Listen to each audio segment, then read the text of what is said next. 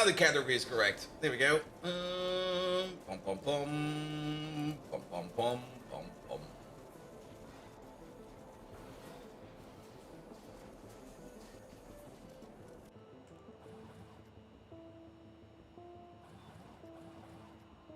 Oh, does it not update? What the hell, man?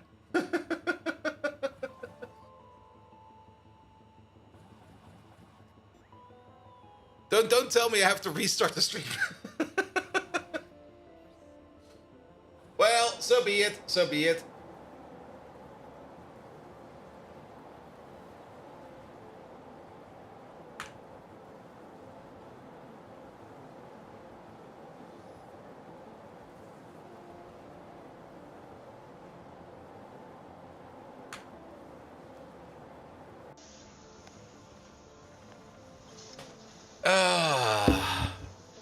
This Factorio Rimworld stream is presented to you by Squirrel. Yes. It sees the embed says still Rimworld, even though it's been updated to Factorio. Well, so be it. So be it. Minor issues. The other minor issue is I just had like this biggest bag of goulash. It was amazing. I'm tired now. Goulash. Good. All right, give it like a minute or two, and then we should go. This is fine. That is fine. This over here is also fine. Here we go. You over there. You over there. With noodles or potatoes? With knödel. With knödel.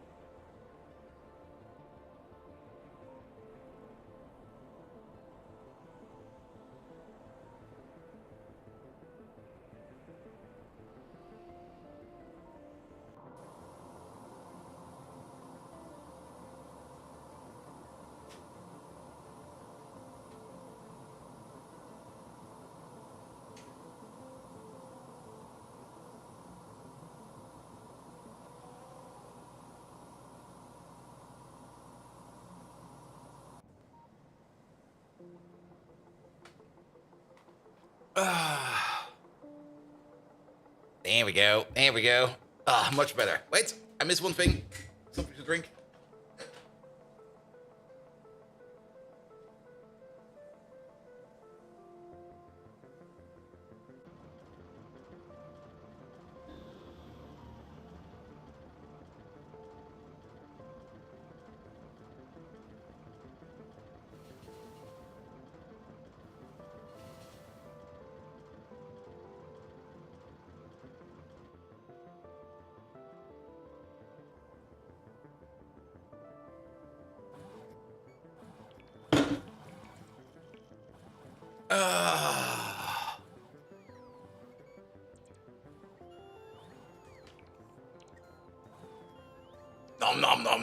Nom.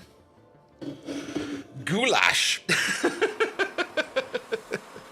Only took like 24 hours to prepare. All right. Let me also reboot Megatron real quick because he still thinks we're playing Rimworld. Factorio, please. All right. You over there. This over here. Let's fucking go.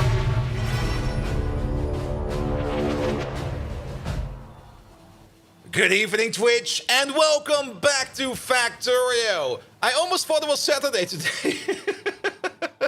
I was like, oh, it's Saturday today. I don't need to stream.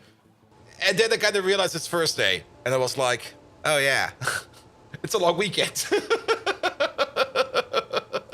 Off we go. Ah, there we go. This one's for later. Put you, say, over there. That's out of the way. And this one's for now. Cheers. Because that goulash does need some caffeine to go like a little bit faster into the metabolism. All right. I've also been doing quite a bit of work today on the RegTech base, as well as quite a bit of work, not really quite a bit of work, but at least some work on the Factorio base. So I have to basically bring you up to speed real quick. And this daylight thing is not doing good for your green screen. Is it? I mean, this corner over here is kind of shit. Definitely, but everything else seems to be fine. Yeah, it will be dark soon again, and I think I do need to improve my lighting situation over here like a little bit. The other issue is also that those lamps up there are broken yet again. I'm pretty sure that the transformer for the lamp itself is just kind of shit, and it just keeps on burning out lamps because that thing over there eats like one lamp every other month or something like that. Was noticeable more on the black? Yeah, on the black it's definitely noticeable. Like if you go to black over here, you will probably see it. Yeah, right over there. There's also a bit of a Club Mate bottle right over there. That's gonna stay. That's gonna be like the secret thing for today. But yes. Oh, it's actually also kind of noticeable now. Oh, now that I notice it, it has become not unnoticeable no more. Let's see. What can we do over here? I know. Wait a minute. Studio mode. Then there we go. Pom pom pom. Which one do we crop? This one over there? Let's crop this one. Filters. And the cropping from the right side. There we go.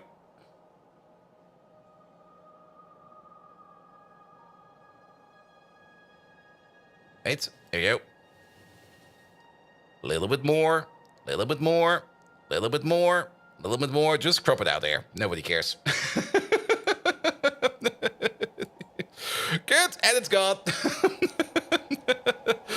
The power of editing. There we go. There we go.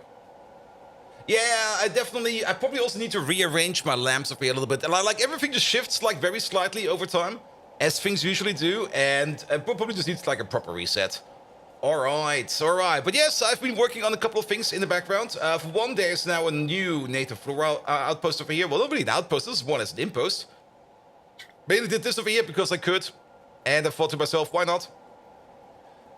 We do have the proper duralumin setup over here. We used to do duralumin over here, but duralumin is still kind of out. As we can see over here, we were not really making a lot of duralumin. At this moment in time, we're not making a lot of duralumin because we're kind of having a little bit of an issue over here with phosphoric acid. And it's not really that we have an issue with phosphoric acid. It's more that phosphoric acid is not really always made all the time. Because at this moment in time, we're kind of waiting over here on syngas, and it's more or less a syngas issue yet again. So let's maybe have a quick look at syngas providers to see what's going on over here. We got a total of 4 of them. There's one over here, one over there, one over there, and one over here. Really? What are these two over here doing? Oh, those are the new ones we made. Yes, I remember these. Well, we didn't really make these ones. It's more like we adapted these ones. And I guess they're currently pushing all their syngas into the refined syngas. Yes, they are. So if we're making refined syngas over here, we're not going to be making any syngas over here. Well, that is fair.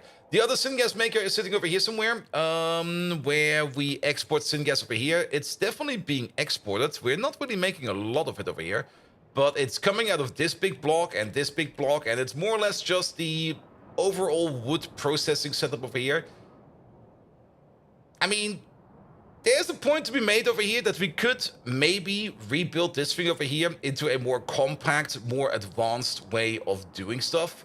We just import the wood and we just turn it into these products over here. But that would be like a huge sidetrack, and I'm not quite sure if I want to do that. It could use some compressing. Yeah, definitely. That's I'm of the same opinion. I'm definitely of the same opinion. But I'm not quite sure if I want to put the effort in right now, because I kind of want to get to PyScience 3, and I don't really want to fuck around with rebuilding all the time. Now, rebuilding, I did do a bit of rebuilding. See, I'm already putting effort into rebuilding, which is down here, which is the rebuild of the aluminum processor, which, if you compare it to the old one, is kind of compact. Not only compact, it's also going all the way up to the next stage that we can do. So we're going all the way up to these aluminum cubes over here, which are not the golden cubes from Rimworld. No, these are the aluminum cubes.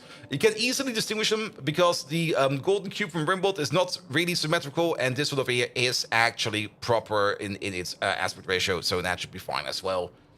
Good. But more about this soon. But yes, syngas is a bit of an issue. But if we go back over here, this is the old aluminum place, and this is all the aluminum we make. Now, when we do make aluminum, we do make quite a bit of it, so at least this part over here is somewhat supplied, but we do require more phosphoric acid. And at the moment, without any phosphoric acid, this place over here is not really doing anything, which is kind of annoying. This is also the place where we make the duralumin, and the duralumin over here is also not really that super duper fast. We got like 2 Mark 1 smelters over, which at least have a bit of a speed module in them. Where do you actually get your speed bonus from? Oh, there's a speed module in there, I see. Blue and blue, always a good contrast, but sadly not over there. Is there something in PyScience 3 that's worth waiting for? I mean, PyScience 3 opens up a whole bunch of things, and also we're kind of running out the end of our science over here. There's still quite a bit to do over here, as these techs over here are pretty big, and it will probably take quite a bit of time to do so. But we do kind of want to get to the PyScience 3 to get to like all the upgrades. Like every upgrade for any kind of Pi alien life thing in here is worth the time. Oh, with regards to wood to syngas, no, that should already be the most advanced way of doing that. I mean, wood to syngas, I think you start with that for free. I think that's one of the techs you start off with. It doesn't really get any better. And if you take it like that, yes, then we could definitely rebuild it, and then we will never have to fuck around with it anymore. Very, very true. But it's not only wood to syngas. This thing over here has a whole bunch of other things in it, because we're also making creosote over here. We're also making carbon black over here. We're also making treated wood over here. We're also making organic solvent over here. We're also making we're making quite a bit of different things over here. So it's not only just a rebuild from this to this to this to this. It has a whole bunch of things in it as well. Which we could do, but I'm still a little bit on the fence about it. Maybe let's see. Also, can we actually? I'm actually kind of curious for like wood. Can we prop mode those things? Where are they? Oh, we can. This can be prop modded. Nice. I think you joined my stream when you built this. That was like a year ago or something like that. Probably longer than that. Good. Either way, we do kind of hope that the aluminum will be coming in soon. And that was a biomass train that's just leaving over there real quick. At least we can see that you're going over to provider. Let's just maybe try to solve it with priority over here. Let's follow this train real quick. Fall last year. Yeah, that's about 3 months ago. Not 3 months, 3/4 of a year ago.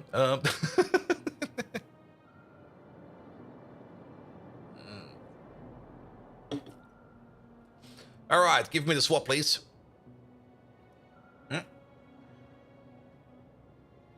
In, out, and off we go. So where do you go?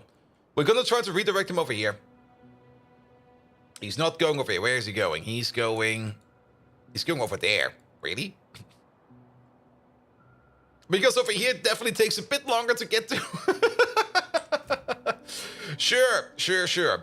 I did do another thing over here, and you might notice that something over here is kind of different. I saw that there was quite a bit of traffic going along this part of the track, so I actually fixed the track over here to be a proper two-way track. So we got the proper two-way track system over here, all the way over there, and all the way down here. If we need to further make this proper, I will put the effort in, but I will only put in the effort for two-way track where I think effort is needed. If it's only going to be like a little bit congested, that's fine. But ever since we got this two-way track system over here with the proper intersection over here, Things over here have been a little bit more smoother in terms of trains driving past each other, especially trains dancing around each other, which is really, really nice. I actually spent like half an hour yesterday just looking at this intersection over here because it was really, really nice seeing all the trains just like crisscross across each other without having too much of an interference, which is really, really good. So this intersection over here is really nice to have. Let's see, this one goes over there. Yes, so trains that go left can be passed over here on the right. Trains that want to go to left over here. Trains can go left over here, and trains can go left over there. But trains cannot, well, trains can turn back over here, but trains cannot directly pass over. Now, for passing over, we would need one of those magnificent Factorio 2.0 bridges, but sadly, we do not have them. But this would be a proper place for like a Factorio 2.0 bridge. Like just have like a rail that comes off from over here, go over, and then merge back in over there. Would be lovely. Would be really, really lovely. But sadly, we don't have that. All right. And then I've also been spending some time over here and making sure that this place over here is now working correctly. This place is now very much working correctly because all of these oil power plants are technically working. Some of them are off, you can definitely see that, mostly because we're just full on steam. Like, this tank is full, this tank is full, this tank is full, and this tank is full. All the turbines over here are running, same for these turbines over here, all of these are running. So the oil power plant over here cannot get stuck yet again. There's one more out where we can get stuck, and that is when we back up over here on kerosene. That might happen in the future. We have to be careful about that, because if we back up on kerosene, this whole thing over here will also stop. However, keep in mind, the Mark 1 oil power plant eats kerosene, so we can just put down a kerosene power plant over here as well, start consuming this kerosene over here, and then this whole thing over here should be more or less stable. So the chances of a brownout today are only 80%. A brownout can always happen. I mean, at least we're getting more and more power in, which is great. Which also means that I care less and less about actually power gating buildings over here, which is also not good, but, well, at some point in time, something, brownout. Yes, definitely, absolutely. Good. Alright. But yes, the aluminum build. So I did spend a little bit of time over here in thinking about how we could rebuild aluminum over here. And it's just the standard beaconized upgrade. This over here has a crafting power of 30 in total. If we compare that to the existing build over here, this thing over here has a crafting power of 1, 2, 3, 4, 5, 6, 12. So it's only a 2.5 times increase in the actual build, but keep in mind, this one over here only goes up to Mark II liquids, which then gets turned over here into molten aluminum. Whereas this one over here goes all the way, see, there you go, goes all the way up to the aluminum cubes, which does require a couple more inputs. For that, we have these train stations over here. But it's also kind of a bit annoying of building train stations if we don't have any duralumin going around, because most of our train stations, especially the liquid ones, do require these little tanks over here. And I did go around again and stole some more duralumin from the mall and put it in here so we can make some more of these tanks, because we do need more of these tanks. Evil Pla, hello there. Welcome. We do also have some molten aluminum stored over here. I do hope that we can get some more molten aluminum over here soon, especially if we get one of these over here. But this train wants us to go over here for reasons to bring the phosphoric acid over here to probably make more of this stuff over here, which is also very fine. But yeah, maybe we just start working on that aluminum part over here and maybe start just hooking up some stuff. And hope that in the meantime, at some point in time, the aluminum build will start to kick itself off. So, the aluminum thing, that's down here. It's still missing some buildings, especially electrolyzers, because electrolyzers also require duralumin. So, that's gonna be a bit of a waiting game over here. Also, hydration, I do have that over here. Caffeine. Nom. Good. There are, of course, also some other things in here that we need to take care of. And let me just prep that real quick. Because we do need to pull these apart a little bit. Because we do want to export the aluminum pulp stage 1 first. We need to export this because aluminum pulp stage 1 is part of circuits. So that all goes into here like this. And then, of course, we want to have something like a check valve or something like that. Doesn't really matter exactly what it is. But if we do that over here, then we will connect with you. That's kind of annoying. Let's maybe build it down here instead. Alright. Quick other way of building. Let's put you over there. Yeah, let's pick up these real quick. There we go. You like this. You get the overflow in there. And then you get like a pipe in here and a pipe in there. And then we get the check valve, which is over here, which will be going out this way and that way. And then we can combine them up like this. Not like that, but like this, please. There we go. There we go. And then we have an output valve over here for our aluminum pulp. Good. Oh, that's still the goulash in my belly. Jumper, hello there. Oh, Naomi Papa's in the way. 10 pennies jump scare. Ah, 10 pennies.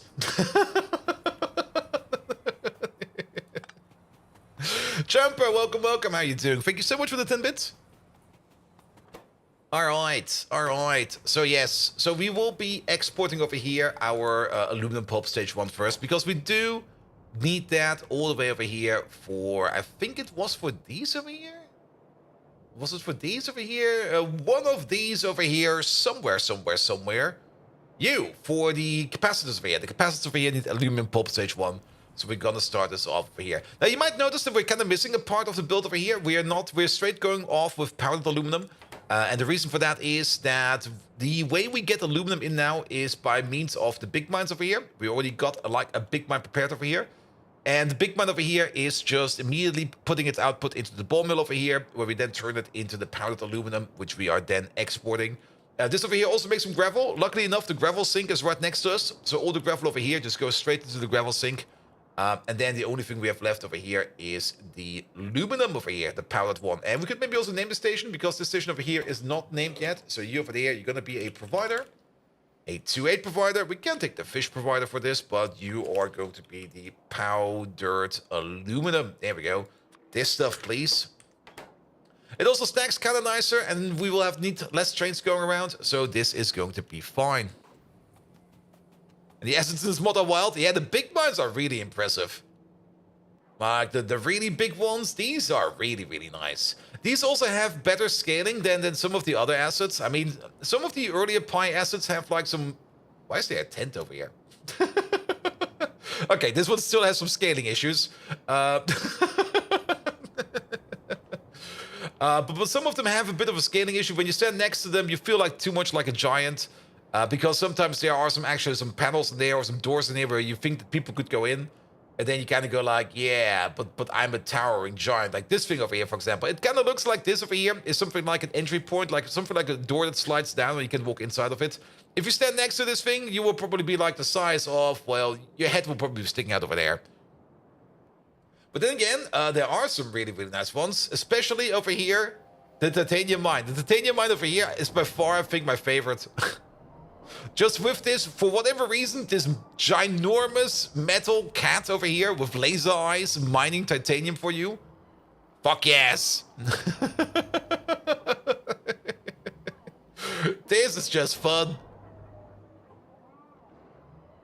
But then again, also in here again, the scaling is a bit off. This looks like a supply building over here, and yeah. Also the sign over here is just also a bit like... Is this a road?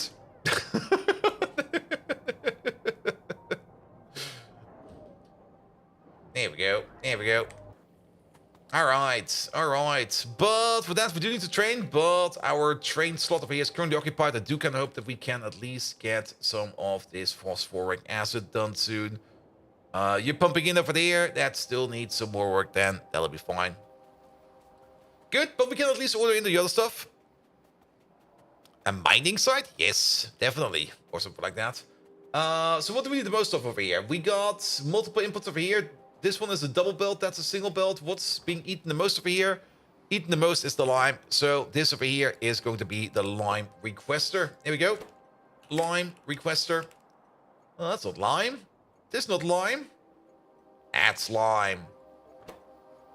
All right, it's coming right over. Perfect. And this one over there will then be the aluminum. Powder requester, please. There we go. Still missing a train. Did I mistype that one? No. But that's fine. Even if it's mistyped, it doesn't really matter too much. There's no such thing as an actual letter naming scheme that we need to match. Then there's another request station over here. We do still need to hook up quite a bit of things over here. We also do need to export a couple of other things over here. And I think there's still a whole bunch of landfilling we need to do over here as well. And not only that, we also got some extra byproducts over here that we are making over here. And of course, as always with these byproducts, the idea is that we are going to be making them on site, but we also kind of want to export them over here if we can. One of them is the sodium chloride, I think this is. I'm pretty sure this is sodium chloride. We can actually check over here because I think we need it over here. Sodium chloride, yeah, we're going to make it over here. We're going to be directly feeding it into there. And then we will also be exporting it if we need it to be exported. And the other thing is true over here for the Alamac. The Alamac is required in, I think, this step over here. Yep. Where we combine the aluminum pulp stage 2 with the Alamac, and then we get aluminum pulp stage 3 out of it, as well as some iron oxide. And the amount of Alamac we're going to be making over here is going to be far exceeding the amount that we need over here. I mean, we got 4 machines over here making Alamac at a rate of, how much is that? You make 33 per second, so that's 133 per second at a crafting speed of 5 in total. So that's about 600. 700 actually. 677. Something like that. Doesn't matter. Making it more than fast enough, and over here we only need it at a rate of, well, almost nothing. I was kind of a little bit confused by this thing over here in terms of crafting time and Alamac need. It seems like there was some kind of weird calculation done over here, and they were like, yeah, this will be fine. I don't really understand why this crafting time is not something like 2 seconds or 2.5 seconds, and then the Alamac either something like 40 or 50. But sure, it'll be fine. It'll be fine. Good, once we turn into tier 3, we can wash it over here into tier 4. That also means we make a whole bunch of tailings over here, which we are exporting over here. There's probably going to be like something like a tailing washer sitting over here or something like that, and then we're just going to be exporting it over there. Or we could maybe even put it... Nah, we're going to make our own little tailing washer over here. We already pushed quite a bit of tailings into this pond over here. I think we're just going to make yet another one. Speaking of tailings, wait a minute, that was the thing that was kind of an issue last time around. Of course, in the oil refinery, we were backing up on quite a bit of tailings over here. You might remember that there were a couple of deposits over here, full of them.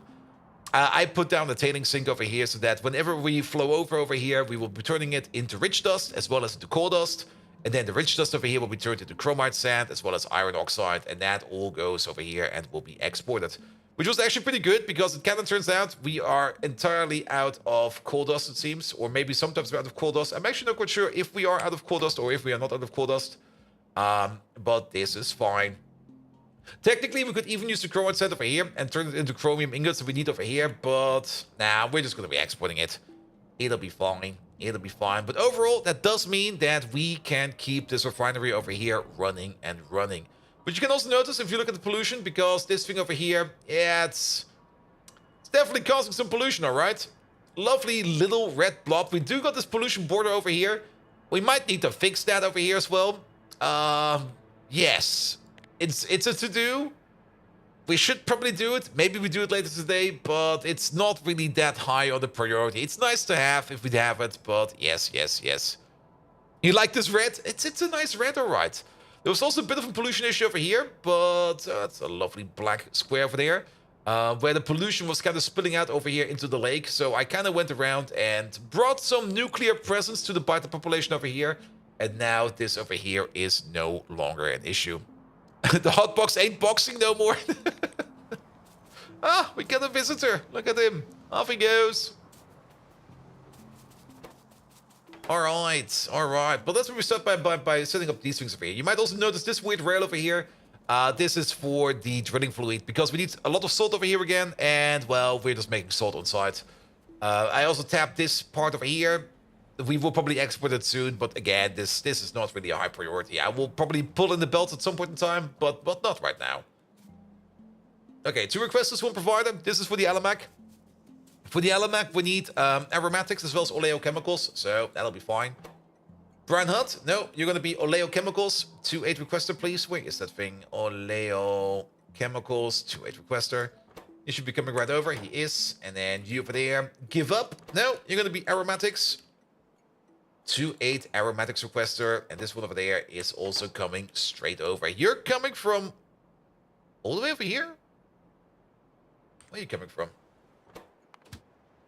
Yeah, you are coming from all the way over there. Oh, you're coming from the other tar field. I see.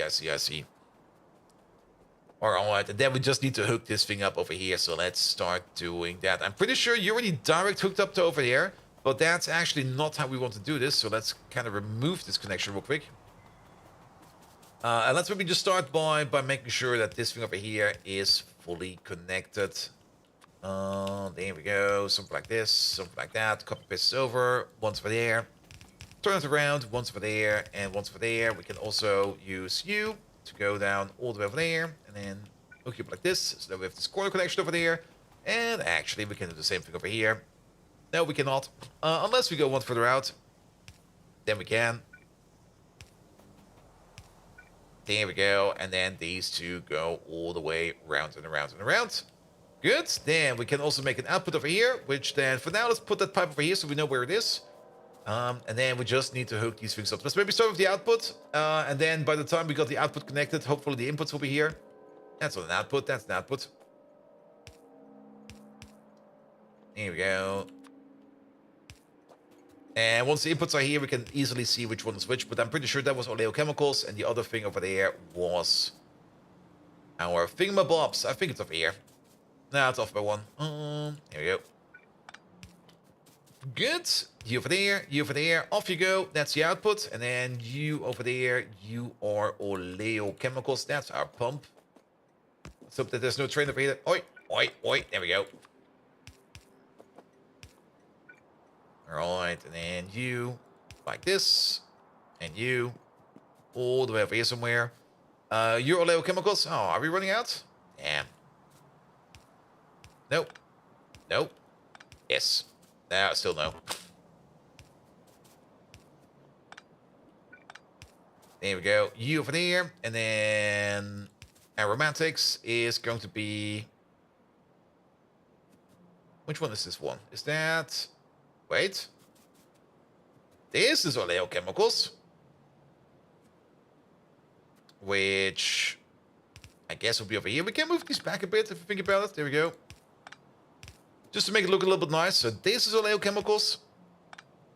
And this over here is aromatics. There we go. We can wait for the pipe. Yeah, you're oleochemicals. So you connect up correctly. And then you should be aromatics. You should also be connected up correctly. And then it's only oleochemicals and the aromatics over here. It's a lot of aromatics. Very true. But then again, I don't really think we need this stuff that often. The Alamac over here. There it is. Alamac craft. Actually use it. It's required also for us to process the titanium overflow waste, which is also something we should maybe take a look at sooner or later. It's something that we need for... the only other reason to make this is for the titanium overflow waste. So whenever we make like the better titanium place, we can either import this via a train, or maybe if the titanium place will be sitting close by over here, we can just pump it over. We will see. We will see. Good. But now we're making the Alamac over there. So that is fine. And then, of course, we need to reconnect it over here. And that will be from a pipeline from all the way over there. Here we go. That'll be you.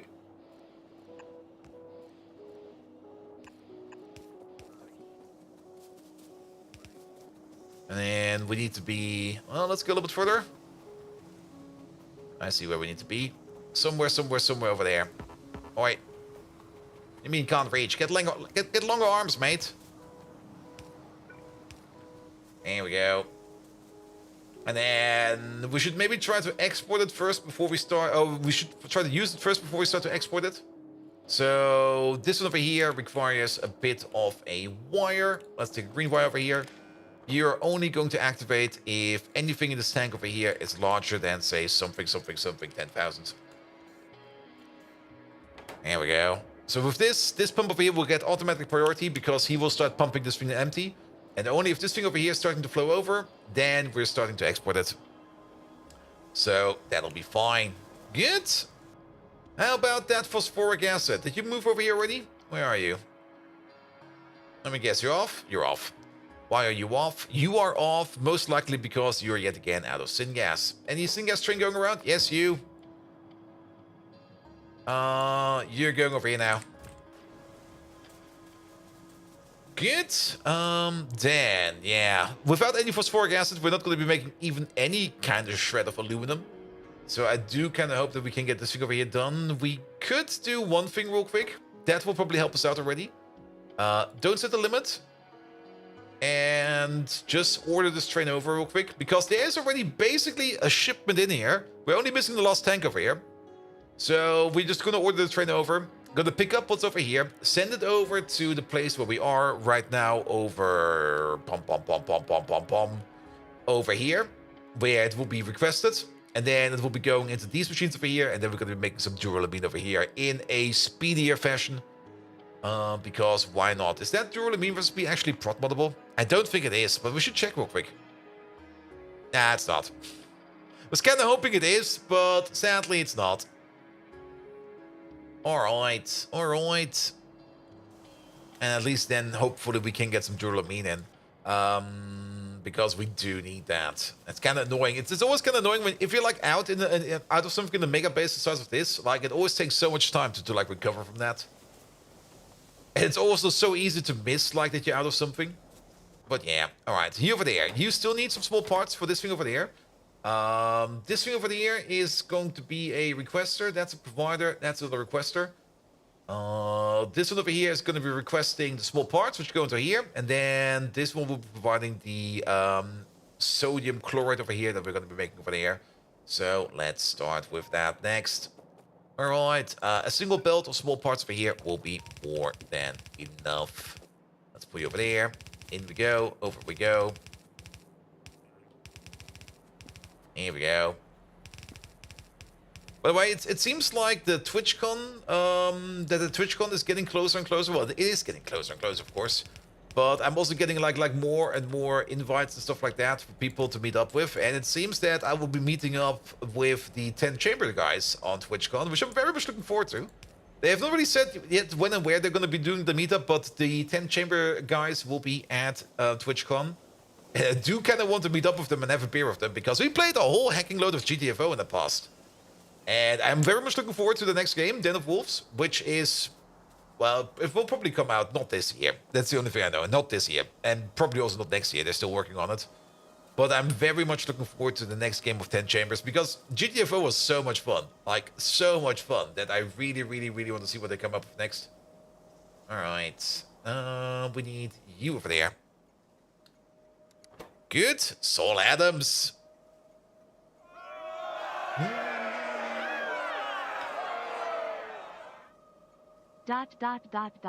This where my smokes.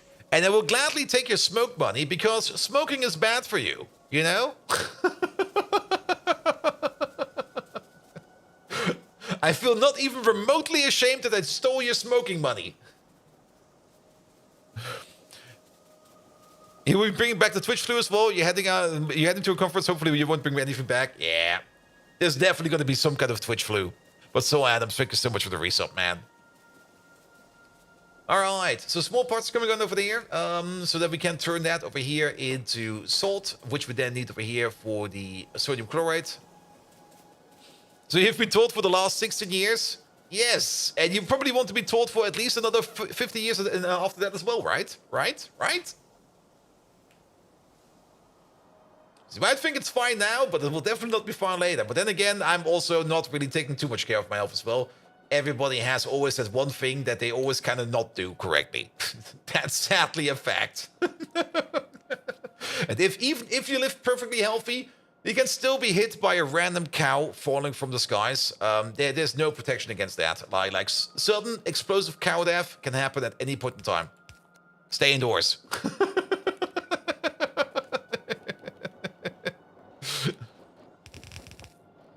Here we go. Here we go.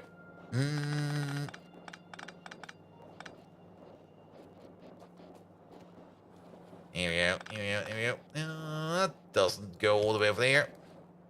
Indoors, you'll get hit by a falling turbine. Indoors, you'll just die of radon poisoning or something like that. And outdoors, you'll be dying to like falling cows. And then, Yeah. The most important part is make sure that you delete your porn drive before you go. And delete your browser history. Then you're gonna be fine.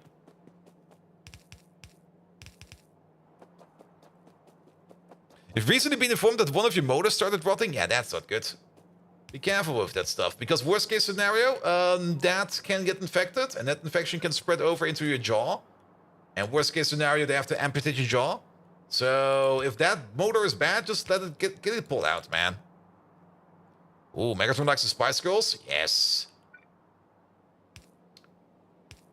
There you go. Those extra spicy girls. Wait, were they actually extra spicy? Weren't they just like normal girls in the past? Well, so be it. Alright, alright. He might have an infection already, that's why he needs to see a doctor. Well, get to it. And toothaches can be lethal? Yes, I know at least of one story where a guy had died from a toothache. And he died actually to an infection because he was not really well off. So he only had like money for either pain medication or money for... Wait a minute, is this going to be fine? Now we need to be over there. Dingus. He had either money for the pain medication or money for the antibiotics. And he was like, I'm in pain, so I'll pay for the pain medication. Yeah, I should have gone for the antibiotics. Here we go, here we go.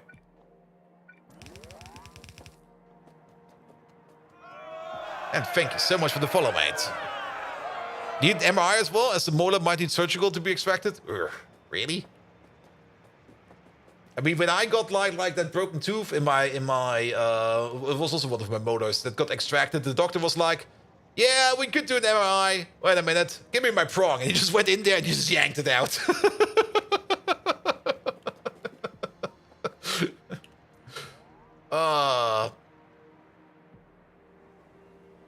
The infection might have reached the sinuses? Well, only getting worse and worse and worse.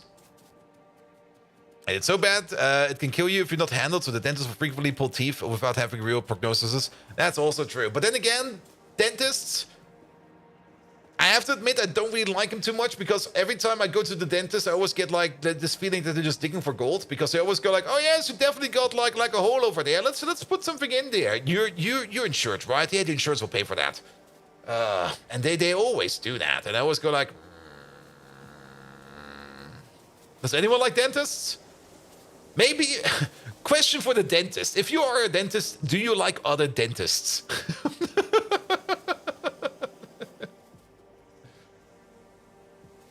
You definitely don't, yeah. Now, I also only go like once per year to the dentist, and they go like, hey, just do what you need to do, make it quick. I don't want to be here. And he's like, yep, I fully understand. That's the only part I like about my dentist. He goes like, yep, I fully understand, you don't want to be here. So we're gonna make it quick. And I'm like, yeah, fine.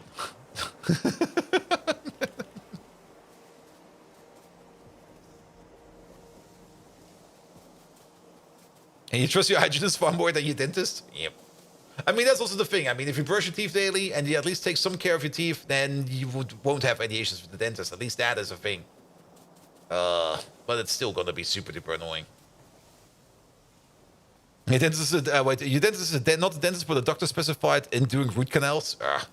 Yeah, I do have this one work colleague that seems like every other month he has like another root canal, and I just go like, dude, what the fuck, man? How many root canal procedures can you have? He's like 10. I'm like, what? I didn't even have one yet.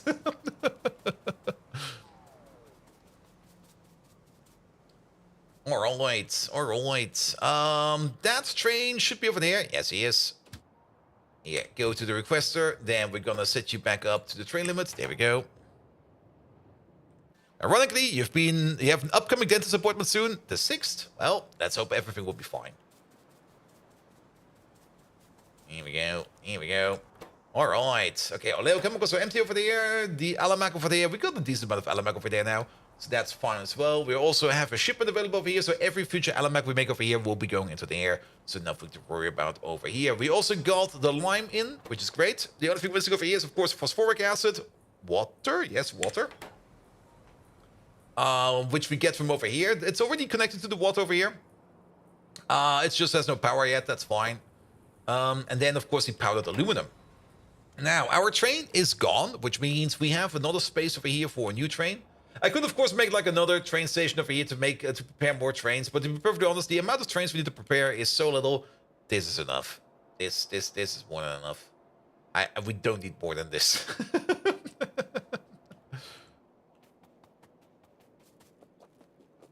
On the other hand, your general practicer is not a doctor. No, he's your barman. He just sells you beer, mate.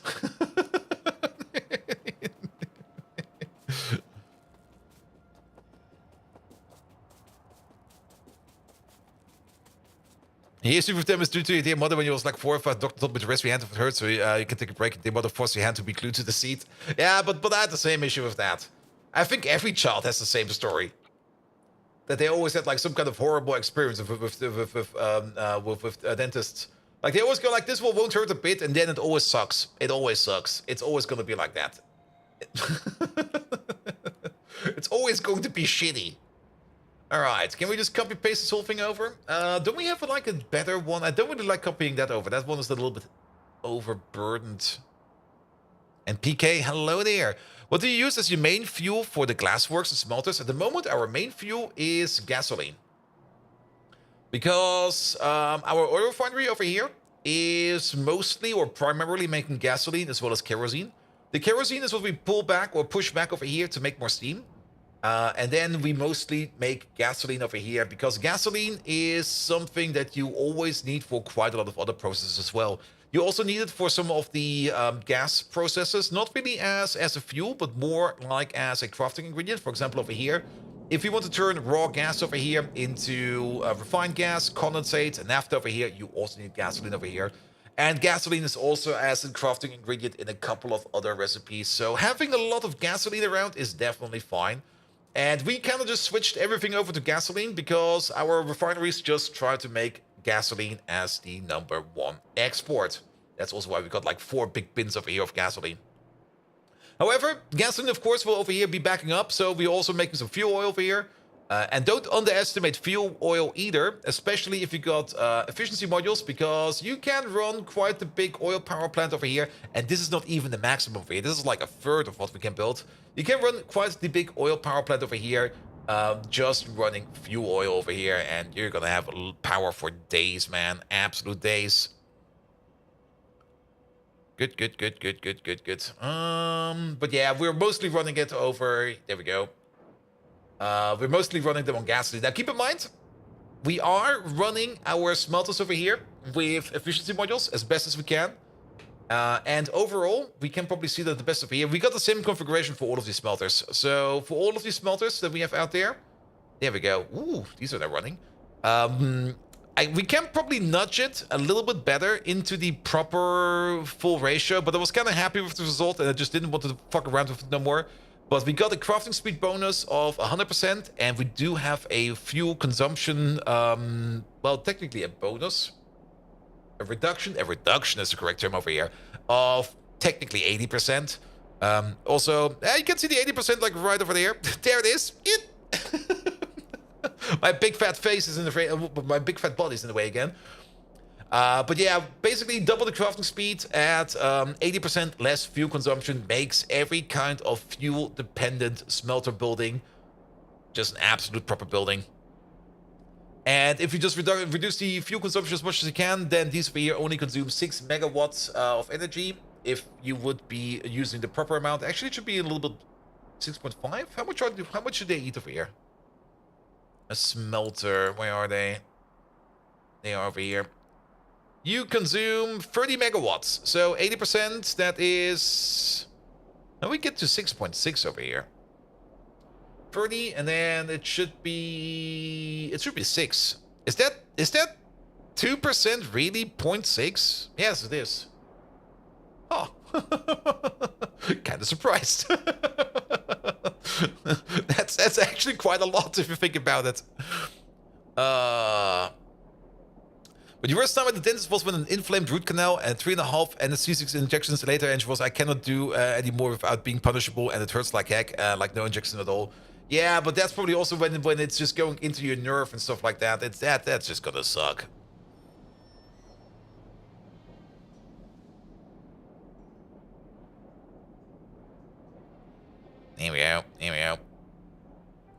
Alright, but that should be fine. But yeah, we're running most of the gasoline. I mean, I've seen other people run like other gases. There's a whole bunch of gases you can run it on. But gasoline is fine. I mean, gasoline has 1.2 megajoules of energy, so it should be fine. Alright, alright, alright. Pum pum pum, pum pum pum. He didn't have too many issues so far. The worst was the wisdom teeth, and then the wound got infected, and the bubble burst a couple days before the inspection. Not tasty. I also still got all my wisdom teeth. Like, my dentist, like when I was like a stupid child, was like, yeah, your mouth is so big. Yeah, those don't need to be pulled. Just don't fuck them up. I'm like, all right. So they're all still in. Or maybe they pulled a tooth to make space for them. I'm actually not quite sure what they did. Because I was a stupid child back then. Alright. Tailings. Do we got a tailing processor somewhere out there that we can copy paste? Which is not the one we have down there, because I don't really want to copy paste that one over. Pum pum pum pum pum pum pum pum pum pum pum pum pum pum.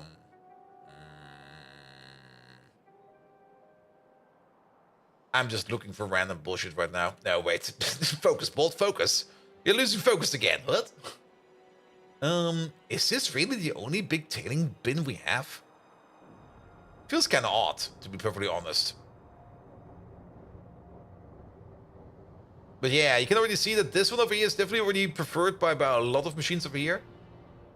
I guess we can copy paste over this part and hope we will be fine. There we go.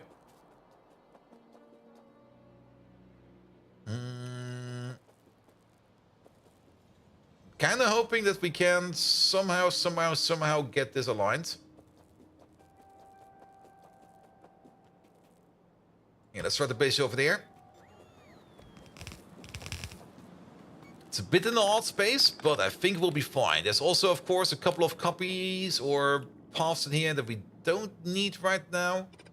Like this thing over there and that thing over there. And then we're definitely going to need a couple of pumps over here, like these two.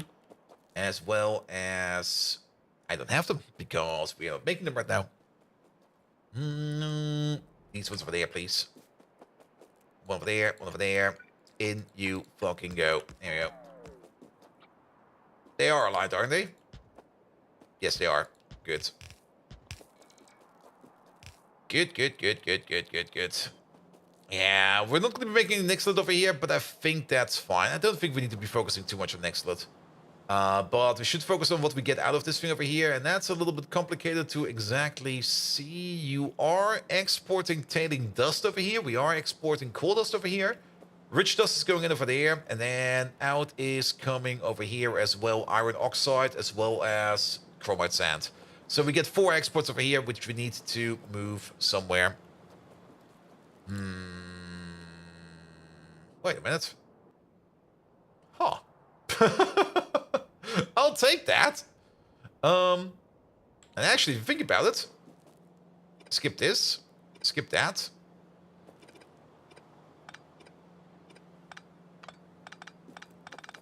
Last time you went to check, you had one of yours had the cavity, but the dog couldn't work on it at all. Urgh. That sounds kind of sucky. All right, so yeah, this will be fine. So we're just going to be turning all of the stuff over here into acid gas, as well as into. Let's just make sure that this whole thing. Okay, that's the input from over there. For some reason, we've got an overflow pipe over here, which I'm not quite sure why. But acid gas needs to be exported then. Pum pum pum pum pum pum. And losing focus, you can't lose what you don't even have at the beginning. Very true. Very true. And each and every time they got near, you gag for this side to say hello. Maybe you need to go to those special girls out there and get some training, you know? I'm pretty sure they want to teach you. They should be very willing to teach you. Maybe you get some other benefit out of it. And just pay the extra money to have them knock you out, worth every penny. Yeah, but not every dentist is capable of doing that. I mean, usually if you got like a bigger dentist bureau, they do that. Or like some kind of bigger dentist place, maybe part of a hospital or something like that. But if it's just your local dentist that's just sitting like somewhere with its little clinic, they usually don't really have the capabilities of knocking somebody out. Because you do need like an internist next to it, taking care or making sure that you don't really go brain dead while you're taking out. Here we go. Here we go. All right. This. That's fine. That's fine. All right. So, acid gas. We are making acid gas over here, aren't we? Yes, we can export the acid gas over there. So, yeah, it's going to be a bit off, but sure. Then we only have 2 exports. And actually, keep this one over there. And then make sure that this one over there is stopped. So, all of your stuff is going over there. Your stuff is going over there. It comes again over there. Goes out over there. So we only got 1 export over here, which is going to be tailing dust.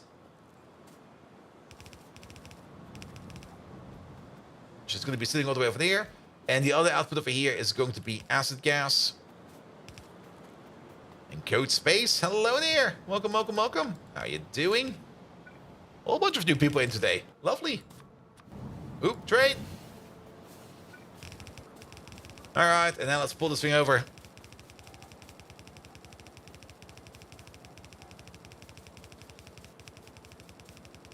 Here we go. Long belt. Wait a minute. We can make this a little bit better. Doing good? Great. So maybe also make this a little bit nicer. If we just go like a little bit further down. Go back a bit. Here you go. Line. Ah, lovely. Let's maybe also align these over here a bit. There we go. Ah. All right. Here we go. Fuck. Now we have to do it everywhere.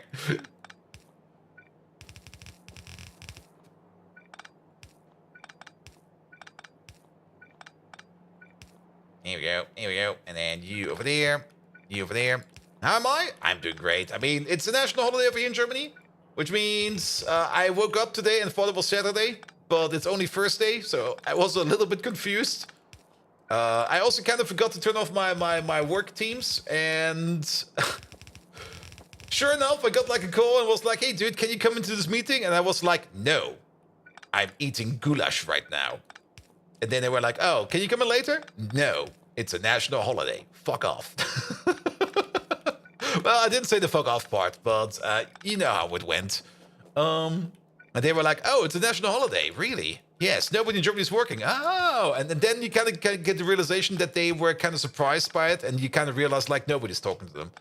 They're probably sitting somewhere in the corner where they just go like issue after issue, and nobody talks to them. Sorry about the English? Ah, no worries, mate.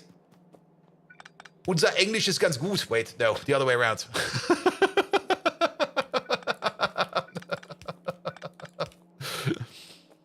Corporate fuck off, yeah. Here we go, here we go. All the way down over there. And your English is also not the yellow of the egg? Yeah. But I'm pretty sure that every time I think about things that are too complicated, I think I spider.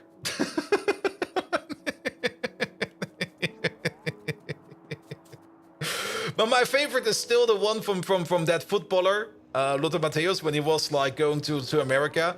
And the first thing he says is like, I like to play with balls. Or was it, I like to play with my balls even? I was just like, yeah, dude, what the fuck, man? I know you're a footballer, but come on, man. Even you must see that that's not how that goes.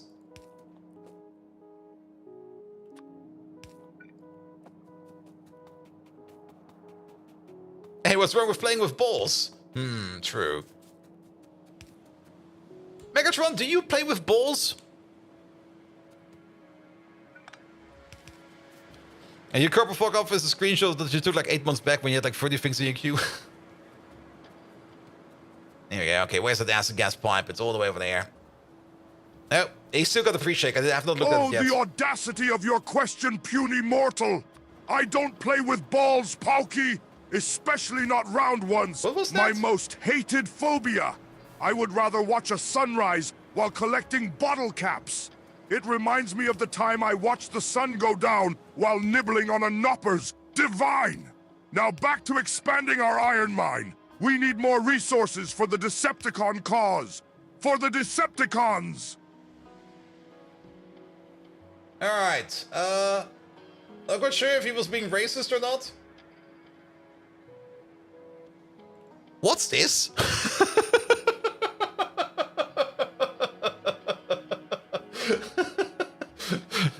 Can somebody identify what that is and hope it was nothing bad?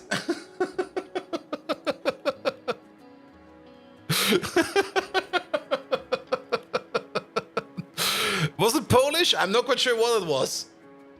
I'm also not quite sure what kind of languages you guys put into him right now, because I'm not keeping track of it. Google Translate says Schlagstock. What the hell, man? Sure.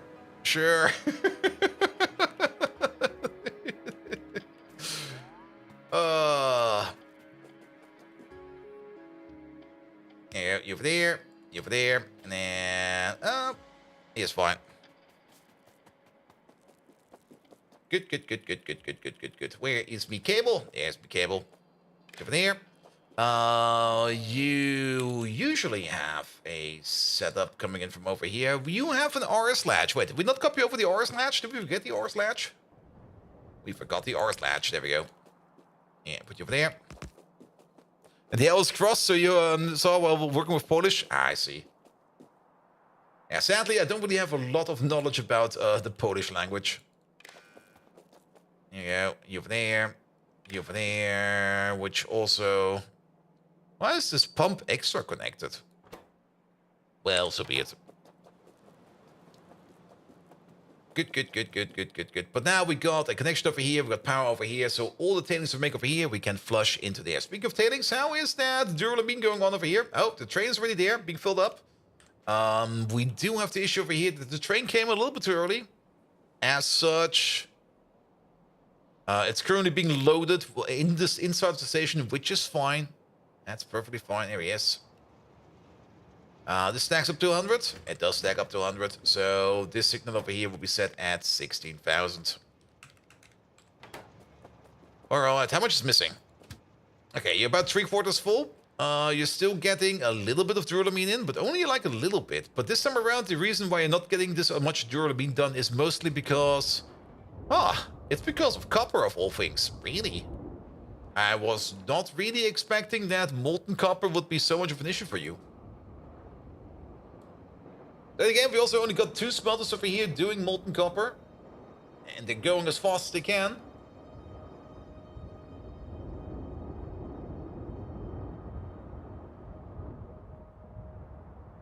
Output full. I kind of have the feeling that this thing over here is somehow, for some reason, unbalanced. He seems to be doing fine. Output full.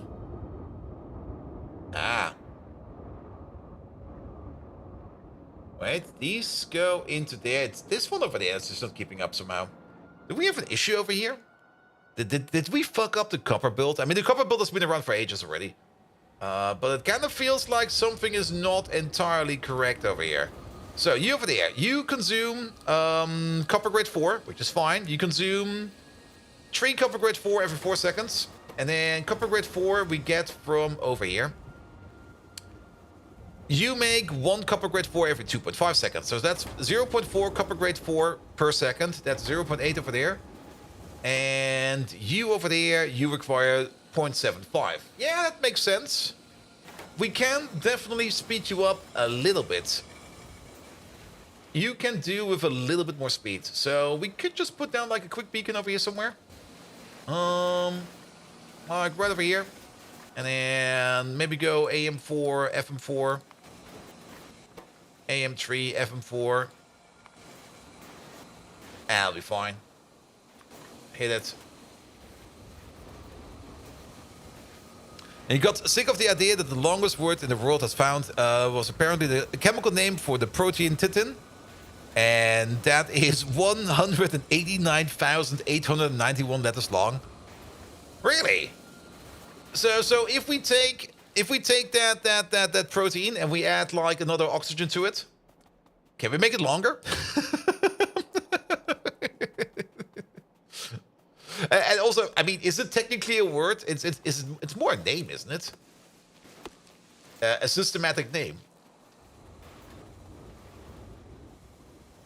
All right, we now got the crafting speed of... Wait. Yep. We now got the crafting speed of 7.92, so that we now should be faster than these over here. And we can already see that it is no longer being stuck. No longer being stuck. Oi! No longer... Oh, fuck you.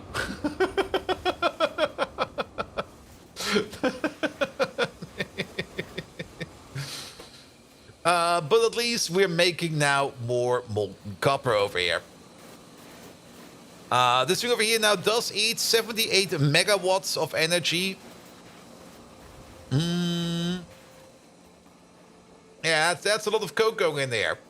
That's a lot of coke going in there. Just to keep you going. That's a lot of coke going in there. There we go. There we go.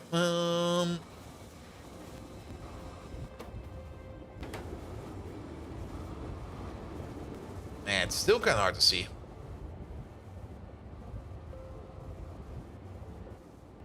We're still backing up. Oh, because you got a crafting speed of 7.6 as well. Wait a minute.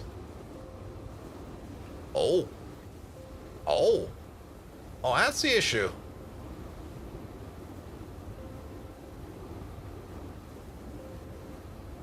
Where are you getting your extra speed from? Are you getting speed from over here? No, you're getting a little bit of extra speed, but you're sitting at the crafting speed of 7.6. You're sitting at the crafting speed of 7.9. So the top over here still needs to be a little bit faster. Is there like a beacon hidden in there somewhere that I'm just missing? Ah, no, we got some speed pointers in there. That's what I'm missing. All right, then sure. You know what? You have another one. AM3, FM3, I think will be fine. No, that will not be fine. What are you? You're 3-4. Then let's go 2-3. That should be good enough. More speed. Consumes 90 megawatts of energy. That's a yellow belt of coke per second.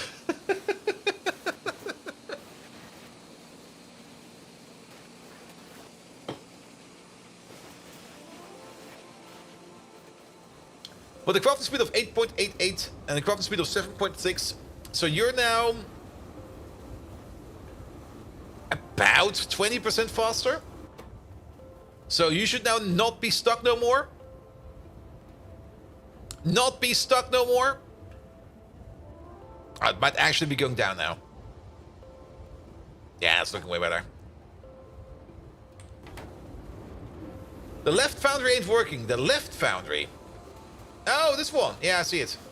What's going on for you? Because you're probably being hit by this guy over here and this guy over here. It just means that we need to put you a little bit further over. You're going to be sitting all the way over here.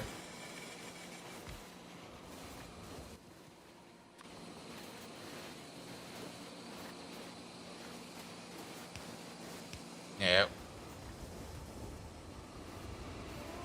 Good. Yeah, that's better now. And then also found out that the longest word in the English dictionary, the Oxford Dictionary, is instead that thing, which is the technical term for the lung disease scoliosis. It's a 43-letter word long. It's only 43? Wow. I thought it was more than that. All right. All right. But yeah, this should be fine now. This should be perfectly... Well, not really perfectly fine, but at least we're going faster now. At the crafting speed of 9 odd-ish. 8.88. Let's just say it's 9 over here. We're doing this recipe over here 2.25 times. That means we are making 42, about 50. If we're using very bad math. About 50 molten copper per second. Or a total of 100 molten copper per second. And this build down here over here eats... This one alone over here eats 100 molten copper per second. Yeah, our duralumin builds over here are probably not the best. And Pneumo, Ultra, Microscopic, Skillio, Volcano. Why is the volcano in there? Like, what the hell? Who came up with that? Also, there's an issue over here. I can already see it. There you go. Yeah, you blocked a couple of trains. And I guess there might also be an issue at the top. No, top is fine. Alright, let's make sure that this train over here is at least going to the mall. So let's get into it. He's about to leave, because he already repathed. There we go. Where are you going? Really? You're going over there? You don't want to go to the mall. Let's maybe try to force him to go over to the mall real quick.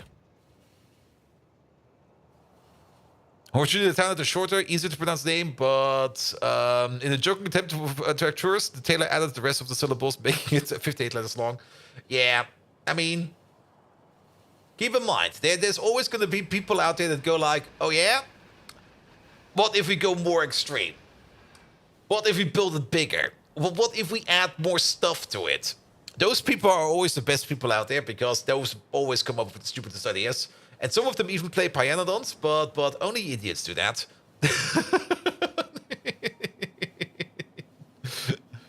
Just to make things even more bigger. Here we go. There was also an issue over here with science over here. Did this get fixed over here? Or did the fix I put in over here not work?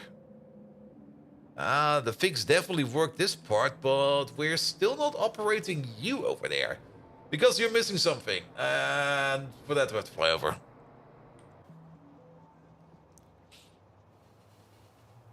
Good. It's the formal name of the black lung disease. Oh, I see. You learned to spell and pronounce that word in the 5th grade? Really? What the hell? They teach that?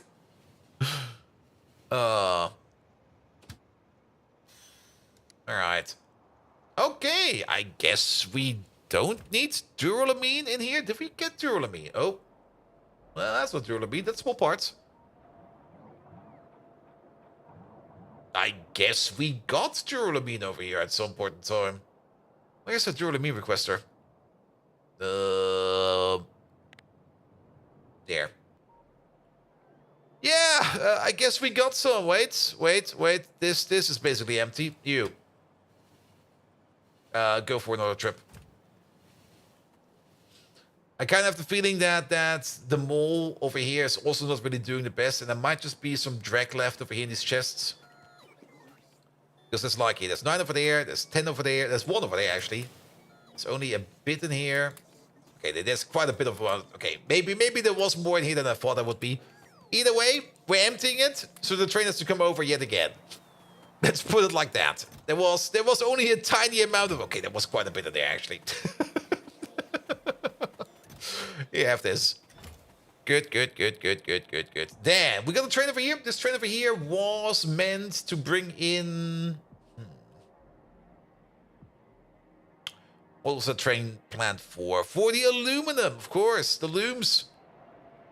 You there. You're going to be the aluminium 2-8 provider, 2-8 requester. Full cargo, empty cargo. Off you go. Have fun over there, mate. Logi T2 when? Never. What do you mean, Logi T2? Here we go.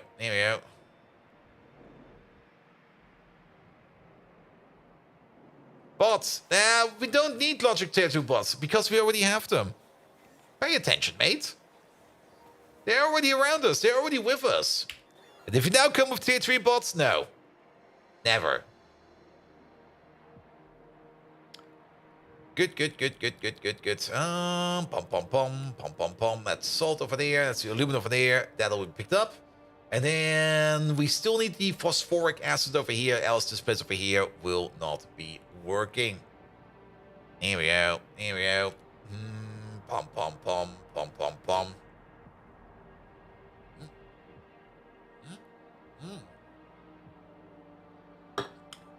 We're still missing water over here.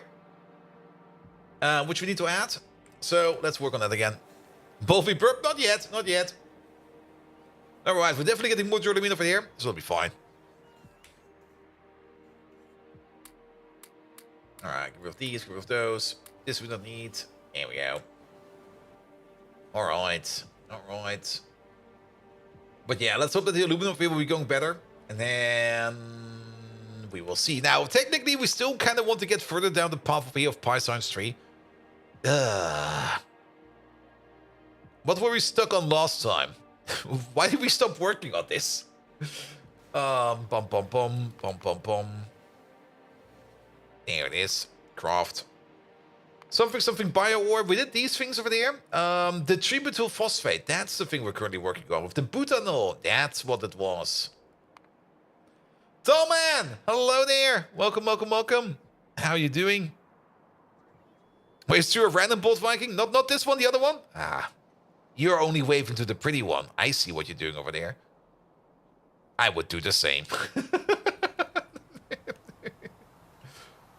Alright, yeah, the tributyl phosphate. The titanium dioxide is already running over here quite a bit. We got 48,000 over here in the chest. And we got some other stations over here ready to go. The butanol over there is still missing the propene. And the propene is still missing because we never made the propene train. Ah, there we go. Well then, quick and easy. 1, 2. Get yourself a liquid wagon over there. There we go. Put them all in. No, the smart one. Ah, that idiot. Yeah. He might think he's smart, but actually he's very stupid. Like his IQ score was like in the triple digits. That's not possible. He can't have triple digit IQ scores. It stops at 100. We all know that, right? Right? Alright, alright. There we go. There we go. You over there, you over there. And then let's get that water in. But 100 is triple digits. Psst, nobody gets 100. That never happens. Let's have a look. You over there, you over... Nah, that's already fine.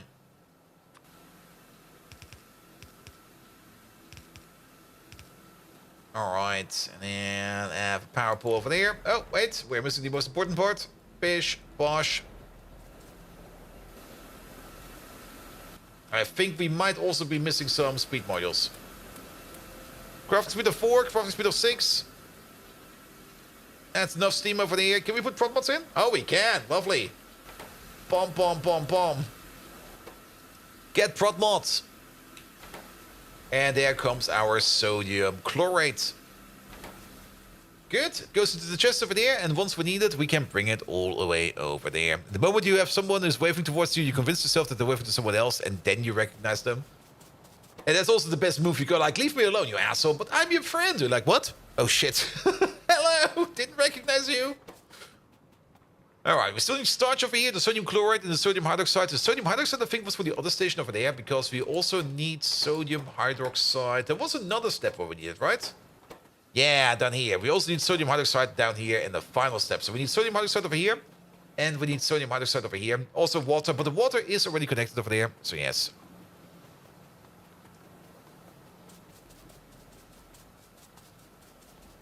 You wait until your age surpasses your IQ? Oof. Ah, you wish, man. You wish. That's probably never gonna happen. Good. We also need some graphite and some necro. Simrock, you do know that the average IQ for everybody is like 100.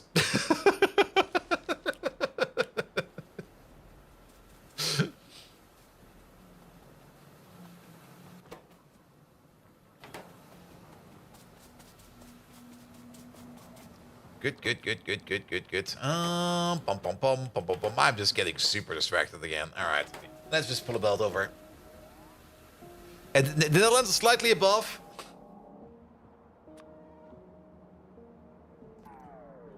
The Dutch being higher is the opposite for the Germans being lower.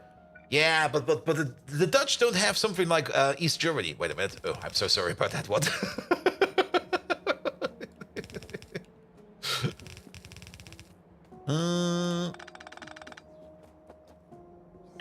Good. Let's go this way. The Dutch have Randstad. I don't really know much about Randstad.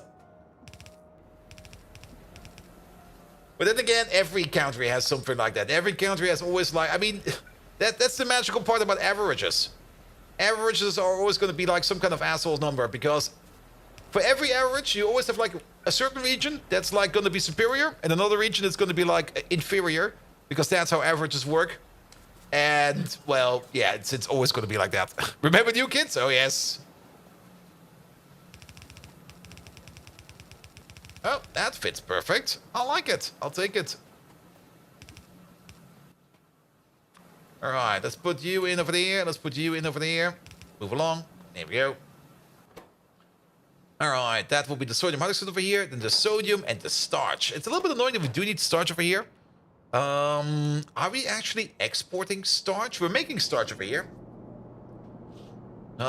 Starch. Starch is like by far the most horrible thing ever, because you're not really making this at any kind of tempo.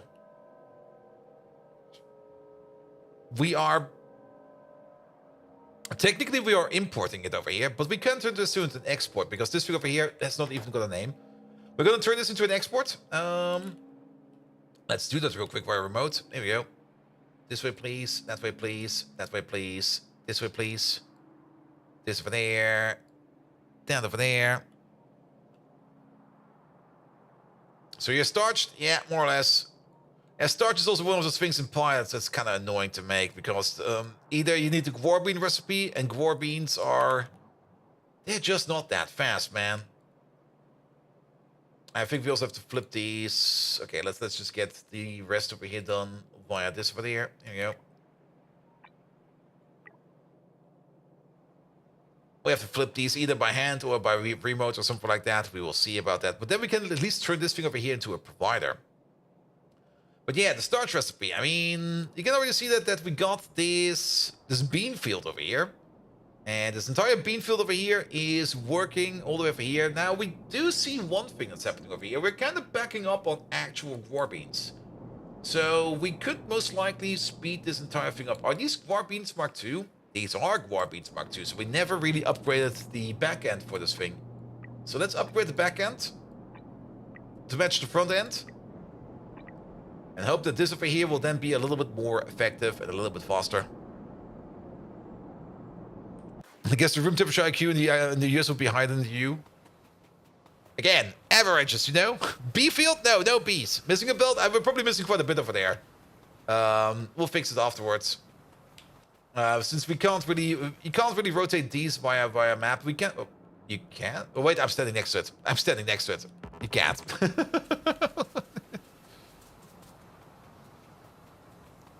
We'll fix it in post. Nah, we're just gonna fix it soon.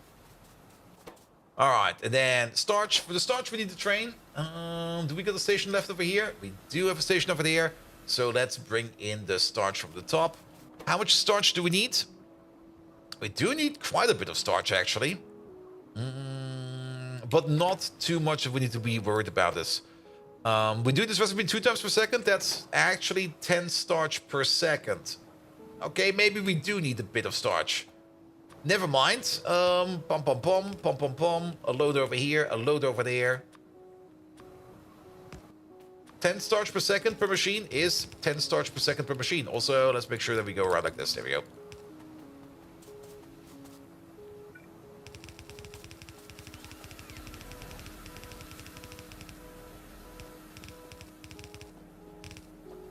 All right, pick up these, pick up those.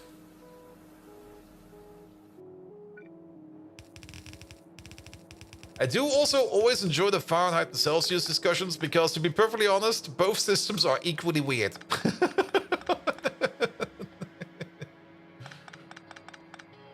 And you'd be surprised how easy it is for any system to be used if you're just used to them all the time. I mean, the Fahrenheit system itself is not too bad if you are used to it and using it every day. But if you see it like for the first time, you probably just go like, what the fuck is this? Kelvin, on the other hand, Kelvin is the best system by far. At least Celsius is in line with Kelvin. Yeah, that is very true. It would probably be the only actual good argument to say like, yeah, maybe keep it like this. But then again, wait a minute. Now, did Kelvin just adapt to Celsius as well? Wasn't he just like here? we calculate the negative offset, and then we set the negative offset as 0. So basically, you can do the same Kelvin calculation for Fahrenheit.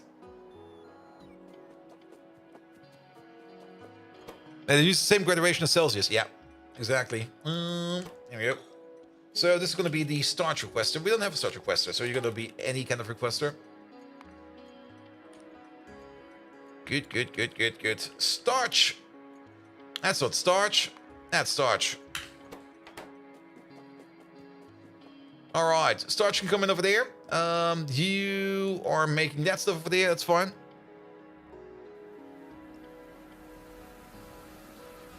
All right, all right.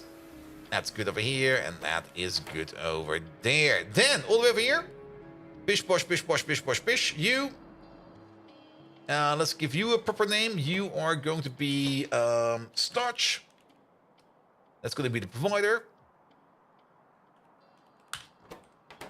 Then we're going to need to train for that. For that, we need to put you down over there. This is a liquid train. Liquid train was required for... Yeah. I'm pretty sure we just looked at it. But already I'm not paying attention as always. Fuck. Which one is this one? Liquid train. Something, something, something acid? Was it something, something, something acid? It's not the phosphoric acid. We already do that. There you are. Not the Alamac, not this, not that.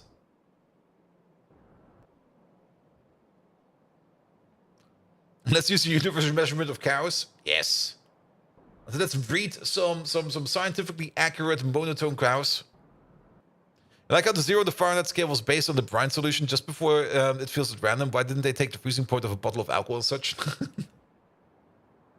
Yeah, but brine water is also not really that accurate if you think about it, because brine water, it kind of depends on the salt concentration of your brine water. Add too much salt to it, and that point will just move. Something, something, something, something, liquid station. Ah, I know, I remember. Propene. 2-8 provider. 2-8 requester, full cargo, empty cargo, inactivity, inactivity, off you go. And they assume the salinity of the ocean was constant and they use that as the base for the 0? Yeah, but sadly it's not. Alright, and then we add another train over here. So if the propene coming in over here, we would be able to make this stuff over here. Do we got an output for you? Yes, we got an output for you. Let's put it over there. But yes, I mean, in sciences, a lot of weird stuff has happened in science. I mean, keep in mind, science all started off like something, something, something in like the medieval times, where people started to cook piss, where they thought like, let's turn piss into gold, and that was accurate science back then. And it's probably still accurate science today, because you can still go around and try to turn piss into gold. So, yeah, maybe not. Alright, this is going to be the butanol. That's going this way. That's going out over there. Then we got everything that you need. The hydrogen over here. There was also a bit of an issue with the hydrogen over here. I put the overflow pipe all the way at this tank. It should have been at this tank, so that these over here can all fill up. And this one over here flows over, so that's been fixed as well. The other way around, only this tank was a little bit full, and that's like, yes. And the best treatment for MRSA was discovered like 4,000 years back? Well, maybe. Maybe we should just get the whole world to convert like a ranking scale. There are no winners. All right.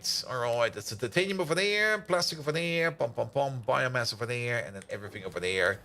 That's gonna be good. Megatron, very important question. Kelvin, Fahrenheit, or Celsius? Which one is superior? I mean, whenever you don't know what to choose, just ask Megatron.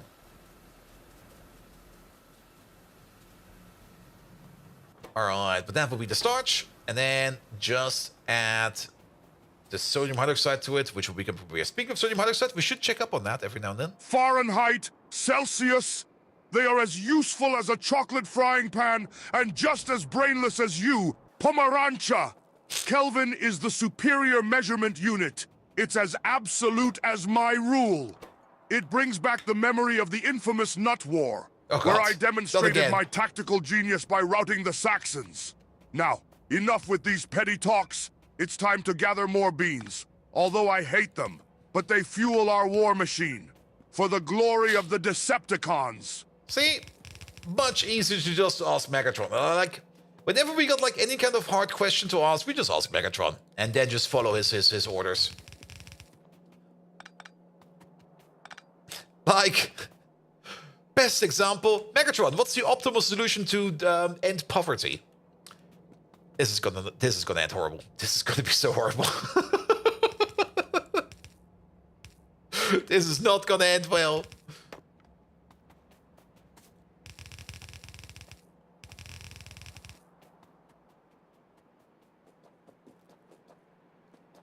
Prepare for war crimes. It's a long answer because he's pre-shaking quite a bit. The optimal solution? Chuckling at your naivete. Nitwits like you are more numerous than fleeing Autobots after a skirmish. The only answer lies in maximizing one's potential, keeping in mind the infinite might of Megatron and the Decepticons. Uphold the legacy of the Decepticons. Work harder, become stronger, turn into a despicable furry if you must, just to keep surviving, even though I profoundly dislike them. Remember when we Decepticons survived the worst energy crisis in Cybertron's history by tapping into all our resources, thus putting an end to the Autobots' pitiful resistance? This is the resolution. Now back to optimizing our weapons, Bold Viking, or I'll feed you to the scraplets. Was there even any kind of answer in there other than just do better? I mean, do better is a somewhat proper answer. But, what the fuck? How does one not be poor? Step 1, buy a fursuit. It was basically don't be poor. Megatron, did you... I mean, what? Sorry. Is your answer on our question to basically not be poor? GG, get good?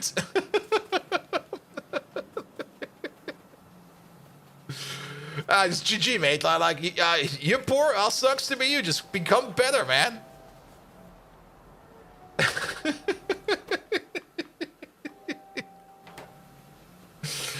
Oh, Megatron is horrible, man. Absolutely horrible. Alright, let's do the starts real quick. Ah, the simple-mindedness of your kind never ceases to amuse me. Yes, my solution is simple. Do not be poor. Transform yourself from a useless Populnichka into a dedicated worker. Have you ever seen a poor Decepticon? Never. Even in our darkest hours, we showed resilience where you fleshy entities falter. Remember the time when we outsmarted the Beanpire, even though the odds were against us? The Beanpire. We survived, and that's because every Decepticon contributes to our cause by adding firepower to our weapons or scrutinizing the battlefield for optimal strategies. If you can't contribute, it's better to walk off a short pier on a tall planet. Now, where's my microfusion cell? I grow weary of these insipid questions. Wait, basically, you're not contributing? Well, here. There's the seppuku altar. Alright, alright. Pom pom pom, pom pom pom. Starch, there we go. Yeah, we still need to flip you around. So, out, out, out. In, in, in.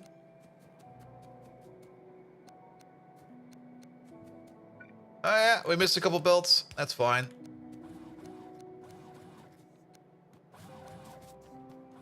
There we go. We never asked Megatron if he was fighting the Nut War on the side of the nuts or the beans. There were no beans in the Nut War, but sure. Megatron, please enlighten us. Remember the nut war? You always talk about that. On which side were you fighting? On the side of the nuts or on the side of the beans?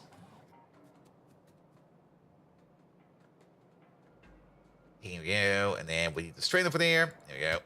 You over there, starch. Full, empty, off you go. Now, this is, of course, incorrect. Oh, it shatters my spark to think you've forgotten. Yes. During the Nut War, Zip, I fought valiantly against the Aussie Nuts on the side of the Bull Debois. It was an epic confrontation, a shedding of sparks and shells that'll forever be etched in Cybertron's annals, added to our long-existing list of glorious victories, like when we crushed those disgusting beans in the Beanpire revolts. I despise them beans. They remind me of the oily, wobbly eyeballs of a beast from Nebulous Bit Rare. Behold, the might of Megatron! Yeah, he really dislikes beans. Alright, so... I'm pretty sure that you can be faster. We can't project mod you, but we can speed mod you.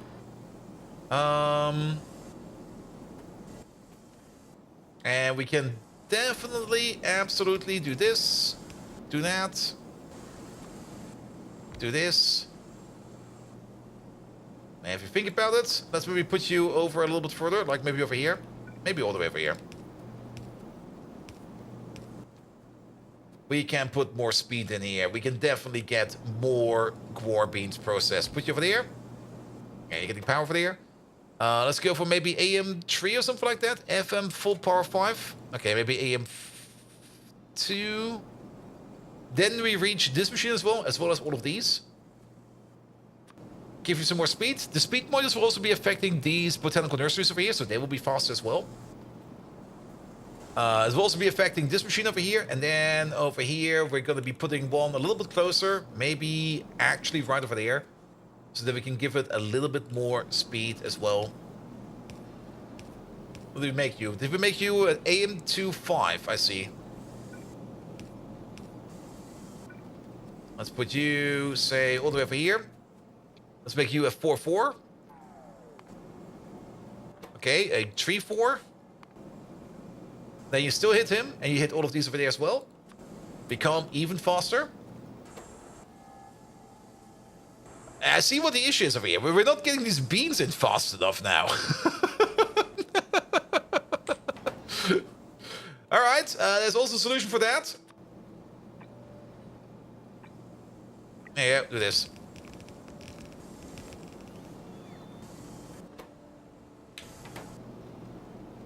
Yeah.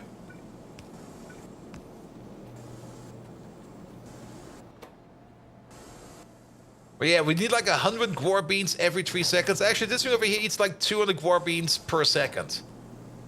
This over here is gonna be like 120.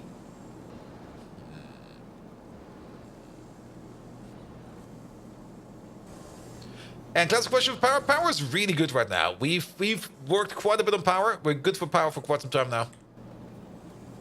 It's also the reason why I don't really care much about our little setup over here of beacons. But yeah, we can't just be feeding you fast enough. At least we do make more starch over here. The starch over here is coming out faster. And if we look at these belts over here for the Gwar beans over here, I think the problem will be solving itself sooner or later, because we're kind of running out of Gwar beans now. So I think whatever we did over here, this should be fine. We're just going to have a look at this later on in the evening again to see if it improved or not. Power explodes. Cassie will come again. Cassie was being an absolute bitch yesterday. Like, what the hell, man? Also, these beans over there, put them in the air. Put these in the air, put those in the air. Like, a mechanoid drop. Before the mechanoid drop, there was like the big hole. Then the mechanoid drop with like a tox spewer. And then actual toxic fallout on top of that. Oh, what the hell, man? Who or what is Cassie? Have you not been watching Rimworld? Cassie is the storyteller in Rimworld, and she usually spawns events which we need to handle. And she was just being an absolute utter nightmare yesterday. I'm still not quite sure how we can recover from that yet, but we will see next week. Alright, we should maybe also load up on a couple of materials in here. So, have a park over there. Here we go. Good. How we doing overall with bots? We're doing great overall with bots. Are we still making some more of these over here? We made a total of 1,149. That's a decent amount of bots to make. Not playing Randy then? Nah, Randy is a bit too random. I mean, Randy is fine, and Randy will also outright murder you. But Randy also has these weird phases where he just doesn't do anything. Because either he's just too random, and randomness just kind of clusters sometimes. Whereas Cassie is more or less like a surgical precision nightmare, where it goes like, oh, you survived this one? Here, have this one after. Let's scale it up a bit. Let's make sure you die. So yeah. It's a bit weird. The colors are swapped for the Logibots. The colors are swapped for the Logibots? You mean because they are gray over here? And the other ones are blue? I mean, the colors are all over the place.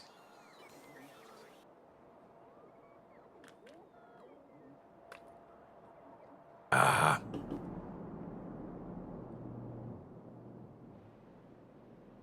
Alright, alright. Itchy nose.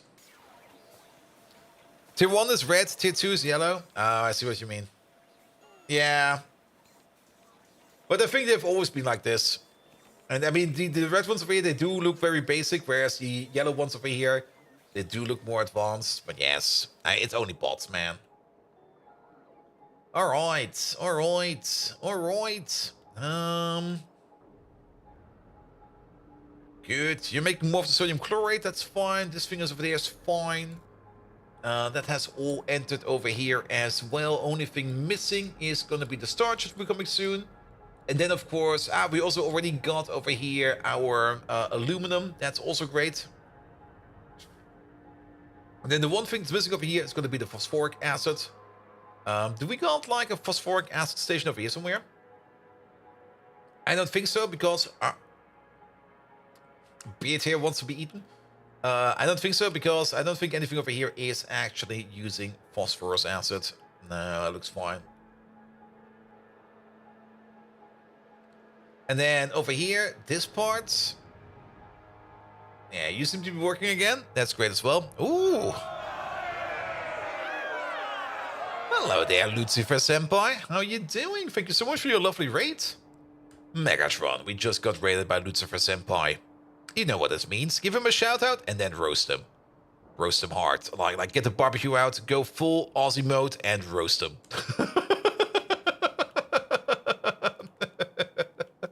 Lucifer Senpai, welcome, welcome, welcome. Thank you so much for your lovely raid. What have you been up to today? Here he is. Factorio.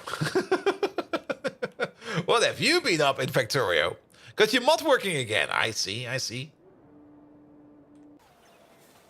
Which mod? There's a couple you do. Wait, you telling Megatron to throw shrimp? Yes. Ah, Lucifer Senpai. His arrival is as welcome as spotting an intact microfusion cell after a battle. Let's give a roaring Decepticon shout-out to him. Dlashibi, Lucifer Senpai, Witaj W. Peekle. Now, as for the roasting, Lucifer Senpai, with your gameplay, I see more promise in a discombobulated Predacon. You can't run a siege any better than a shutdown minicon without its power link partner. Your strategies are as effective as a transwarp engine on low energon. Oh, and your base layout, Kleinot, it's a bigger disaster than the Great Shutdown. The last time I saw something that messy, Spike Witwicky had made a vain attempt at repairing a ground bridge. Who? Pewter City Gym has seen better trainers, and they mostly dealt with rock types. Back to the game now, Bold Viking. Your delay in fixing that conveyor belt reminds me of an elderly Dinobot out for a stroll. Did he swerve over into Pokemon territory?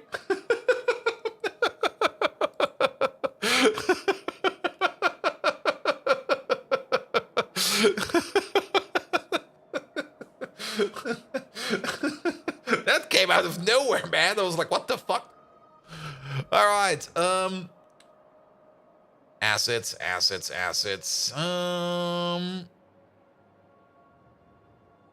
He wasn't listening to him? Ah, that's fine. But yes, so phosphoric acid is still a bit of an issue. Nintendo DMCA 321 OpenAI has come bankrupt. Nah. Nintendo can't do shit over here, man. And Spike Witwicky is the son of Sam Witwicky, the early ally of the Autobots in the cartoon. Oh, yes, of course. It's been a while. It's been a while since I saw the originals. Okay, but you're mostly waiting on syngas. Yeah, syngas is still an issue.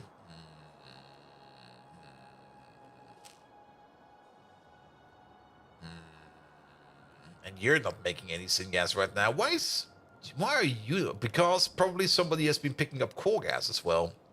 Yeah, coal gas is also not that well. Coal gas has been exported, right? Yes, it is. So we export the coal gas first before we turn it into syngas. Alright, let's maybe have a look at syngas then. Is there a better way of making syngas? I'm not quite sure if we actually want to be spending time on this. We can turn naphtha with a whole bunch of steam into syngas. And actually a decent amount of syngas. We do have like extra naphtha lying around everywhere, which we could do. Natural gas can also be turned into syngas, but that seems like a bit of a waste. Coke oven gas, coal gas, of course, and then excellent biomass. It also makes methanol, which is kind of interesting, actually. It is a little bit expensive for the excellent plate. It's actually very expensive for the excellent plate. And then activated carbon over here, light oil into tar and stuff like that. Glycerol, nah, we're not turning our glycerol into syngas. That seems silly as well. This recipe does exist. Wait a minute. Coke, poop, pressurized water, pressurized air into crude and syngas. And then we've got, this one doesn't exist, this one doesn't exist. Cellulose, water, and oxygen. It's pretty expensive with the cellulose. Again, maybe not really the one thing we want to do. Excellent plate, single one, hydrogen and carbon dioxide. If we have like a place out there somewhere where we have like, where we are venting loads of hydrogen, we could think about of taking this stuff over here and make it into syngas. This could not be too bad. And then, of course, there's the coal dust recipe. If we really want to sink even more coal dust. But currently our coal dust is actually, I think, under control. And then, of course, coal gas over there into syngas. And then nickel plate. Actually, this one over here is far better, in my opinion, because this one only requires nickel plate. Nickel plate is cheaper to make than Nextlet plate. Nextlet plate is going to be very expensive later on, or very, very important later on for other things. Nickel plate is basically dirt cheap. And then finally, of course, activated carbon, coal bed gas, and hot air. But this goes hard on the hot air. There's also the way to extract it out of the flue gas. And then, of course, the hot syngas. But I'm already getting a headache thinking about this. I don't want to do this.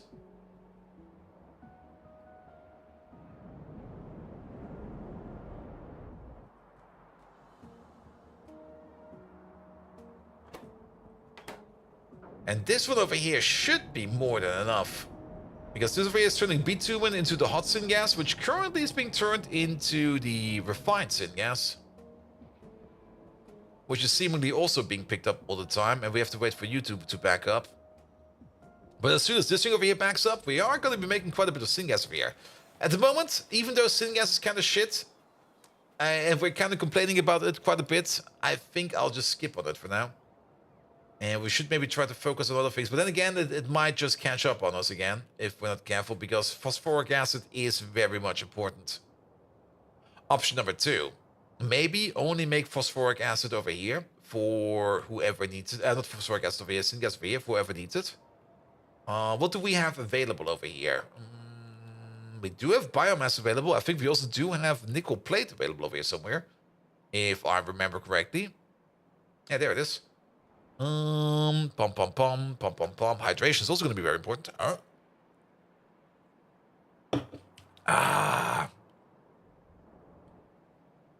There we go. There we go. And then this is a biomass provider. But we're not really making that much biomass over here. And that biomass is mostly coming from the muddy sludge from over there.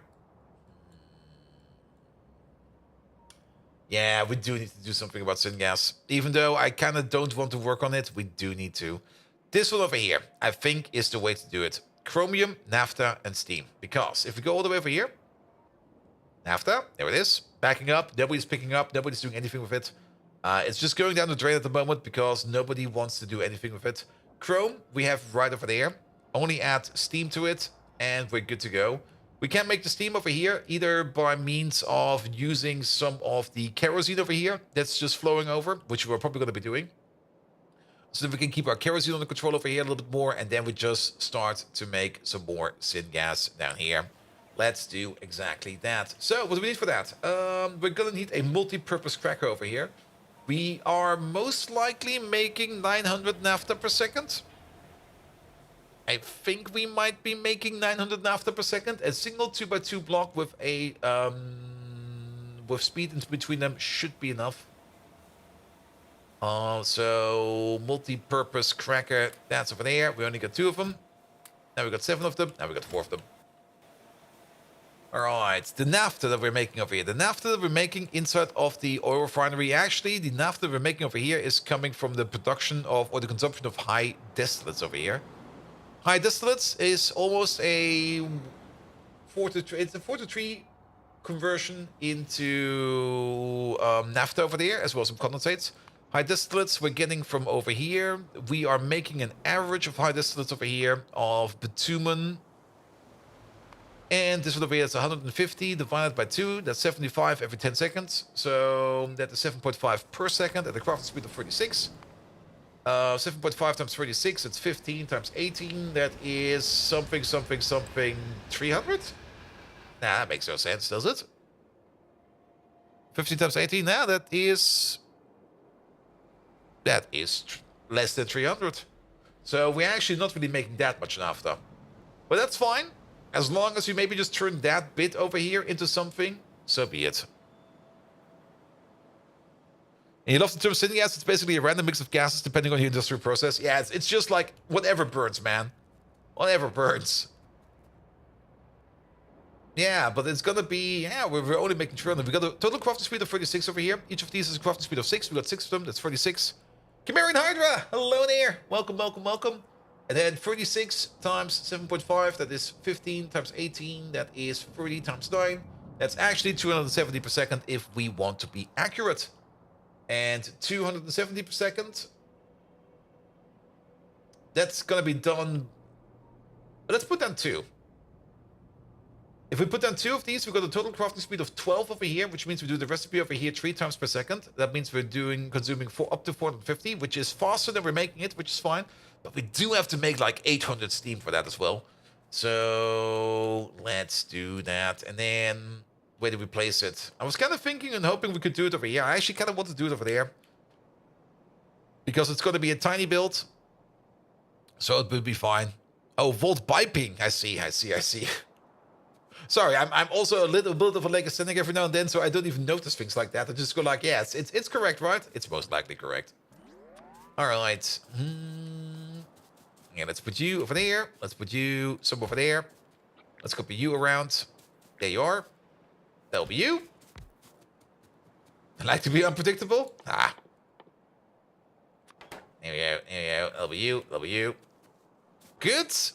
We're running this at a crafting speed of 1.5 in total. 1.5 crafts per second. That means we do need 1,200 steam per second. What? How much?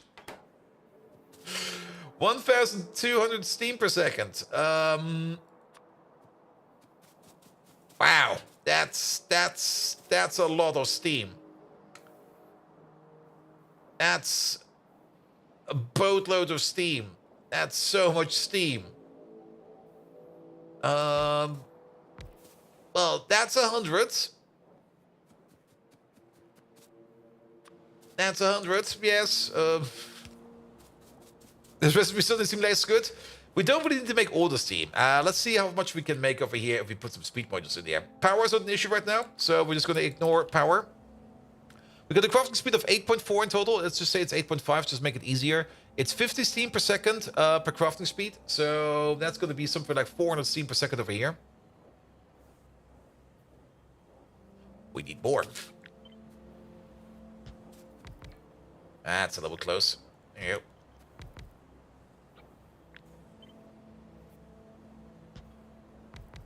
If you think about it, this is enough.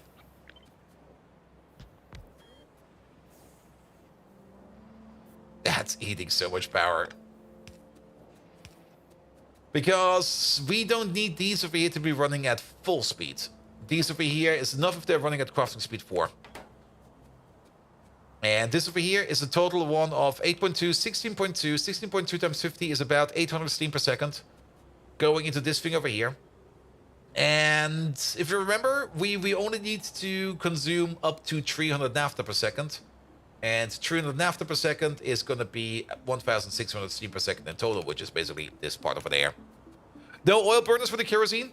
Oil burners would require way more entities. If we want to make 800 steam of oil burners, we would have to put down 15 of them. Basically 15 of them, 14. A little bit less than 14. 14 per block or per machine, so a total of 28. That's too many entities. This is short and sweet and very powerful. And that's that. Yeah. And you over there.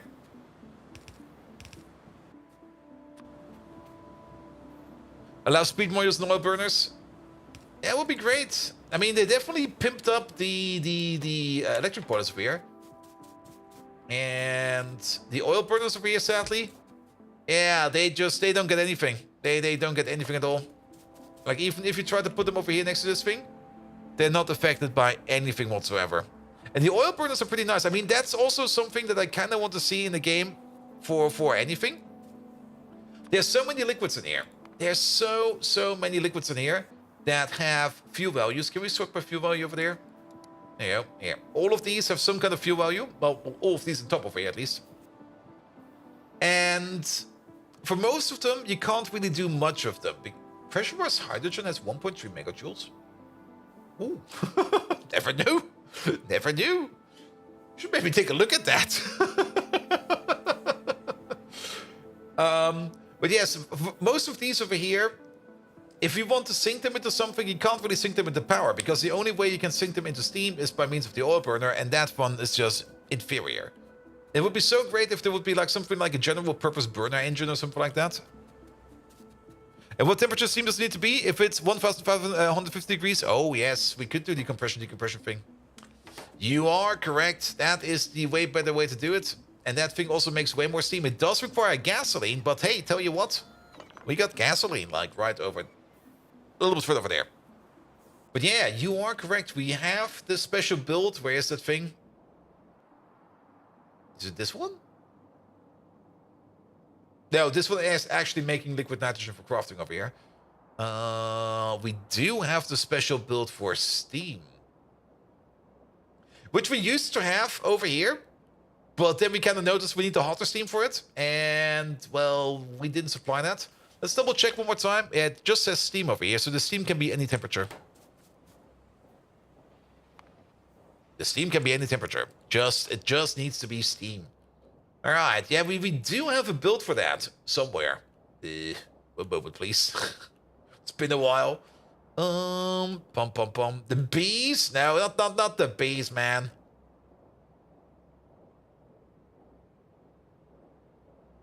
Not over there, not over here, not over there.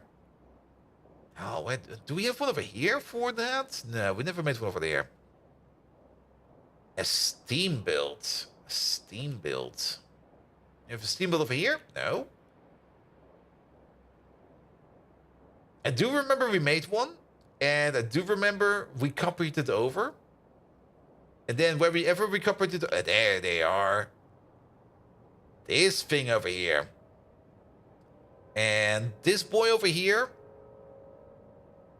is not even running at full steam. This one is an AM5 FM1 beacon.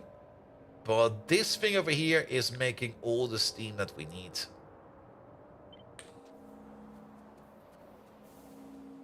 And I guess we then just move it over here a little bit more. Yeah, put you, say, over there. I guess you are over here then. Sadly, we can't really connect this one with this one over there, but that's fine. Blueprinted? Yeah, if we know where it is, we can always copy-paste it over. I mean, I could blueprint it, but there's already so much stuff in here. I would rather just Control-C it from somewhere. If I know where it is, it can easily be copied. Just have to make sure that we clean this up every now and then. Okay, you get water from somewhere. Because you turn water into steam. Also... Okay, that's just a bigger thingamabob. That's fine. Here we go. And then put you over there. Put you over there. That'll be your water. There we go. Do we got coverage over here? I guess we do. I guess we do. So, stuff is coming over. We just have to wait for it. Everything else over here will be fine. You do require a little bit of gasoline over here, but we got gasoline somewhere over here. There it is. There's a gasoline dump. And then just take it from over here.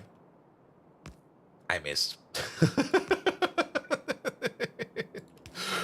Good.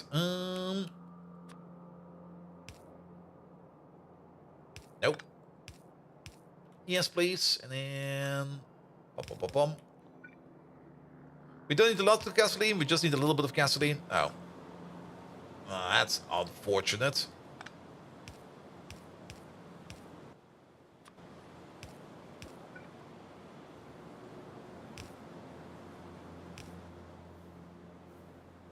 There it is. Alright, and then easy way to do this. Go this way, that way, this way, that way. In you go, off you flow. How much steam does this thing make? That's a good question. So this thing over here is doing the recipe. We can check it easier once this thing is down. But this one over there is doing the recipe of the gas water shift of making... It makes a lot of steam per second. I do remember that. Okay, here come the machines. Let's just wait for it. There it is. Good. So you do this recipe about 3.33333 times per second. That means on average, crafting speed 1, you already make like 333 steam per second. You're currently sitting at the crafting speed of 3. That's 1,000 steam per second over here. We need a little bit more than that. Rink. And you're now sitting at the crafting speed of 7. So now you're making... If it's 333 per crafting speed, so at a crafting speed of 6, you're making 2,000 steam per second. That's a lot of steam per second. Wait a minute. That needs to be buffered. There we go. And then overall, it should be fast enough. It should be more than fast enough.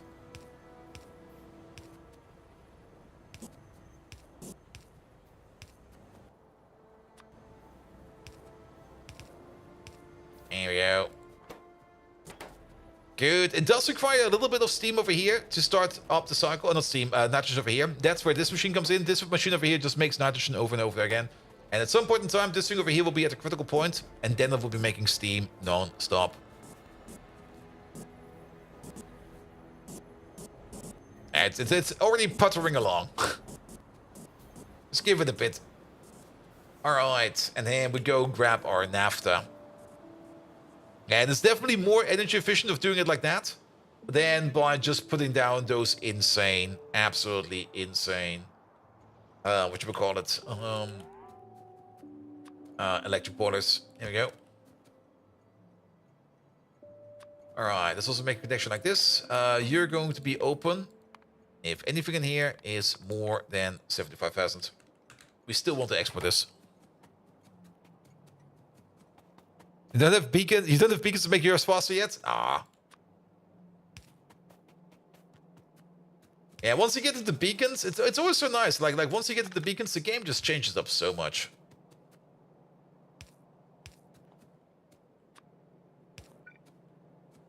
And I'm at least kind of happy that you get access to beacons in Pi a little bit earlier than usual. Because usually you only get access to beacons like in production science, but if you would get access to beacons in production science, then you would never finish Pi. Like, absolutely never, ever, ever. Alright. And then just add naphtha. This thing is already full. Nice. And don't forget about the chromium. I think we also forgot the corner pipe. Yeah, we forgot this corner pipe over there. Here we go. All right, just add chromium. We're just going to be loading in the chromium. There's no reason to not load in the chromium. Never used the beacon and PyScience before you could really deploy them. Yeah, I mean, beacons do make this way easier, especially also on materials and footprint size. Like the things you build once you get to beacons just have like are just tinier and more effective. But maybe even be better if you get access to beacons even more early than that. But I guess there's always going to be like this point where you just have to earn it to get it, you know? Let's go a little bit further. But yeah, power is of course also still the big drawback for beacons. I mean, you can go big on beacons, but you're definitely going to be paying the power price.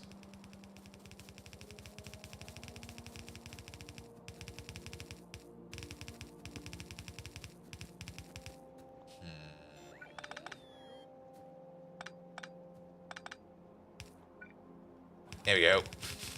That'll be fine. Alright, where's the chromium? That's not chromium, that's the thin chromium. The chrome is right over here.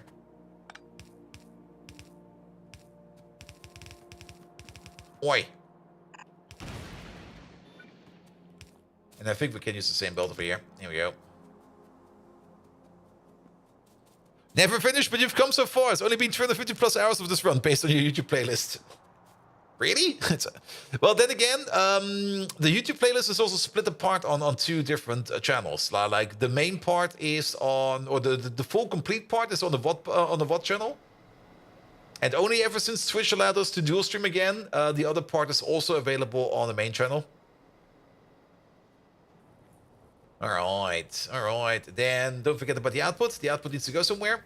How much are we going to be making over here per second? It is 100 per second per crafting speed, and that's 300 naphtha over here. We're going to be turning into 800 syngas per second. Yeah, that's hopefully going to be enough for now.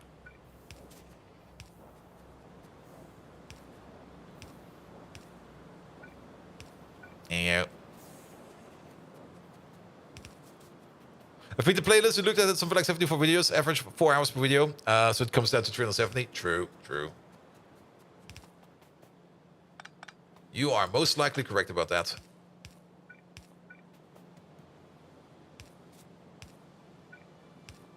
There we go. Off we go. Yeah, keep them aligned.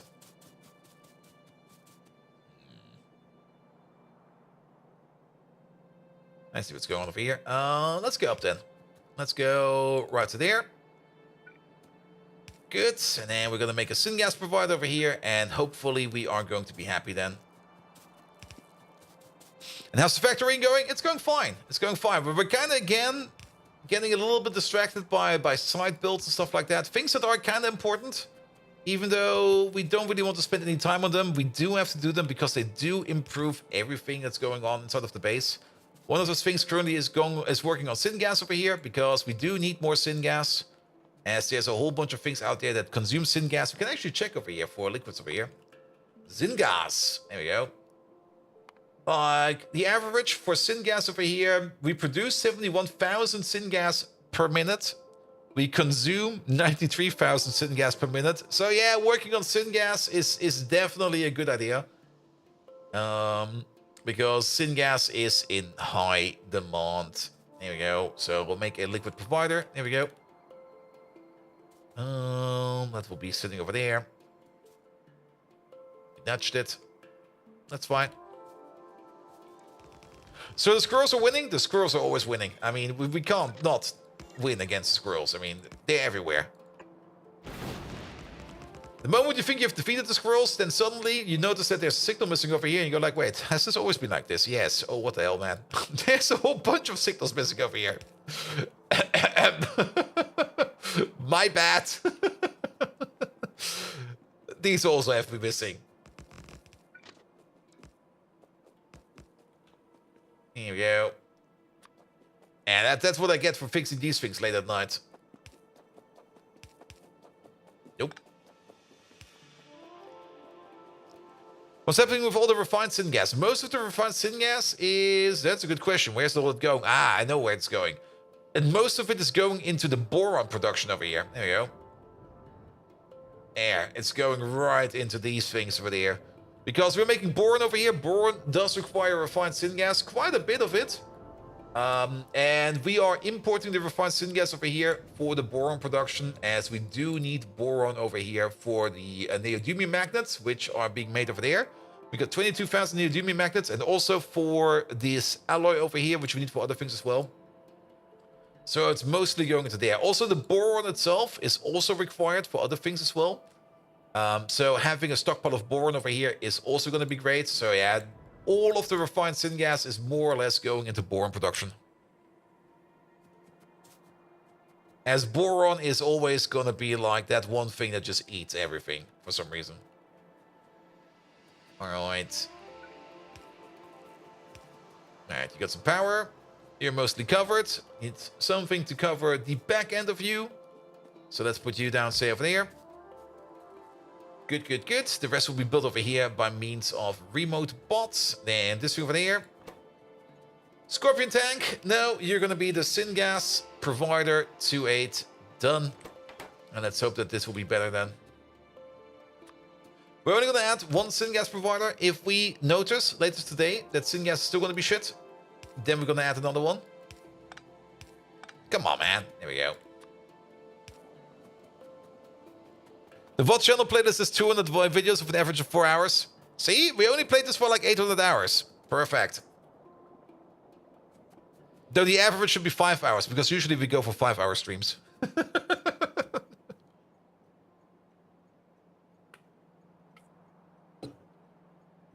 Ah. Alright, alright, alright. Good.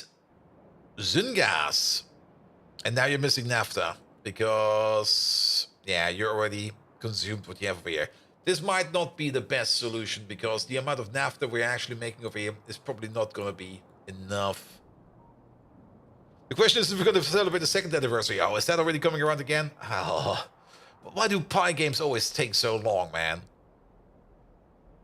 Was there the Bitoness in the middle of the lake? Yes. We're keeping them. It's a zoo. I mean, they do eat pollution.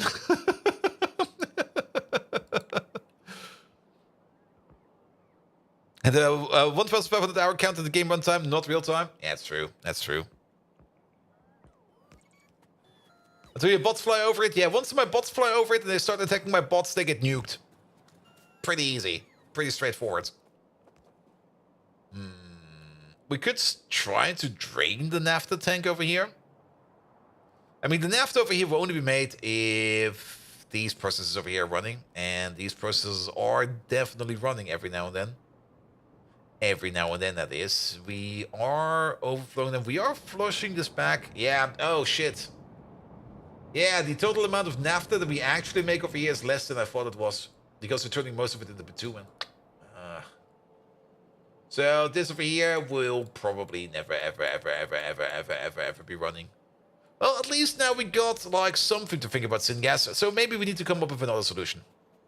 I mean, we already have, like, everything over here to make more syngas. The bitumen solution is maybe also an option we could go for, because bitumen is definitely something that we make every now and then. There it is.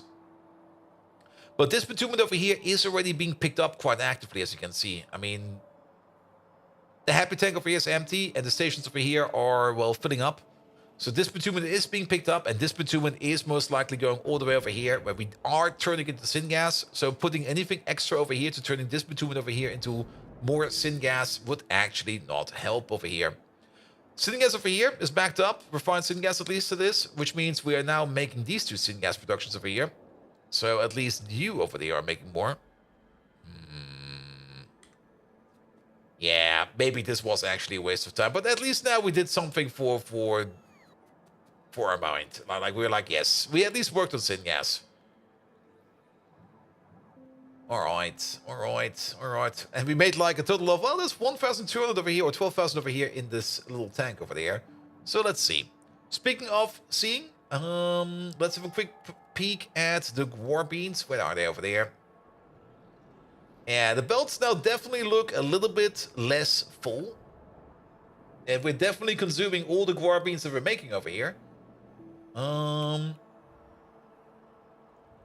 the starch is... Yeah, it took a dent over here, but we are filling up the belt at least. And with the export available, I think that's gonna be fine as well. How is phosphoric acid over there? Nothing is moving. You're off because lack of syngas. Another solution maybe. Natural gas, no. Water coke oven gas, no. This one, if we... Technically, we can... The tar recipe doesn't exist no more, does it? No, that doesn't exist no more. That's now made in the more complicated variant. We can just take raw coal and do it, or the wood recipe. The wood recipe does exist. Or we take the wood over here, turn that into coal, and then we take the coal over here, turn that into coke. Which also makes a decent amount of tar on the side. And then we take the coke over here. And there is a zinc recipe for this one as well. It's not really the recipe you want to use most often, but you can just take all that extra coke that you make over there and turn it into a little bit more coal gas over here. And then we can take all the coal gas over here, blast it with some oxygen and turn it into more tar. But what do we then do with all the tar?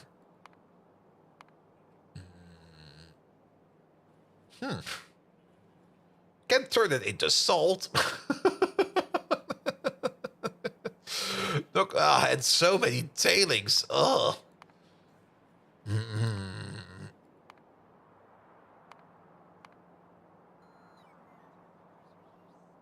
This one doesn't exist. That one doesn't. This one is actually kind of nice. This used to be the way to do it in the past. Just like take tar and blow it into coal gas, but no. None of these exist. Can of course always export the tar and turn it into light oil and stuff like that. But that's does this one exist? Oh, it does. Xylitol? I mean, if you just want to get rid of your tar and turn it into something at least somewhat useful, you can turn it into xylitol. Tailings is Nextlet, yes, but we already got so much Nextlet around. We don't really need to fuck around with Nextlet right now. And this is a lot of tailings, actually. I mean, we could also turn these tailings then again into things like iron oxide and stuff like that. Go down that path. And the zoot we could export.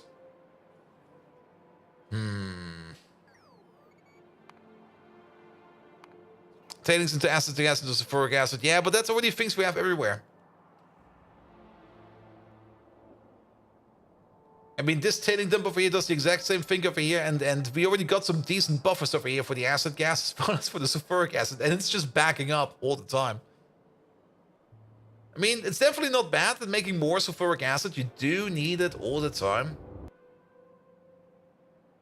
And it would be... I guess we have to do it, right? It's basically going to be the dedicated rebuild of this thing over here, with the exception that the tar over here is not going to be blown up into tar cracking. Instead, the tar over here is going to be blown up into tailings over here, which would blow up into something else. I see someone as a Buddhist Turd 1 enjoyer. Yes, I mean, we prepared for that already ages ago. Wait, Turd 1? Is that the good one? The exploding one? I thought it was the other one. Nah, this is the first one. Then we have to move this because, well, it seems all our bots are flying over it.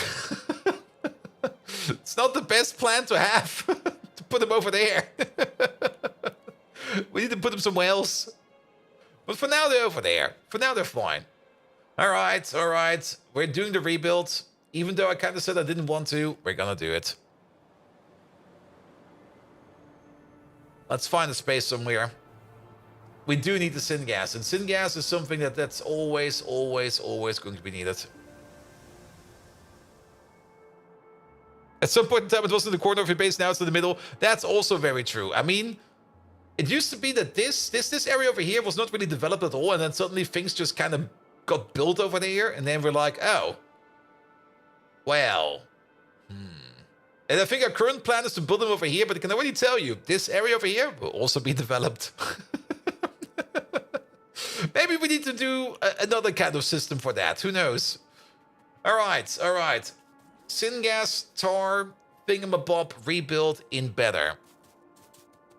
It's too bad you can't make bot exclusion zones. Well, you could do it. Well, actually, no, you can't.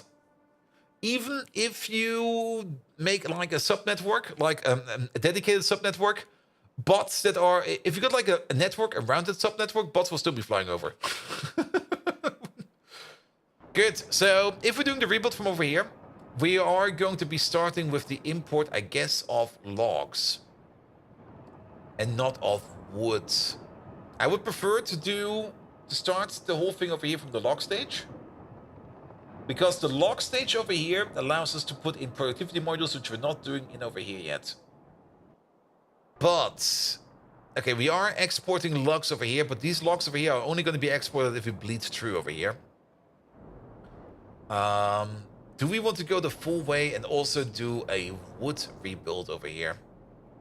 I mean, we have the latest wood recipes. And those wood recipes used to be our ash sinks. We do also have the ability to make trees mark tree. And trees mark tree are super easy to make, actually. Wait a minute, we need the sapling mark tree. Where the fuck is the sapling mark tree? Where's me trees at? There we go. And that only requires cDNA, moss gene samples, trees mark II, tailings, anthracene oil. This is pretty straightforward.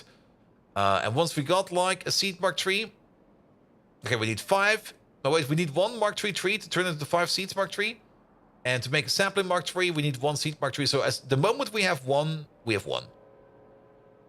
Are the logs cleared of the logistics yet? No, not yet, because I can already see that there's logs going on over on this build over here. Where's that thing? This one over there. They're still clearing it out. But we do got the better recipes over here. I don't really want to do the wastewater recipes, but we can just go for like fertilizer, tree seeds, and water.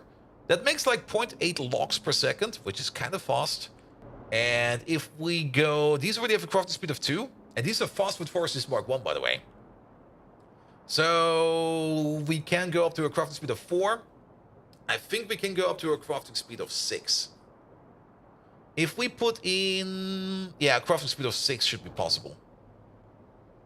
And the crafting speed of 6 would mean those logs that we make over there, we basically make 0.8 times 6. That's 4.8, basically 5 logs per second. That's already a lot of logs.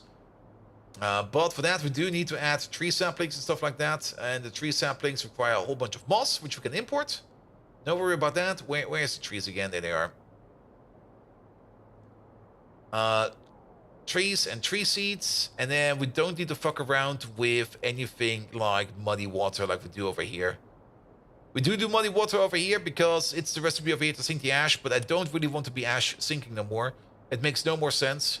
Wastewater sinking, I don't really want to do that either. And also the wastewater recipe seems a bit inferior unless we only use wastewater. We can also, of course, switch over to only tree seeds and water, but that is a horrible recipe. And just putting some fertilizer in here is not that hard to do, because fertilizer, you can make so much fertilizer in this game. Logs for syngas, or what are we doing? Yes, logs for syngas. It seems the best way to do it, in my opinion. So we can go for these. There you go. Put them over there. Upgrade them to Mark II.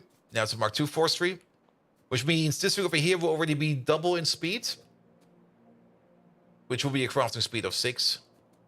And it will only improve further and further and further later on. The recipes over here, of course, are not correct. So let's maybe try to do it like this over here. Logs. Log. There we go. Log with this recipe. There you go. Much better. Crafting speed is 6, crafting speed is 12, and then combine them together, you are at 24. At crafting speed of 24, that would mean we do the recipe 2.4 times per second. That means about 16, and then a bit. That's a lot of logs. Normally distinct, hello there. We could, of course, also export these logs. I don't really think we need to do too many of these. Also, the plan for today, we are still kind of fucking around with other things that seem a little bit more important than working on PyScience 3. This time around, syngas. Because phosphoric acid over here is always empty, and phosphoric acid is used in a whole bunch of things. Phosphoric acid is actually over there. And it's empty all the time because it's missing syngas, which means we're working on syngas. Even though I don't really want to be working on syngas, Happy F, it's Thursday. we're working on syngas. And happy fucking first day to you as well, Howler Gaming. How you doing? Thank you so much for the resub. Welcome, welcome, welcome. Let me actually check up on something real quick. That will be over there. That will be over there. Oh. All right. I rarely keep you guys updated with this Twitch stuff over here, but it seems we are currently 2 months good for the Twitch Partner Plus program. So if we keep this up for the next month, we might get something out of it. Fuck yes.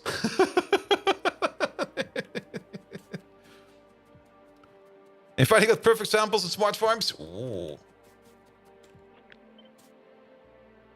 Alright, alright. A hat? No.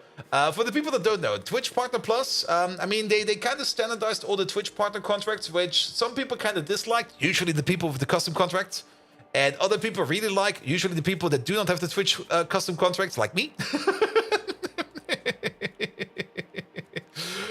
In a way that if you reach like certain levels of viewership and viewership retainment, then you get just additional benefits, which in my opinion, I kind of really like how they did it. And if you can keep up 100 continuous recurring subs per month, or at least 100 sub points, tier 3 subs do count more, and tier 2 subs also count more, then you get upgraded in your Twitch partner perks. I would have put that you don't care, you put you in the don't care category. I also do not care, Spectre, that's very true. But if it's dangling in front of my nose, and it goes around and goes like, hey, I even get emails about it going like, hey, dude, you're about to get Partner Plus. I'm like, okay, if it's in front of my nose, we're going to go for it. I do admit, I don't really care about it. Very true.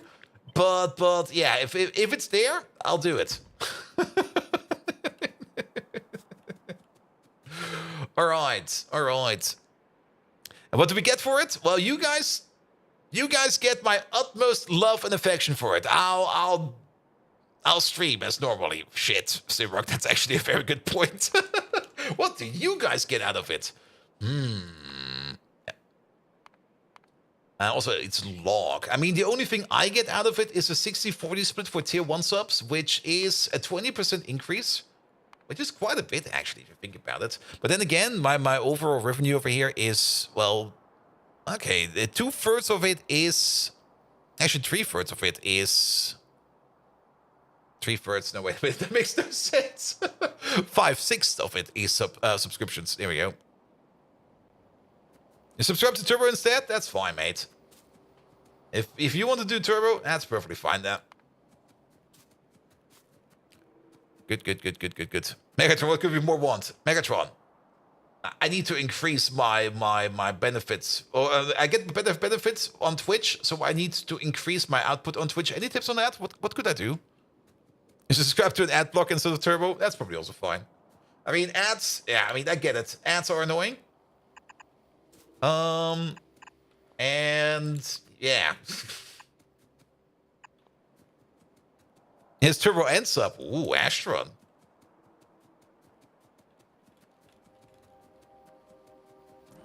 Good.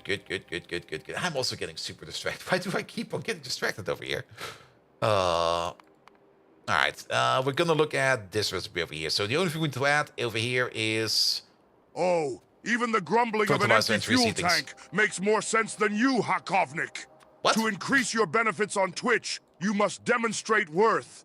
Improve your content, less of your monotonous gameplay, and more of watching mighty Decepticons in action, or even a well-executed tap dance, given my exquisite skills in it. Consistency, regularity in your streams is as vital as a properly calibrated laser cannon in a battlefield.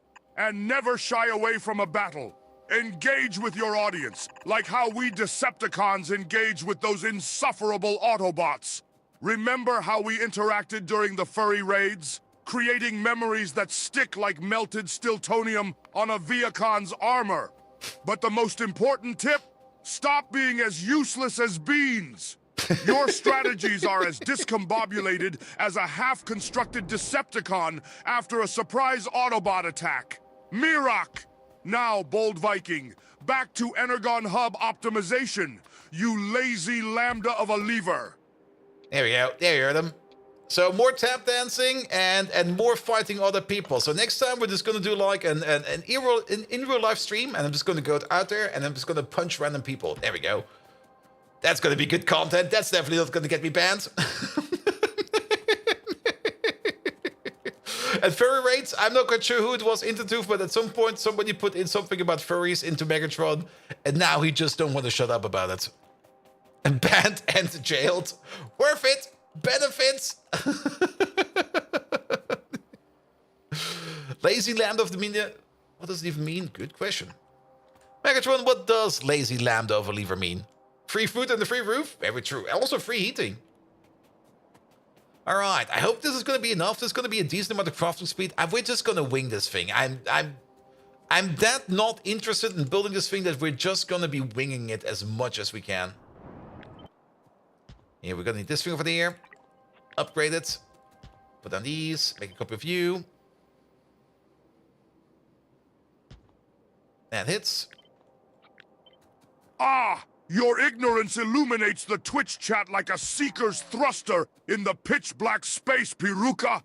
In the tongue of the great Decepticons, a lambda is a symbol for wavelength. It's a fundamental concept in wave theory.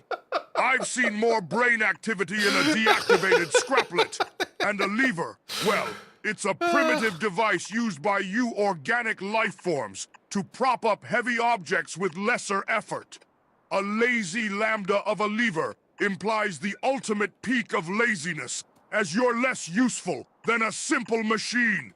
Now, enough with the illumination of knowledge as blinding as a solar flare from Cybertron's sun.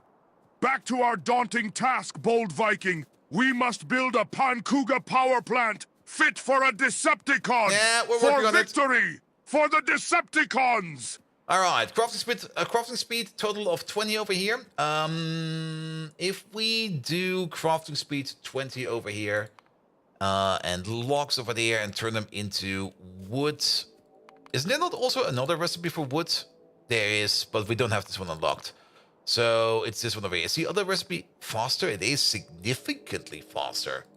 But this one over here eats 1 log per second. So this thing over there eats 5 logs per second. This thing over there makes, at the crafting speed of 6, 0.8 times 6, that is 1.6 times 3, that is about 5 per second. This actually fits. Wouldn't have thought of it, but this actually fits over here. So you fit, you got an output crafting speed of 6. So this over here is a red belt of wood, this is a red belt of wood, this is a red belt of wood, and this is a red belt of wood. Let's just do it like this. And maybe we even want to put in some kind of injection system over here to put in even more logs. We're just going to go for this. And we're just going to assume that these over here will be working at full speed. And if we need more wood, we're going to be importing it. So that's how we're going to be rolling over here. Because I don't really want to be thinking about on how fast this thing over here is and what else it's going to be doing. We're just going to be focusing on the output from over here, which is going to be a total of 120 logs per second. And that's what we want to consume over here. We're going to be turning 120 logs per second into syngas. That's what we're going to be doing. So, logs per second into syngas. Logs over here, we can put them into... There's a whole bunch of recipes with logs. There we go. We wanted this one over there. It's 3.333 logs per second. Is this prot moddable? Oh god, it is prot moddable. Oh boy. That's going to be fun. Good. So we more or less need all of these. These are the recipes that we're looking for. All of them. Make sure that they are Mark II buildings. We're starting off with you. If they're prot moddable, then this over here will already be not as good of a ratio. The optimal ratio is actually for these 2 of these into their neighbor, because the neighbor one over there has the same speed. Because once we get into coal over here, this one over here has the same graphic speed. We might want to opt to skip on the prot mods, as it does kind of fuck up this whole thing. But then again, it is going to be 3 stages of prot mods, which means, are these all prot moddable? They are all prot moddable. That's 3 stages of prot mods, which does give us a whole bunch of bonus resources. And to be perfectly honest, bonus resources! So, back to you then. At the crafting speed of 5 with prot mods, you do this recipe over here. Well, it's 3.3333 wood per second. There will be 16.666666 wood per second going in. That's actually not too bad. That is half of one of these belts over here. So 2 of these go into one of these. And then we need that times 2. So sure, why not?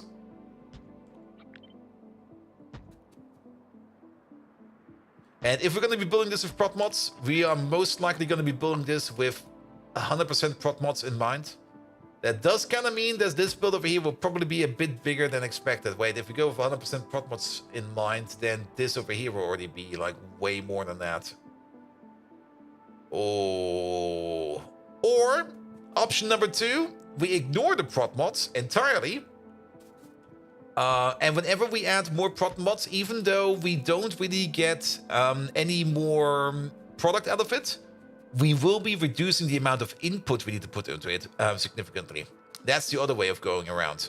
But I can already tell that this thing over here will probably become rather big if we keep prot mods in mind. However, if we do keep prot mods in mind, then we can do something like this, where we put you over there and you over there, and then just go to the next recipe over here. Because then you kind of notice that we are immediately getting into the same kind of recipe over here, where we have you all the way at the end. So we're just going to get you one more time. Do this, do that. Oh, wait, there we go. Remove these, remove these. And then this will be the final step. There we go, there we go. And we got something out of it.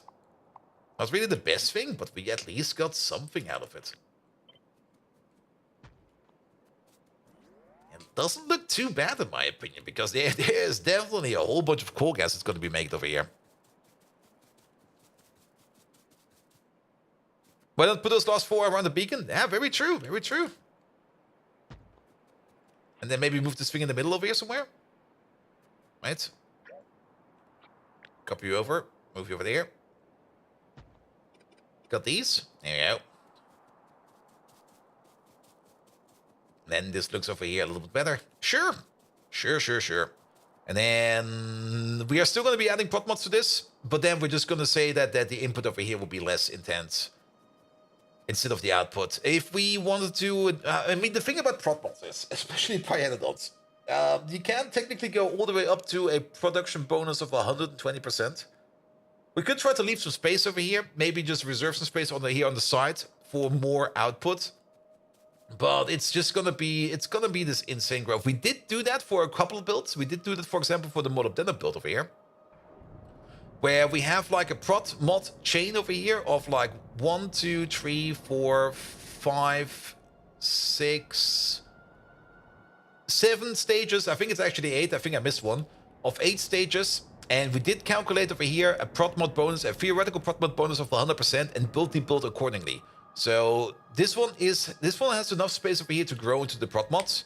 I don't think we need to do that for this one over here, because I think this one over here alone is already going to be making quite a bit of stuff. All right, then.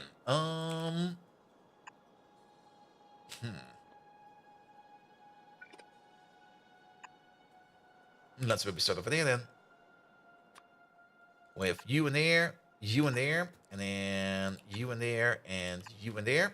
That seems fair. We do have to turn them around. I do see that. I do see that. So that's going to be the first inputs. And then the second row of inputs will be over here. And then, yeah. A bit boring working on syngas, actually. I want to do more exciting stuff over here. But I guess it's going to be syngas. Wait a minute. Did we actually give Mike a proper shout out? I'm being very terrible about it today because mostly it's a national holiday over here. I have to be terrible at the national holiday, but Megatron, I've seen Mike lurking around over here. Can you just like grab him by his neck real quick, hold him up, Simba style, as in the Lion King, and give him a proper shout out?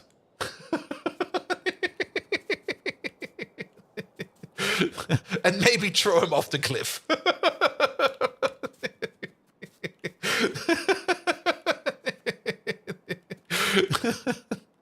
Actually, he wasn't really picked up by the neck, was he? He was more picked up by the shoulders.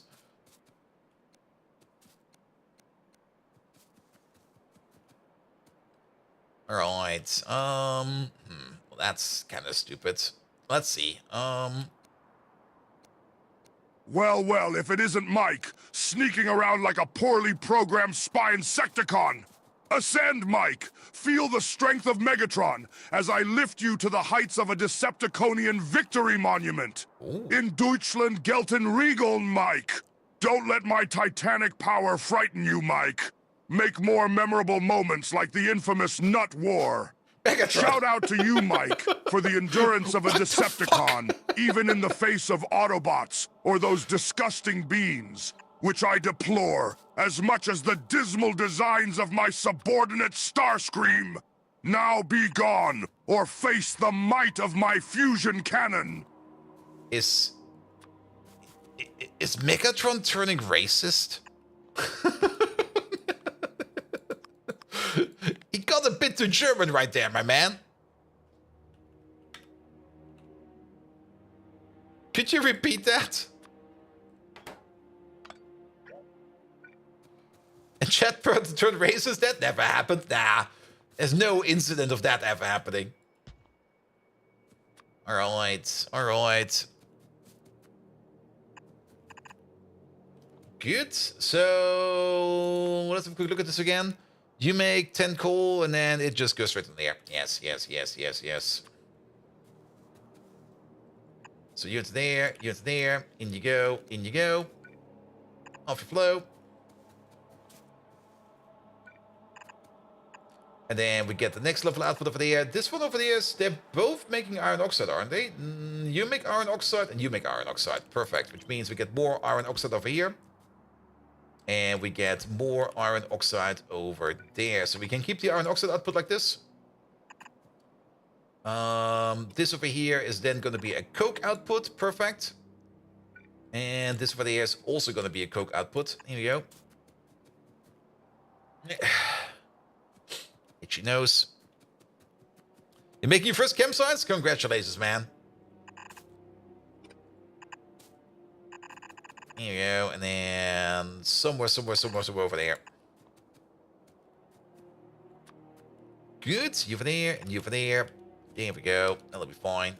That'll be fine. And then we got like one belt going out over here with the remaining iron oxide. Good. Take the machines out, we don't need them, but we do kind of want to put on all of this. So you over there, you over there, and you over there. Good. What do we do with all the iron oxide? Well, it'll go somewhere. It will probably go to the left. And then you over there go also all the way over there. Can we go on lower? No, we cannot. Then again, you can go into there. You can go in all the way over there. That might be a little bit of an issue in the future, but that'll be fine for now. You go in over there, and you go in all the way over there.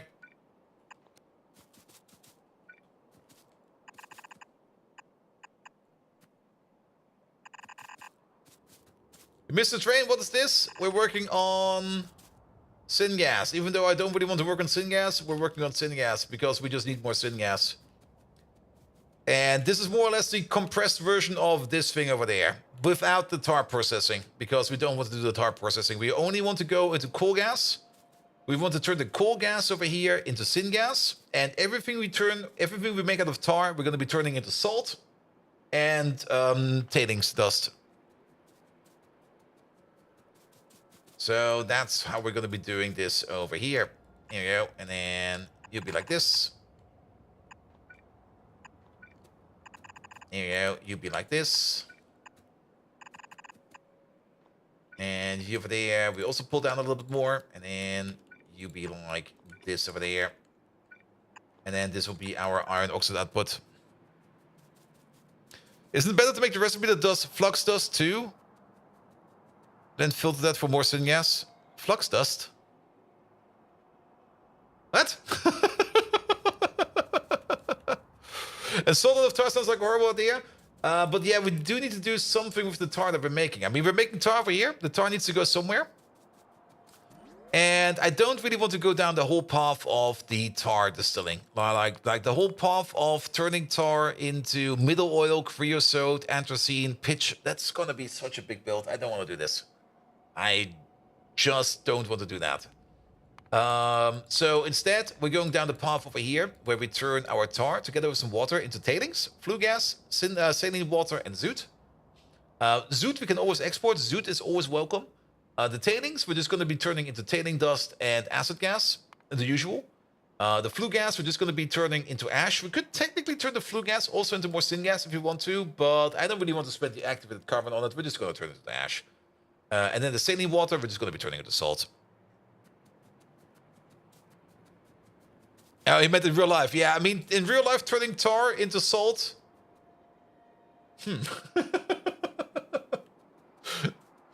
Yeah. Wasn't there a filter recipe? Not quite sure. And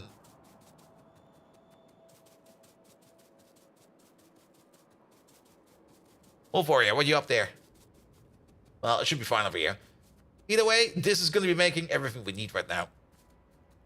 And yesterday you started the pie run and blame me? Oh, sorry, mate. Sorry. You're going to be busy for quite some time. Well, look at the syngas recipes. I mean, there's coal gas with the syngas, and there's syngas, which you can make. There is, I think, syngas out of... There is one with coal gas. Well, this doesn't exist anymore. That was in the previous version of Pi, but it does not exist in this one.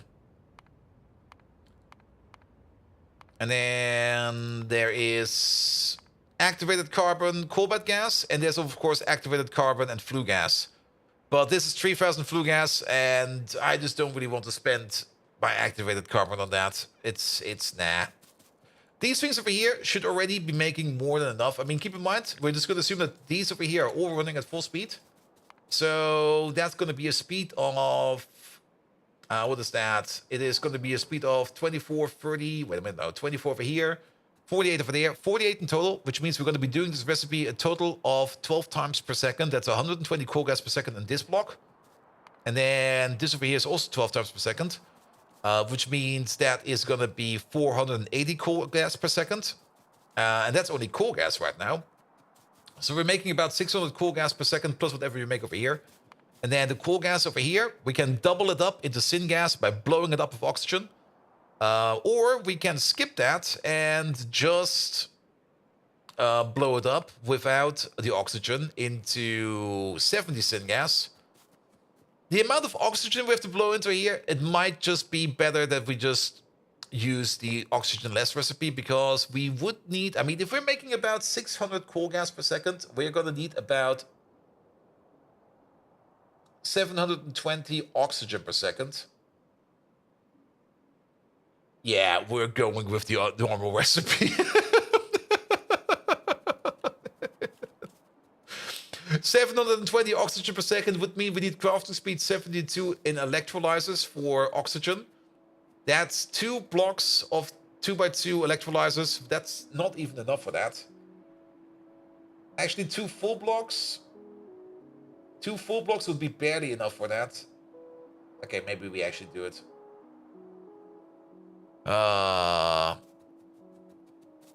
Never made fun yet for Mike for having to work yet? Not yet. Mike, you have to work? Come to Germany. Over here, everybody's having a day off. Except that poor schmuck that called me via Teams today. It was like, hey, Bolt, can you come into this debug session real quick? Everything is on fire. And I'm like, no. It's a national holiday over here. I'm not doing anything. See you Monday. That's a lot of electrolyzers, a lot of power consumption. Very true, but yes. And it's May, Germany's most of the month, yes. The whole month of May is just such a relaxing month because nothing happens. Absolutely nothing happens. Because either half of the management is on vacation or half of the people that actually do work on vacation. Or in your case, Tuesday. Now, I will definitely be working on Monday. All right. But let's just focus on this a little bit more. So the iron oxide is going down. Everything is going down over here. Everything's going over there. We also do make tar. Let's maybe start with the tar first. So how much tar do we make? Again, crafting speed, total of... crafting output speed in this case, 6. So it's 2 per second over here. 2 crafts per second, 4 crafts per second, 8 crafts... 6, it's actually 16 crafts per second. I have to think about it. Because the output crafting speed over here is 6. So that's 20 coal gas... 60 tar over here, 120, 240, 480. 480 tar per second over here. And then another 100, 200, 400 over there. So that's 880 tar per second in this block. And then in this block over here, it's just going to be a bit extra. I'm actually, this recipe over here eats 4 coke per second. Oh, it's actually a perfect fit. Never mind. It is a perfect fit. I thought it was not a perfect fit, but it is a perfect fit. So these will be running at full speed as well. So... calculation time. 24. Let's go for 25. So that's another 100. So this is 100 over here. Then 400 over here. So 500 in total. And then 60, 120, 240, 480. Basically 1,000 tar per second. That's a lot of tar. That's a lot of tar. 1,000 tar per second. Now, we should definitely export that tar first. I mean, if we're already making all this tar, it would be stupid to not export it first. Because you can always need tar. Tar is always good to have. But we will most likely immediately be backing up on that. And a single one of these running at crafting speed 6. Can we prop mod this? No. We'll be eating 1,500 tar per second.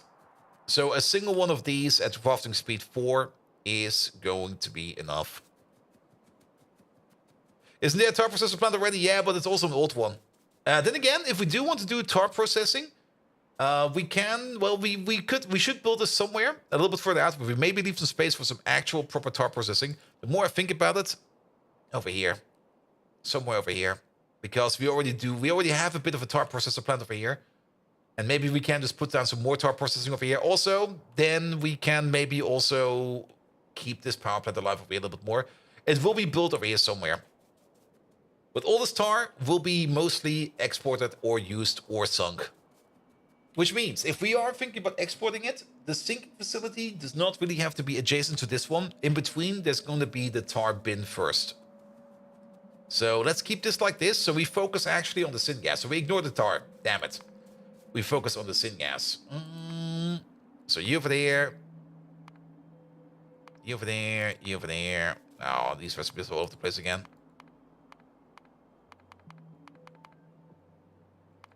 There it is. So we focus on the coal gas. 20, 40, 80, 160 coal gas over here. Actually, we can just calculate it together. That's easier because this together is 50. So this together is 100, 200, 400 coal gas per second over here. And then at the end of this thing over here, it's another 200 coal gas. So 600 coal gas. Is that correct? That seems very, very, very correct. Because we do this thing over here 5. Oh, wait, that's... No, wait, that's incorrect. I did a wrong calculation here. This is 100 per second. And then 100, 200... No, wait, 50, 100, 200, 300, 400... It's 500 coal gas per second in total. Which means we need 600 oxygen gas per second. That's perfect, actually. Sure. All right. So it's 500 coal gas per second, which we're going to be turning into 1,000 syn gas per second, and that should be enough. So the only thing we need to do is to make sure, and for that we are just going to copy paste over this thingamabob, or at least we take you as a base. We do want to make you upgradable. There we go. This over here is crafting speed 30. That's crafting speed 60. That is the oxygen that we need. And then the other part that we're going to be needing is turning this into syngas. I don't think we got this recipe. No, no, no, no, no.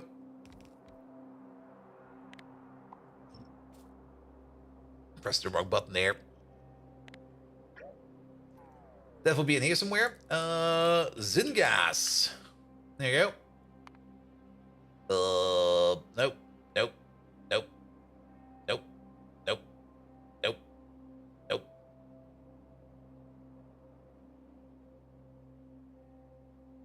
More syngas using oxygen. That's it.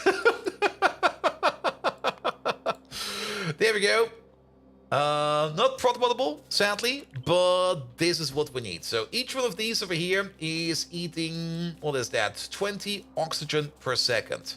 Each one of these is technically making 10. They're gonna have the same exact crafting speed. So these two over here go into one of these. We actually don't really need a lot of these. We only need 4 of these then. That's fine as well.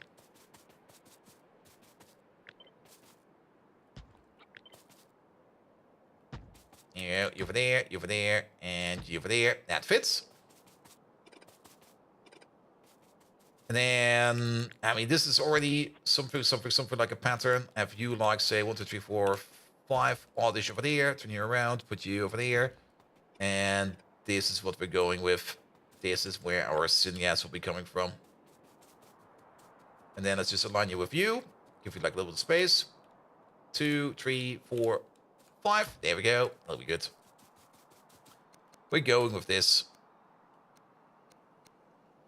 Yeah, you point down, you point up, you turn around.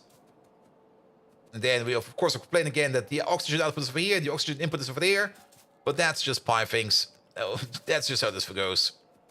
All right, we do need also a lot of water over here, but that is fine. And then we got the crafting speed 30 over here for this thingamabob, which means we do this recipe 10 times per second, which gets us yet again to the 1000 syngas per second, which we calculated in the first place. So the numbers match up, also the other way around. Do we need hydrogen for something else? Yeah, there was the plan for using the hydrogen to make more syngas. Technically, we could use the syngas over the hydrogen over here to make even more syngas. As there is the recipe with the nickel plate, as well as the carbon dioxide, to turn that into whatchamacallit, if you think about it. The tar over here. We can also blow up the tar over here into rich clay, flue gas, aromatics, and carbon dioxide, and then use the carbon dioxide over here together with the hydrogen over there to make even more syngas. I don't think we need to worry about that too much right now. We're only going to be making like 1000 syngas per second over here, which is already insane. And this thing over here needs even more oxygen. Actually, no, this makes oxygen. Wait a minute. Wait a minute.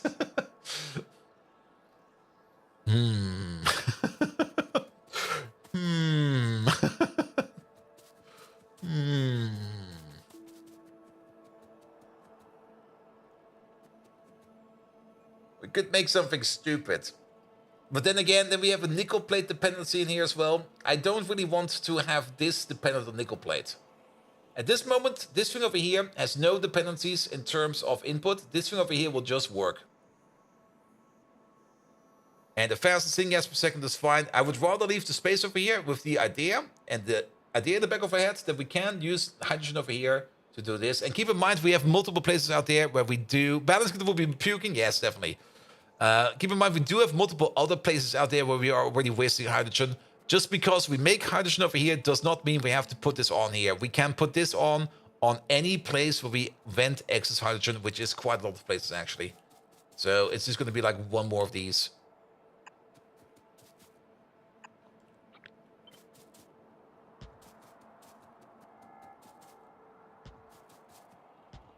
Here we go. Here we go. Now we're just going to vent it. It's not worth the effort. The more complicated you make the system, the more easily it will break. And then it will do nothing. And I want something that works. And not something that breaks.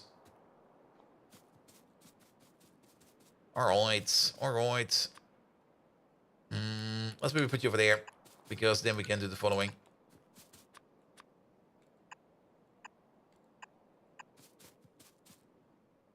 And Pi update XXX, Bolt's planet explodes from excess hydrogen. Oof.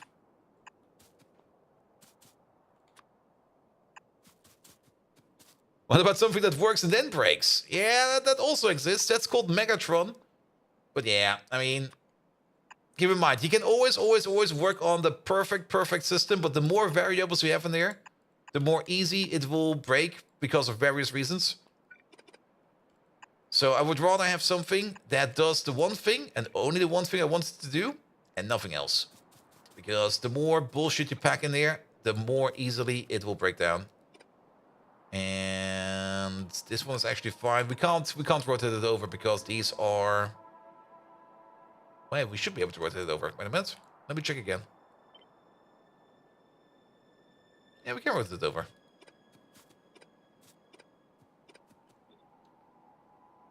There you go. Good.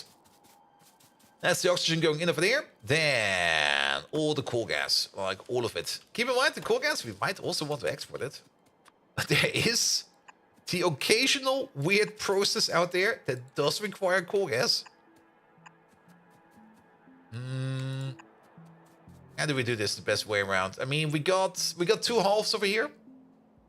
And we got 2 halves over here. So maybe combine the coal gas in one path down here and one path down here. And then either option 1, feed it into these 4 and then into these 4. Actually, into...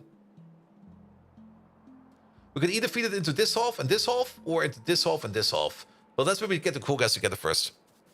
And on news, you completed one of the space exploration victory conditions earlier today. Nice. Ah, SpaceX. I have to get back to that at some point in time. SpaceX is a lot of fun. But, yeah, if you're playing Pi on the side as well, yeah. The one thing that also kind of frustrated me a little bit about doing SpaceX and Pi at the same time was mostly that in SpaceX, you get like fast spots quite early, and you can make magnificent builds quite fast. And in Pi, for the longest of time, you just sit there and you have like crap bots and everything is slow, and you just sit there and you're like, I need to do this, I need to do that, and then, You wouldn't recommend them both at once? Nah. Did that once, it kind of burnt me out a bit. So Mike, how is your burnout going?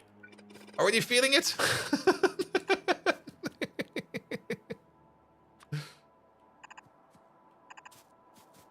There we go. That will be one path.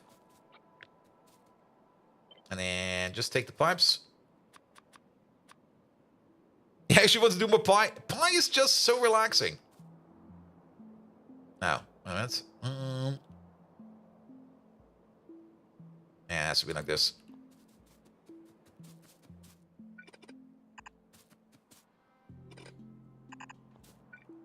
And this whole thing, move it up. There we go. Now we've got 2 rows over here, and then we can either... Still on the fence about this one.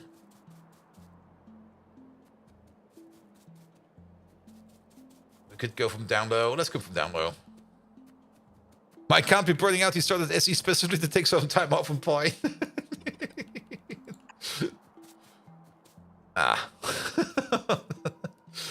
I can't wait for Factorio 2.0 where you can just flip these things around if they're not lining up with what you want to make. Like the ability to flip buildings like this in Factorio 2.0 is just absolutely amazing. You mainly get analysis paralysis from Factorio and just relax and do one thing at a time and you enjoy yourself, make sure you make some good progress. Yeah. I mean, analysis paralysis is also something that can happen quite easily in Pi, where you just look at stuff and you go like, okay, what do we need to do? All of these things. So you go like, ugh. What do you mean all of these things? How long will it take? Forever. All right. Then it will take forever.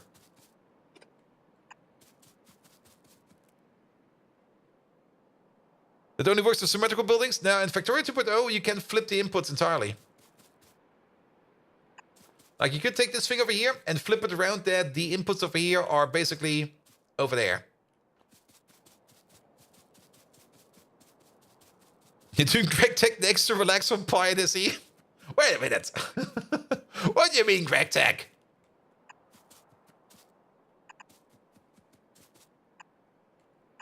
Here we go. All right, then you one further down. But GregTech is also very relaxing. I'm also kind of happy that I put some more time into GregTech lately, because GregTech was sitting a little bit on the back burner a bit the last couple of weeks, which is also kind of a bit sad because we put so much time into it. But well, you will see tomorrow what we have updated. It was quite a bit actually, and we do have now some new fun issues, but that's something we can work around with tomorrow. Mike just wants to be like me. Mike, do you have a beard? Please do tell me you have a beard. Don't tell me you're one of those clean-shaven elven kind out there.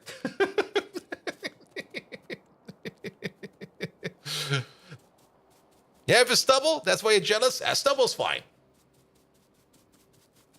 All right, all right. Mike is in IT. Of course he has a beard. It's mandatory to have a beard in IT.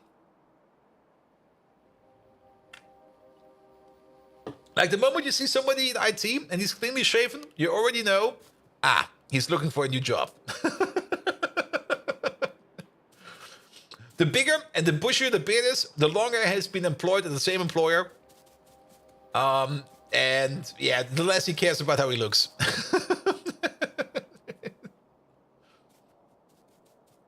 The clean-shaven IT person is trying for management. He's also trying to get outside, you know. All right, all right. We do need some extra water over here, but water we will probably be putting over here on the side. That's going to be an issue for later. And then what are we missing over here? Feels like we're missing something. That all goes to there. We are making some ash at the bottom over here.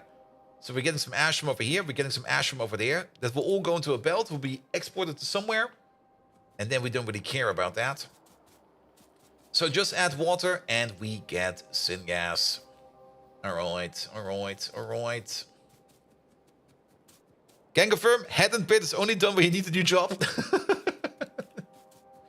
Yeah, a lot of people in the company I currently work for have all, well, not really all of them, but a lot have basically switched jobs. And ever since I saw all those, like, I'm going to switch my job messages, I was like, hey, wait a minute. Maybe I should do the same. And ever since then, I've kind of like polished up my social work platform profiles a little bit more. Just to see again what's out there. Because every now and then you should at least go for like an interview, even if you don't really plan on taking it, just to get like a little bit, just to broaden your horizon a bit, just to see what's out there. It's always nice to do like an interview every now and then. So I'm kind of just like going through some random interviews with random people. Oh, here you go. And you never know, you might just find a better job out there.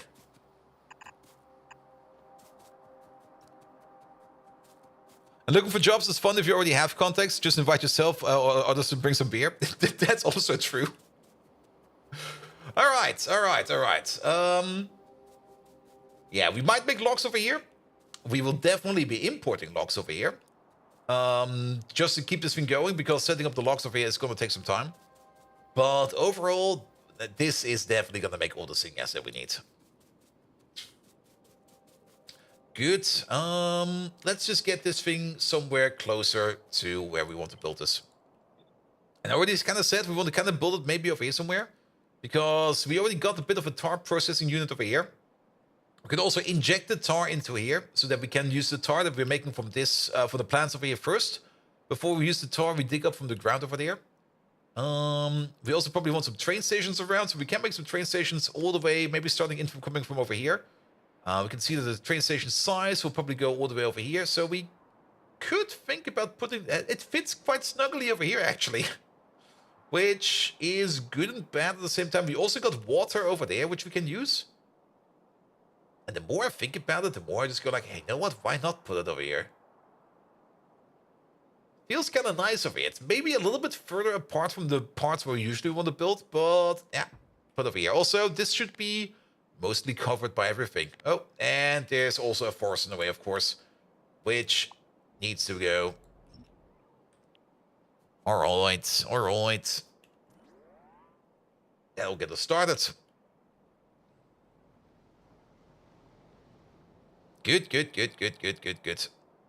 Now, science is still kind of stuck. I'm still kind of concerned about that. It should not be stuck. You're still not doing anything. because the paragen production over there is kind of stuck. So let's fly over there real quick. I think we can fix it by just putting down a requested chest and ordering and stuff via airdrop.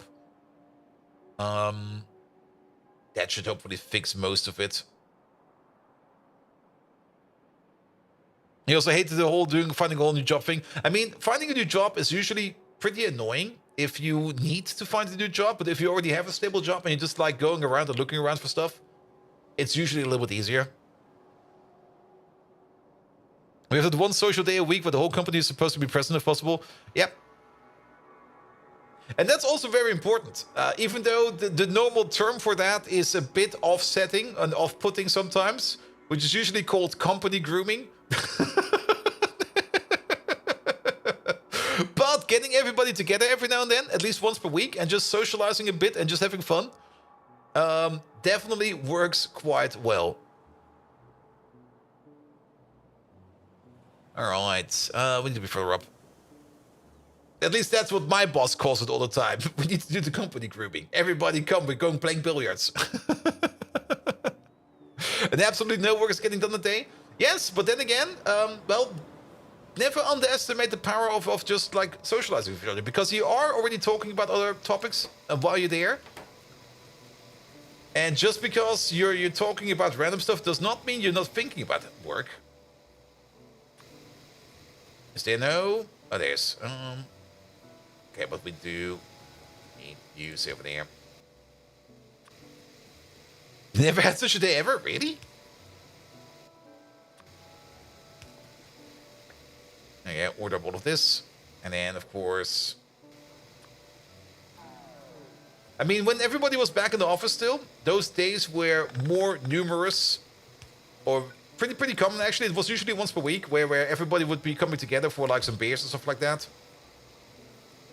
And it was usually on Tuesdays or on Wednesdays. And we got nothing. None of this in the system. Not even laboratory glass. And we mostly want to get the laboratory glass in the way. Okay, maybe we just need to fix up the laboratory glass. Maybe there's a fix for this. It's missing hot air. Yeah, that's gone.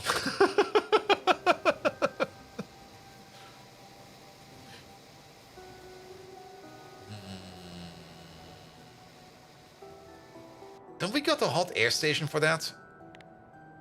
We got the molten glass station over here. Oh, we want to make a hot air station over here. It's only hot air that's missing. It used to be that the hot air came in over here via this train over here, but I guess... Yeah, you don't exist no more. And laboratory glass is not something that we have in our bot system, or the other way around. We could just add the laboratory glass in our bot system, which is sitting all the way over here, and let the bots take care of it. I opt for that. That's the easier way to do it. Get one of these. Get one of those. Limit this to maybe something like this. There we go. And hot air station, need to get some FPS streamers in the room then. Nah, we're just gonna let the bots do the work for us. There we go. That'll be fine. Laboratory glass. But then we maybe want to order in a little bit more, because it will take the bots quite some time to bring it over. Where is this thing over there? Hey, could you maybe order up like 500 of it? That should be fine. Fixed. It gaff. We need to focus on something else, man. You know a way to fix it? Start from scratch? Nah. Alright, we can already see, hey, look at this. These are the bots that are bringing us the buildings of the building we just made. So you follow them. And we can finish up our own little build over here. Okay, they're all stuck over there. It's gonna take them a while.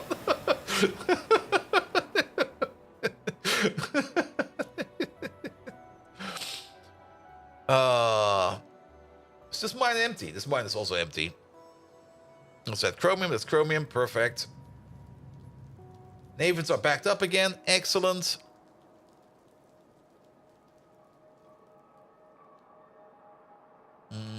We're actually too low, we need to be a little bit higher. Acetylene still seems to be an issue every now and then, but I just don't care right now.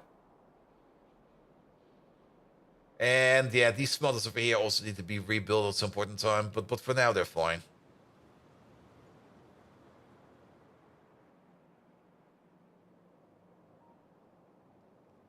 Good, good, good, good. All right, all right.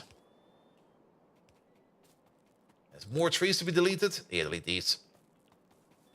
Then, let's have a look. So all of this comes together. We need train stations. What do we actually need over here? We need one moss train station to bring in the moss over here for the tree saplings.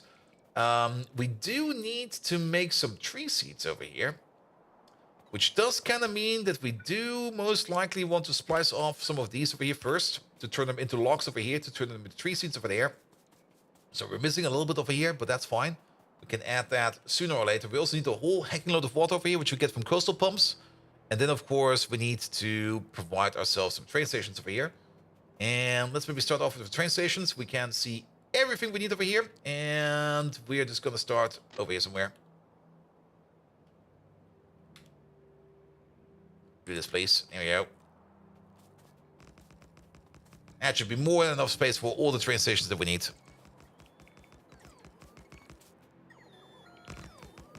There we go. Alright, that's in range of something. That's fine. A bot will bring it over soon. The car and bed ones are for your dump solutions. Yeah, I mean, the last year, more or less, I was mostly into management, so I don't really have been notebooking around much. But then again, that's also the reason why Megatron came to existence, because I just wanted to have some kind of fun project to fuck around with. And that then turned out into Megatron. So, yes. Alright, what do we start off with over here? I guess we just start off with the log tree first. So we're gonna go with a requester. Let's pick you up real quick. That will... well, doesn't matter if it breaks anything. We'll fix it afterwards right away. There we go. Put you over there. Put you in over there. And you over there, so that we got this power connection back. You over there, you need to be somewhere else.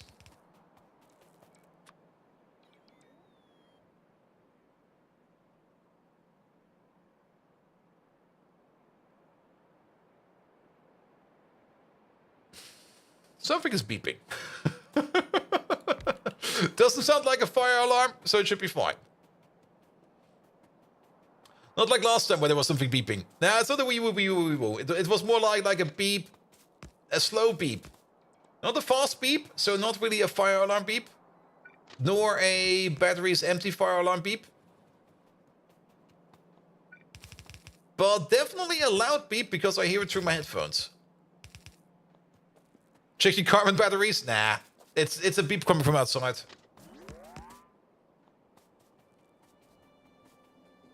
Hi, Radon. Nah, that would be the cellar. Yeah.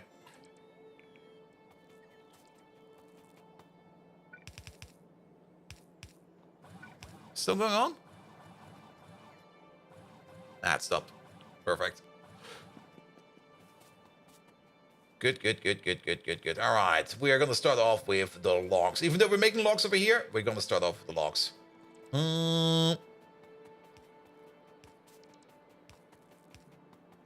It was surprising how much still it makes it upstairs. Yeah, radon is don't underestimate radon. That stuff goes everywhere. All right, so make like another one of these. Kind of fed up of doing calculations today. I actually don't want to do any kind of calculations today. Wood over there. So you make like 5 wood per second, and if we turn that into tree seeds, 5 wood per second into tree seeds. Where the fuck are they? There they are. No, that's the worm seeds. But we can use you to get faster to the actual tree seed recipe. There we go, there it is. So it's 1 wood per second into 0.8 tree seed per second. And you over there, you need less. Just less. Actually, this could be a bit of an issue. It does require like 20 seconds to make like 3 tree seedlings at 6.666 per second. With 4 of these... Well, wait, that's 1 tree seedling every 6.666 seconds. With 4 of these, it's going to be like 4 times faster. So that's going to be like 1 tree seedling every 1.6 seconds. We need them at a rate over here of... We got 4 of these. So we need like 1.2 per second. And we make one at a rate of 1 every 1.2 seconds. Or 1.3 seconds. So we need to quadruple this. Then again, crafting speed over here is going to be 6. Crafting speed over here is going to be... Let's see. Your crafting speed over here is going to be... We still can't put them in there. No, we can't. Crafting speed of 6, actually. Yeah, which makes sense. So we got these running at a 1-to-1 ratio right now. Which means one of these over here needs 1 tree seedling every 0.3 seconds. And you make 1 tree seedling... You make 3 every 20? Yeah, pretty easy. You make 3 every 20, you need 3 every 10. So it's a 2-to-1 ratio. Double it down.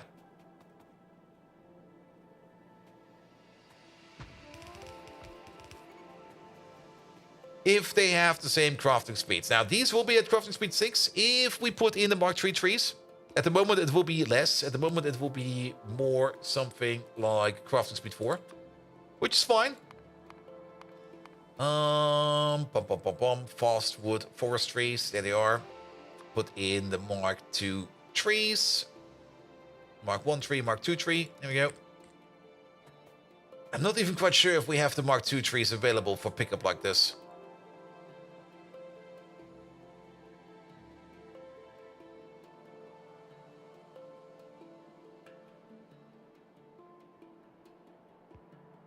It's not showing up as an alert. Oh. Okay, we got them. They're coming. Never mind. Good, good, good.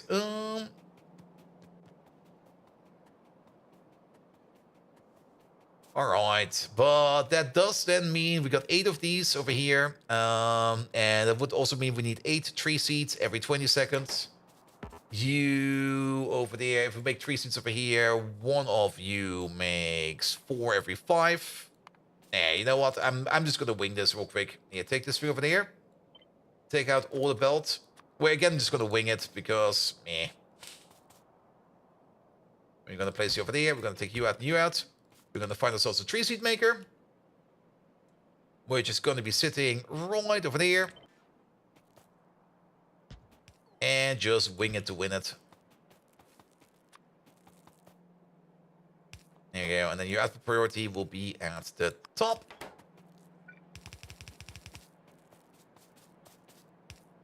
Which then goes into these 2 over there. Something like this, something like that.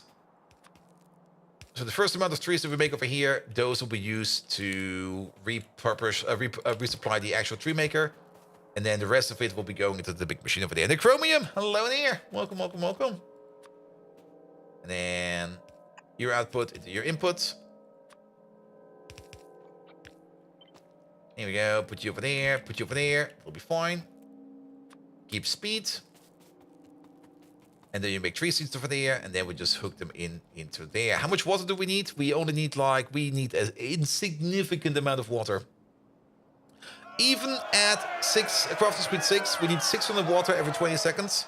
That is 2,400, 4,800 water every 20 seconds. That's 480 per 2 seconds. That's 240 per second. A single water pump over here will be more than enough. Also, thank you so much for the lovely follow.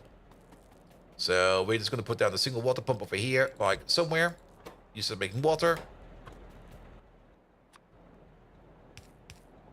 There we go. And then you go into there, you go into there, you go into there. We could use the pump trick to connect these over to the other side. I kind of like to do that. So what we can do is we can place a pump over here. We can place a pump over there. We can place a pump over here. And we can place a pump over there.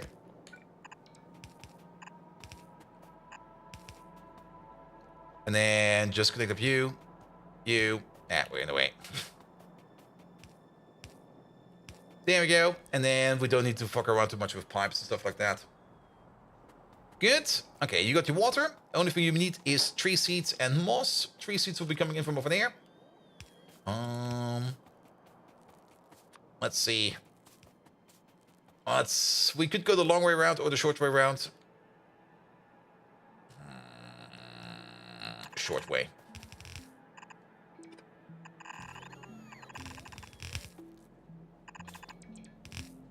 Stupid short way or smart short way? This way. We do have to make sure that we at least leave enough space over here to be able to maybe, if we want to, put in the bigger beacon at some point in time. But that at least, once we put some inserters around it, will allow us to put in all the tree seeds that we need. And then we do the same thing over here, where we just go down, over, up. And then move you back a little bit, move you back a little bit, move you back a little bit, and move you up a little bit. Here we go, here we go. And then in. It's going to be even more stupid than that.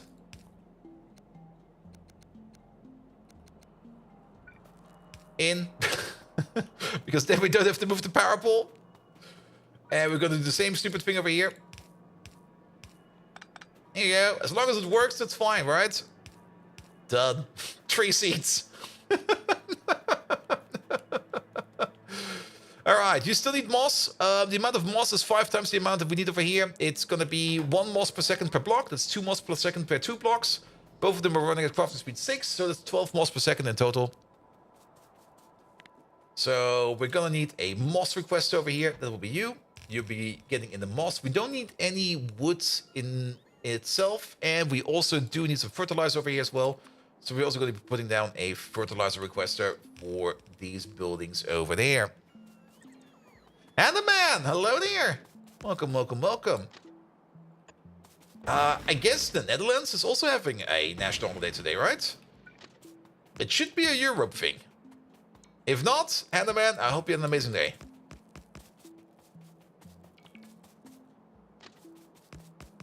Or is this national holiday today only a German thing? Carbon monoxide is caused by several thousand cases of poisoning in Germany each year, including several hundred deaths, says Professor Dr. Andreas Hensel, president of the German Federal Institute of Risk Assessment. Nope, no day over there? Really? Shit. Not even in the whole of Germany? Oh, wait. Do my Berlin colleagues have a day off today? Don't tell me they actually have to work. I do know that Berlin does not really have all the mainly only the south. Oh no. Yeah, here we go. That looks fine. That looks fine. Berlin and Hamburg is working today, as far as I know. Oh, yeah, because that okay. That guy that called me today was sitting in Berlin. Ah. Well, sucks to be him then.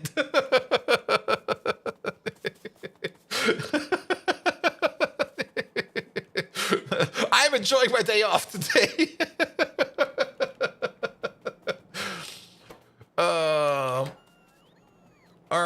All right. Then the only thing we need over here is moss. And we're gonna put moss in via loaders. I'm gonna be very lazy about this one. Yeah, move you down a little bit. Move you up a little bit.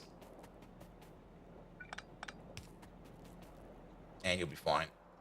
Alright. Input over there is we get a little bit more complicated. One step at a time. Input over there, input over there, input over there, input over there. Is it Bayern that has officially the most national holidays per year? Or was it some... I'm pretty sure it's Bayern. They just go like, yeah... You want additional holidays? Move to Bayern.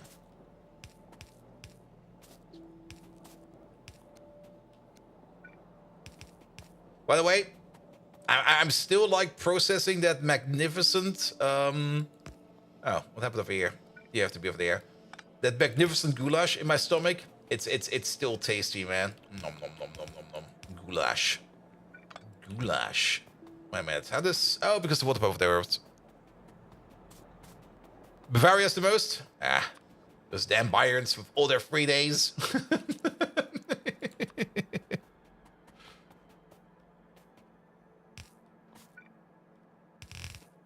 Here we go. Here we go. Yeah, I was like thinking about making like a goulash again, and making a goulash, man, that takes some time.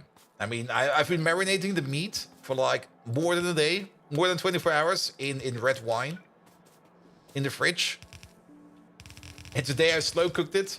Nom nom nom nom nom nom nom nom nom nom nom nom.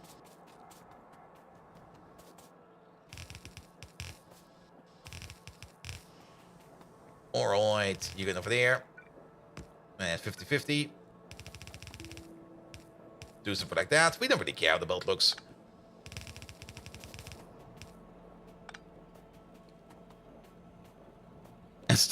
Pizza flash case of pork fillet with a peppery cream sauce and spätzle. Nom nom nom nom nom nom nom nom nom. I mean, if I have the day off, I might as well cook something nice. Alright. Yeah, just do something like this, do something like that. The amount of effort we're putting into this build is kind of ludicrous, actually. But there we go. Just make it so, then we don't need to worry about it anymore. Then we don't need to cry about it anymore. Probably by the time that we're done with this build, phosphoric acid has entirely backed up. Let's check up on it real quick. Has it already backed up? Because we're complaining about lack of syngas, and oh, you're still missing syngas. So at least that's something good. At least that tells us that we are actually working on something that we need to do. All right, that's gonna be the moss. And now you want to have a well-made sauerbraten? Oh yeah, that thing you need to put into your into preparation for at least a couple of days. Nom nom nom nom nom. The report Simmer for mobbing? Now we're only talking about footwear. Nom nom nom nom nom nom. You still need to start cooking for today? Nah, you might as well just skip food for today. Save money on that. Alright, so that's going to be the moss going in, then the additional logs are going into here now. It's going to be like this. Technically, if we get logs in from the outside, we put them into the air. We don't necessarily want to use the logs coming in from the outside for tree seeds. So you over there, Crazon, you're going to be a log requester. Give me all the logs on the horizon. There we go. Are you missing power? Oh, you are actually being busy. Really? Okay, I see why. There's still some yellow belt over here. Here, become faster. You did the shopping for the cooking already, now you need to cook? Yeah, I get that, I get that.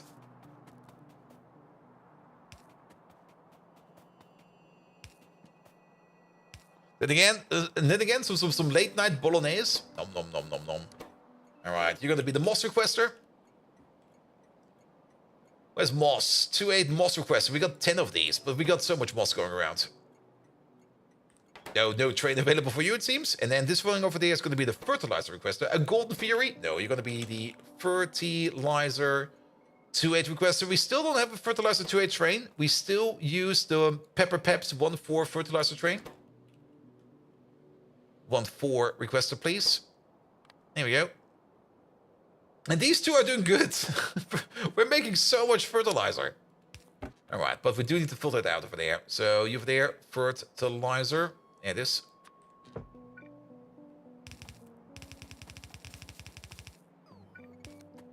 Done. And bolognese will take a whole night to cook? Yeah, but more like a quick bolognese. Like one of those really quick and really nice quick bologneses. Nom, nom, nom, nom, nom. Like not a good one, a quick one. Tomato nakvlesh sauce? Yeah, something like that. I mean, to make a proper bolognese, yeah, that will take some time.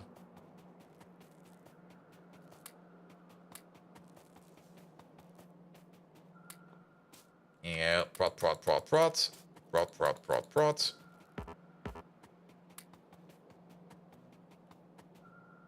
And fertilizer was one of the things you thought would be annoying, but very easy to make. Yes, fertilizer was more annoying in the previous version of Pi than it is in this version of Pi. In this version of Pi, fertilizer is pretty straightforward. But I do remember in the previous version of Pi that we had like a whole bunch of issues with fertilizer all the time.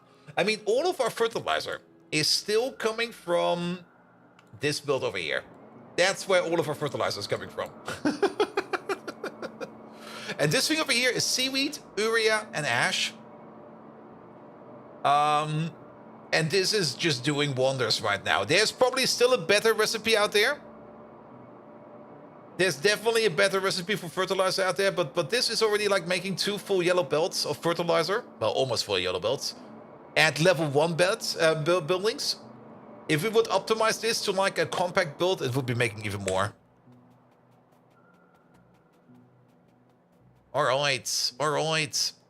So, we're getting new logs in over here. Let's maybe also get some power in here real quick. So, you over there, and then I guess... What's the nice middle over here? I guess over here.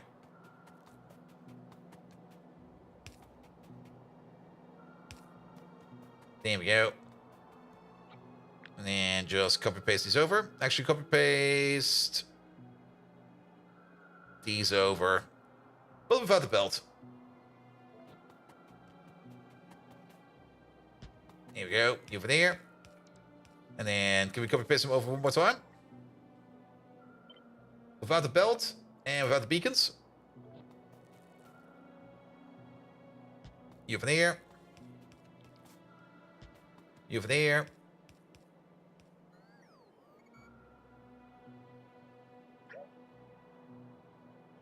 There we go. I was like, how is this off by 1?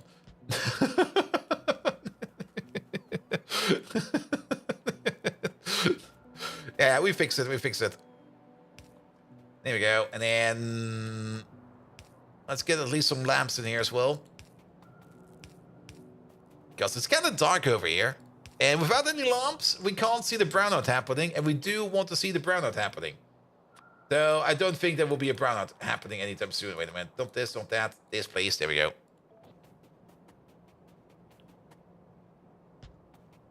Alright, over there. There we go. Now it's nice and bright.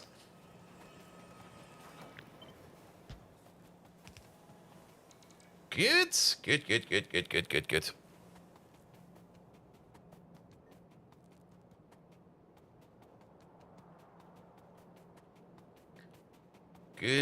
Good. All right.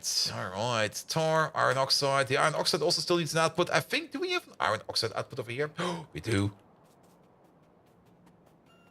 And then syngas output. So what will be the overall output be in this place? Well, priority 1 output is going to be the syngas. Then, quick question over here. We're going to have a crafting speed of 7.5. It's 30 water per second. So that's 240 water per second per machine. That's not too much water over here. How much water do you need? 33 per second at the crafting speed of 6. You're going to be needing more or less 200 water per second. So we're going to run 4 water pipes. Like 1 for this thing, 1 for that thing, 1 for this thing, and 1 for that thing. I think that's enough water. Then we also do have some space over here to grow in the future. Here we go. Do it like this. Do it like that. And then I guess you all the way over there. Bit of a weird way to get the water in, but that'll be fine. This over here should be something like 400 water per second for this whole thing. So that'll be fine. And then this one over here will be a little bit easier. Because now we just do it like this. You'll be good. We should be able to copy-paste these pipes over to the top. Yep, we can. So, what are these pipes now? I don't think we need these. Whatever these are, no. Not those. I'm also not quite sure these are actually fine. What is this pipe? That's syngas pipe, yes. Not syngas, core gas pipe. Yes, that'll be fine. good. And then that does kind of mean that this water pipe over there, perfect. We're just going to move you to the side a little bit. And then this water pipe over there. I'm just going to move you to the side a little bit, like somewhere over there. Doesn't really matter too much. This way, that way. Don't forget the corner. There we go. And now you have 3 VTuber subwoofers open. Oh, good God. Simrock, what are you doing over there? Careful. You might turn yourself into a VTuber if you're not careful. Damn, my VTuber thing is closed.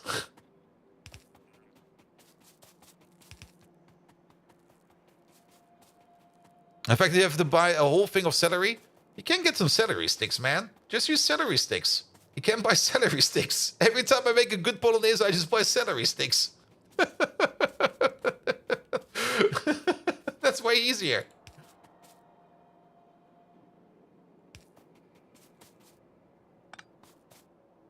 You can't buy loose celery sticks here? Sure about that? They're usually part of snack food. And they're usually next to the vegan food.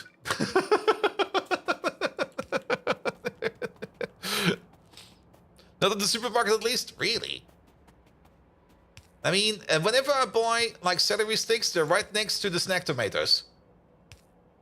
Like those little tomatoes you usually get for snacks, which I usually use for anything else. Or be a normal person, don't use celery. Celery is amazing. Celery is pretty good. Here you go, put you over there, put you over there. Yeah, have some water like this, have some water like that.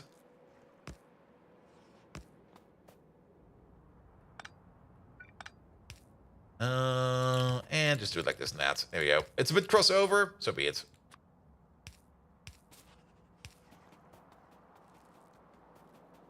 It turns out VTubers often rate VTubers and sometimes they're rated to a subathon and VTuber subatons are whack. There's only a cut of celery in it? Yeah. I mean, you don't really need to fully flood that thing with celery. I mean, celery is amazing. I mean, every kind of vegetable is amazing. I mean, even the goulash I made today was mostly made of vegetables.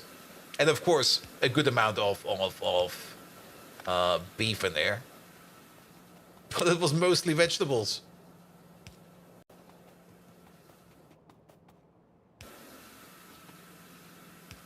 There we go.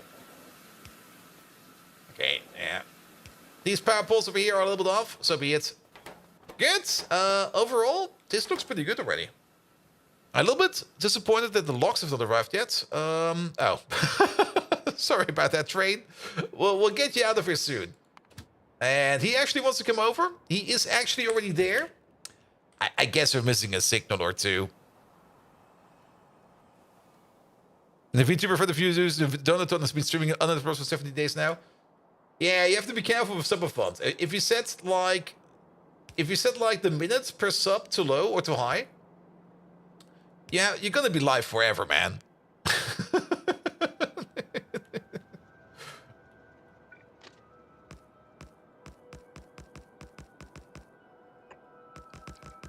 Here we go. The emotes are cute too. I mean, that's at least one thing. Like usually all those VTubers, they do have better emotes. I mean, my emotes are kind of terrible because I don't really use emotes. I use ASCII emotes. And I usually sit there and go like, yep, ASCII emotes is more than enough. What do you mean you need those animated? You get ASCII emotes. That's all you need. Cobble them together yourself.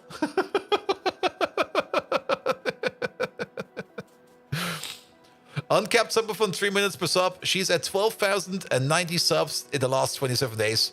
Yep, definitely worth it. I mean, keep in mind, she's definitely at the 70-30 split. So that's going to be 12,000 subs. That's going to be something like 60,000 bucks. And then you get 70% of that. So that's a whopping about 40K. For the month.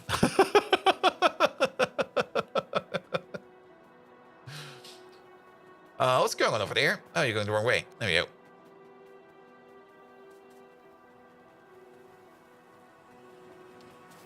Good. What others don't even make in a year. Yep.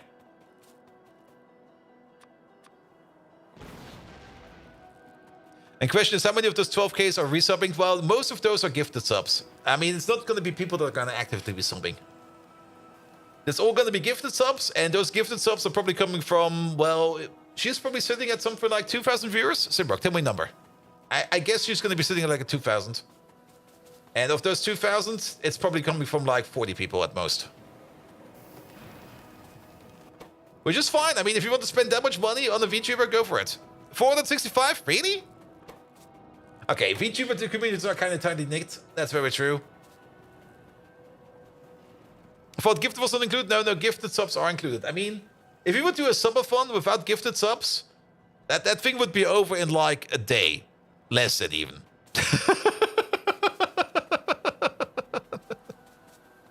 A subathon is not to gain money. You should be gained to make community nowadays, but streamers don't get it and focus on growing the community. True. But then again, there's subathon thingies. If you just... if you're sitting at like 12,000 subs, and you're only sitting at like 400 viewers or 500 viewers on average, that kind of means that most of those viewers will never even come back. They don't even care that they got the sub, so they probably never even come over there. Alright, we're back up on tar. Which is fine. Because now we're back to the tar issue. So we're going to make a tar dump over there. I mean, doing a summer fun is fine. I'm also kind of thinking about doing one at some point in time. Because it seems like a lot of fun. And also, you get like new challenges. Like you suddenly sit there and go like, alright, we're going to have to stream running overnight. That means, wait a minute. They can hear me night farting. Shit.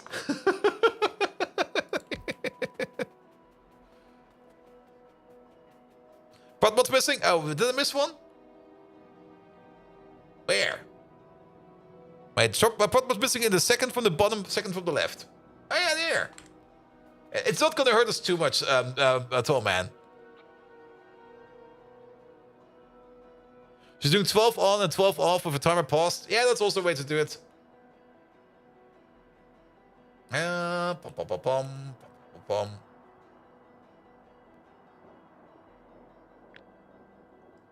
I mean, whatever floats your boat, right? Alright, let's put these in first. Wait, not like that. Because... Wait, actually... Wait.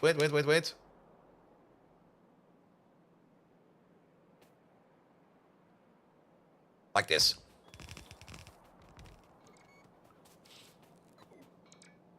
In Argentina, you can buy $50 gift subs for $1. Yeah, that's also the other thing.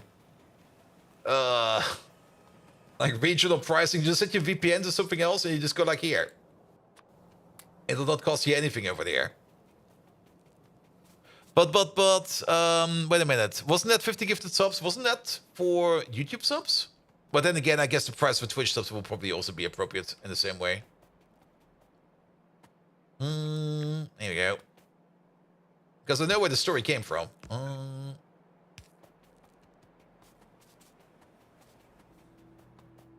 Good. Oh, Megatron lost spicy mustard. Spicy mustard is amazing. Actually, mustard in general is amazing. Like the amount of things you can make with mustard. Nom. Yeah, we're kind of missing the entire tar output over here. So let's start putting that in.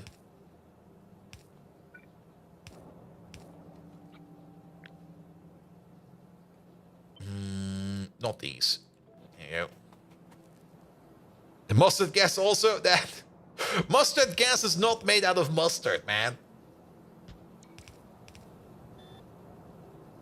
No, it does share a color, and it does share the other ability. If you're handling mustard and you get it on your clothes, you will never get it out.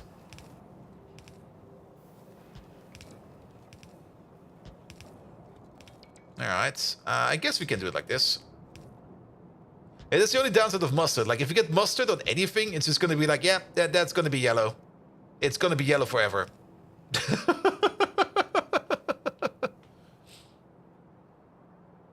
All Wait a minute, Nagapito. No. The regional sub pricing is also reflected in what I get. Like, if you buy a sub that only costs you like something like what you may call it, like 2 cents or something like that, I get 70% of that cent or 50% of that cent. I get half a cent.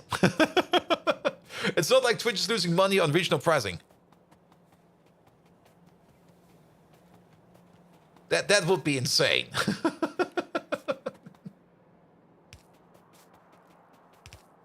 I think it used to be the case with the Prime pricing, because the Prime pricing had that issue. But then again, Prime subs were not that omnipotent that it was actually a full issue. But Prime subs are now also handled or weighted differently.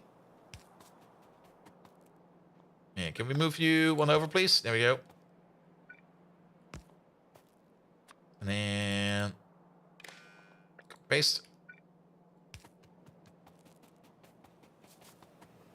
Now look at the coal gas outputs and just on the just rotated machine. The coal gas outputs, you say? Oh, yeah. I see what you mean. For some reason, it kind of looked like it matched. Yeah, we're gonna have to move them around.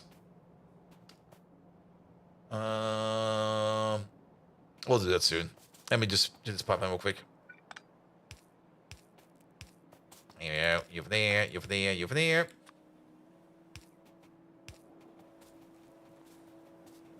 Effective June 3rd, Prime pay-up gaming subs are shifting to a fixed rate model. Ooh. Yeah, Prime subs are also kind of weird. I mean,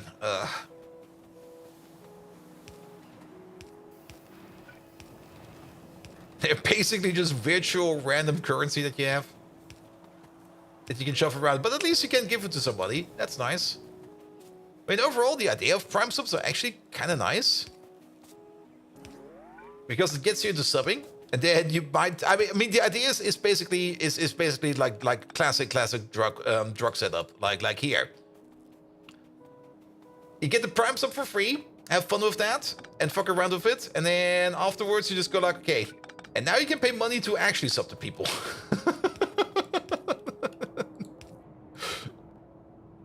All right, connect with you and you,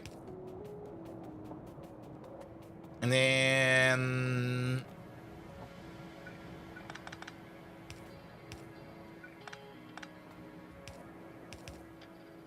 I guess you to you. There we go, that should be fine.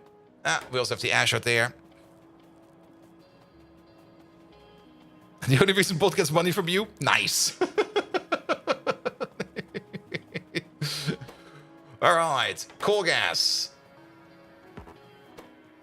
Yeah, we're now backed up on syngas over here. That's fine. We also got the ash issue. So, multiple things we need to do over here. One is ash. We got an ash output with an ash sink over there. Perfect. We'll take that. How much ash are we making over here? Each one of these is making 2 ash per second. That's 4, 6, 8 ash per second in total. So we can just do this, that, this, and that. Send it up here somewhere, and send it all the way over there. Then these things over here are also only making ash. So let's get this ash out of here as well. These ones over here are making less ash. It's 1 ash every 5 seconds. So you get one over there, you get one over there, you get one over there, you get one over there. Actually kind of disappointed. I kind of wanted to do something better for PyScience today, and we end up working on fucking syngas. Well, here we go. Off you go. Then again, we had to handle this somehow, and now we've handled it.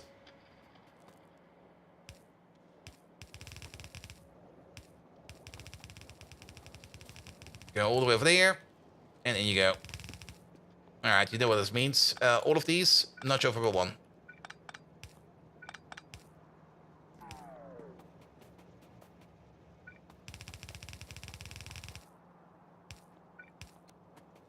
Good. Think some of those product went on the copper belt down there? What copper belt? You mean this copper belt? Nah, never happening. This thing is way too thick, man. Oh shit, actually you're correct. What? How did this happen?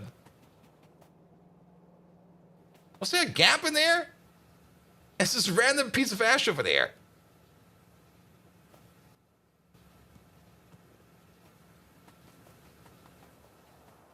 It was all the way backed up. How did it... Wait, how did that sneak in?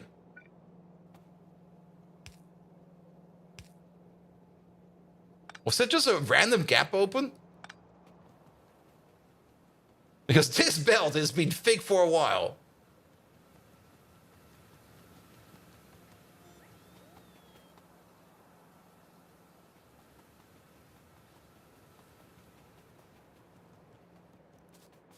Good. Well, it doesn't matter. That's all in. In the moments before the underground was placed. Yes. But then this would have moved somehow. I mean, it doesn't matter. Doesn't matter. I'm actually not quite sure how that could even happen. Because this belt should have been super duper thick all the time. I mean, this is coming from a mining outpost. This belt is always backed up. I'm a little bit surprised that it managed to sneak in there. Like, just like peek in there. Just go like, I'm living here now. But then again, the belt was moving. Because it was over here at some point in time.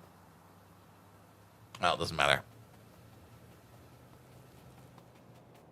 Maybe I can look it back into like a clip or something like that. Alright, nevertheless, iron oxide over there. Also, there's a random belt over here that we don't need no more.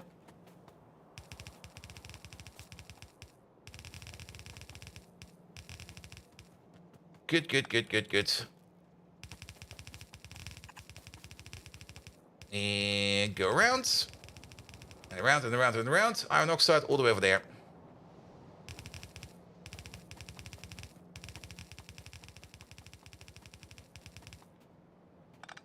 Here we go.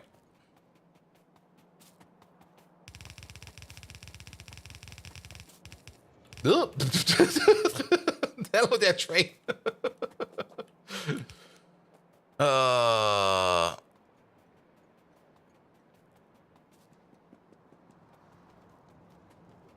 If the not so new belt compression logic things seem to be merged weird. Yeah, something like that. It doesn't matter. It doesn't matter. Alright. So your output is handled. Your output is all going into here. And the only thing that's now left to do is to make a train station for the syngas. We're going to make 2 of these, actually. Here we go. Liquid provider. No, wait. That lamp needs to go. I'm also getting tired somehow. I mean, it's definitely going to be like one of those lazy first days where you just sit there and go like, eh. What did I do all day? Well, let's see. I woke up, played video games all day, cooked food, started streaming, going to bed afterwards. Perfect.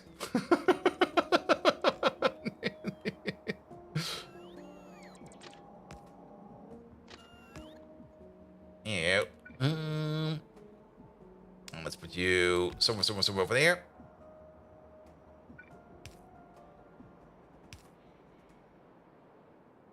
Hide in the house all day because it's 37 degrees out there. Yeah, it's not that warm over here yet.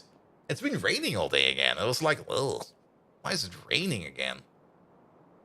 Could the rain please stop? I kind of want to be melting in my apartment over here. It has to be summer. Even though I already know the moment I start melting in my apartment, I'll currently be complaining about it every day. But come on. That's how it should be. You don't get African winds? True. Alright. Just hook up all of this over here. We do got like 2... Did we combine up the output pipes over here? Or did we not do anything with the output pipes yet? We didn't do anything yet. So both of these will be connected up to both of these. And we might even do it like this. So get 2 inputs. Let's make the inputs first. Well, we have 1 input. Let's maybe put it down a little bit. Actually, no, 1 input like this, yes. You'll be sitting somewhere over here with an overflow pipe going into there. And then the other one will be sitting over here with an overflow pipe going into there. So that we can, basically each of these will be focusing on one of the tanks. But if one of the tanks is full, we go to the other tank. Let's see. Did I do it anyway stupid? So the input pipe over here is going into this one first. And the input pipe from over here is going into this one first. If this one is full and this one has some space, it will flow over to there. And if this one is full and this one has some space, it will flow over to there. Perfect. That's what I want to see.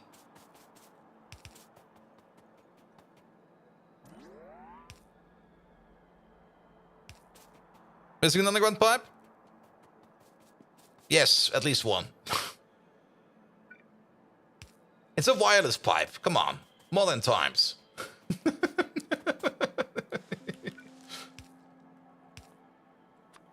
Actually, let's move you back by one. There we go.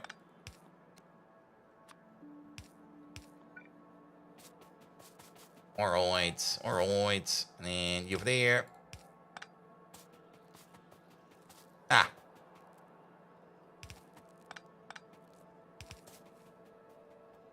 Alright, let's get this thing all the way over here. You over there, you over there, you over there. Excelente. Move you over there somewhere. Now let's pull you along, and then we build the other one next to it.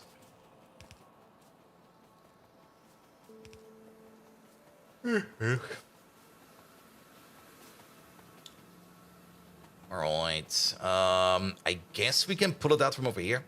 Let's do it from over there. So you over there, you over there, you go down, you go down.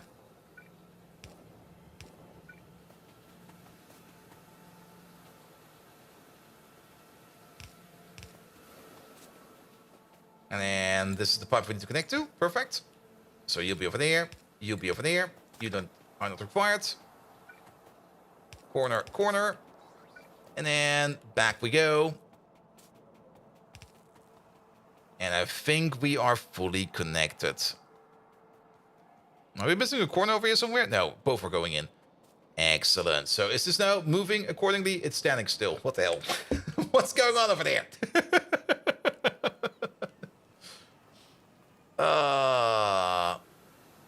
Well, one thing that's going on over here is definitely that there's a certain lack of lamps over here. So maybe brighten up the place a little bit so that we can see a little bit better over here. There we go. There we go. Almost there. Tar. Oh, we're not picking up your tar yet. I see. We got this other pipeline over there where we can just drop it into. So how about we just combine both of these tars up over here. This thing goes somewhere over here, which goes somewhere over there. I guess that's fine. There we go. And now all the tar is going into this bin over there. We're going to be storing the tar over there first. And then from over there, we're going to be thinking about where it will be going next. Alright, alright. But now it's moving. Now it's definitely moving. Are all of them moving? You're still backed up on coal gas, which is fine. You need to be faster. Because we were calculating with a crafting speed of 30 over here. Here we go. Making syngas.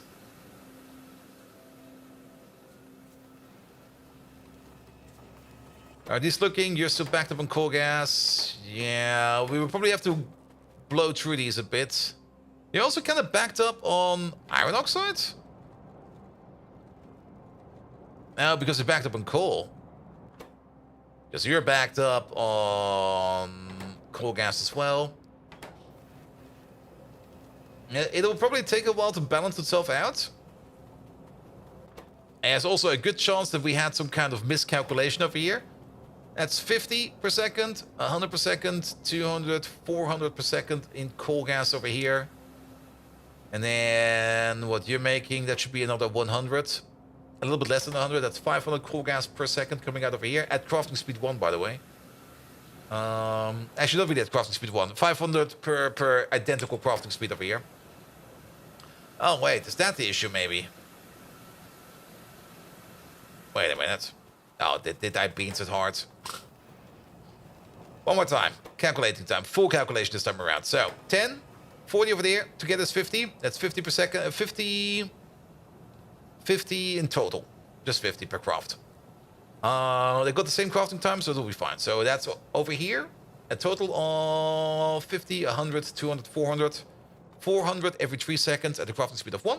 That's going to be 400 every... 800 every 3. It's going to be... Wait a minute. 400 every 3. At crafting speed 6, it's going to be 2,400 every 3 seconds. It's going to be 800 per second in total. Full crafting speed over here. Plus whatever you're making. Which is going to be... You're making... At the crafting speed of 6, you're running this recipe 1.2 times per second. So that's 24... That's 100. That is definitely 100. So 900 coal gas per second in total. Whereas this thing over here is only going to be consuming... Oh, we... yeah, we can build another one of these. Somewhere, probably we use some bad math, maybe. Let's double check over here. So we got a total crafting speed of 30 over here. We only consume 500 over here. We're making 900. Multiple ways of solving this. We could just add some more beacons to this. Then again, you know what? This is fine. We'll just keep in mind that we can add more to it. Maybe as soon as the coal outpost over here is done, we're just going to copy and paste this thing over. It'll be fine.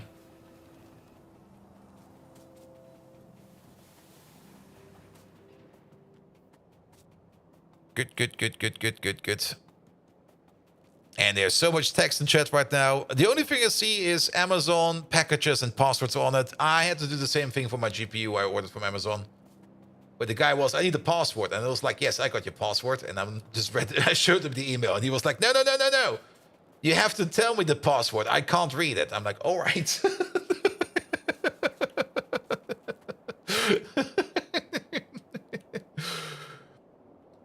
Good. Overall, average over here is probably something like 500. What we can see over there is maybe over here also syngas, fluids. There it is. Over the last 10 minutes. Yeah, that's our bump over there. We basically doubled our syngas production. If this is now not enough syngas, then I don't know either. Well, this is also still an issue. Syngas to 8 provider. There we go. We already have 2 syngas trains. We might want to add another one to it.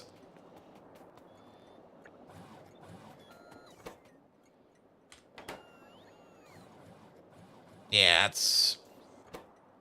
Nope.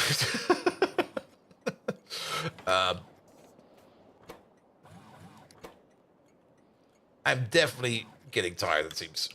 Which is fine. Syngas provider. So if you're gonna move over here, no, perfect.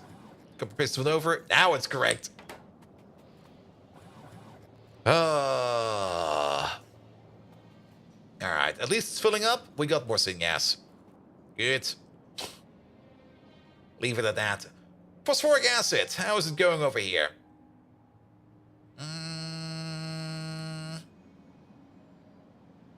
You're filling up this wagon over here, but still, main reason number 1, syngas. And seeing that both of these most likely are busy, kind of thinking of adding one more syngas train to the mix. Yeah, I think one more syngas train will be fine.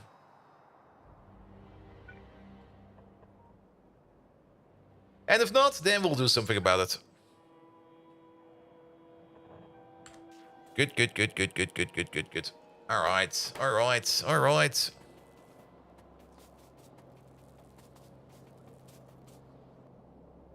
Good. Alright, caffeine. There's some caffeine in here. Oh.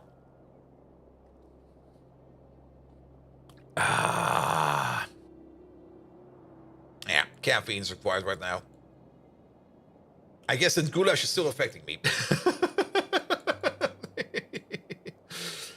Good. Let's hope that this is fine. Did we actually get any syngas done over here? No. Answer is no. So the amount of naphtha we've done over here, that was probably negligible.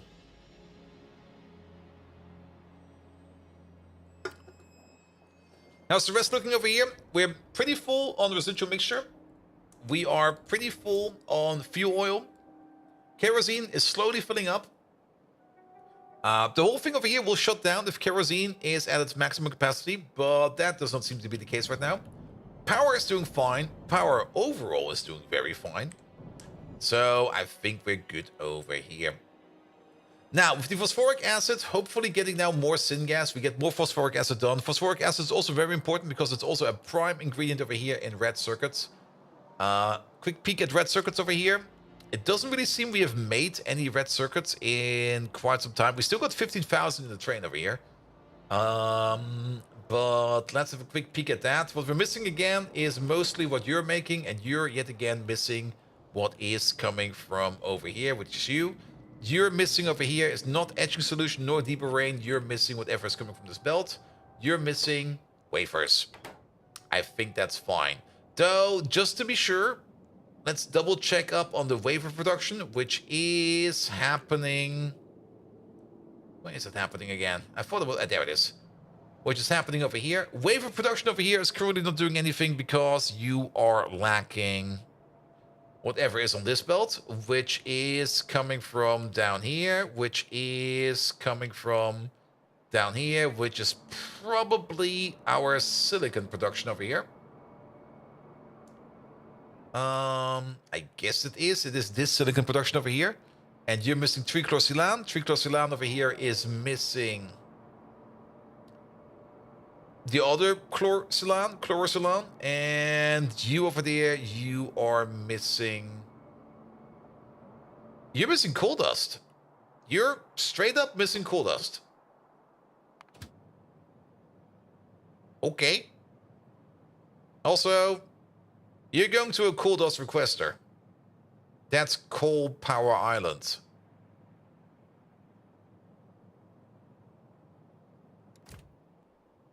Really? What? Oh, I see. Okay, that's how we set it up. I guess that's fair. I guess we do have a backup input over here because maybe this over here will not be fine enough. Though there's quite a bit of coal dust flying around. The coke production over here, this could be a bit of an issue. Yeah, this is definitely the issue. You can already see what's happening over here. Alright, probably because these are empty. Yep, these are finally empty. And overall, coal is in high demand. These are still fine. Yeah, those are excellent. These over here are also excellent. We do have 6 raw coal trains, and they're all moving up in the boot. How are these stations over here? You're full, and nobody's coming over here. That's actually kind of interesting. Both of these stations are open, and none of these are coming over. I think we might actually do need some more coal trains as well.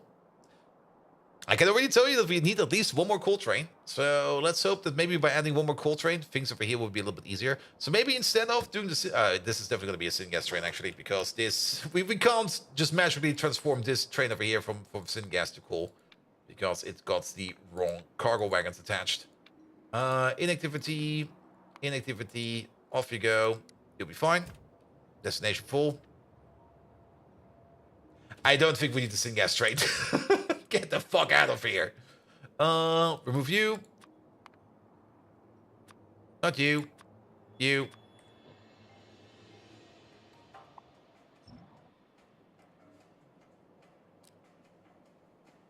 Maybe we do a quick train upgrade on those?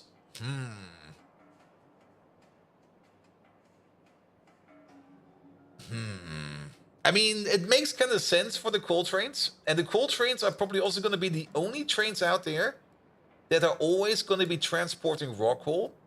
Because, I mean, we're kind of moving slowly but surely into the way that whenever we're doing ore processing, we're already doing like a partial of the ore processing on site.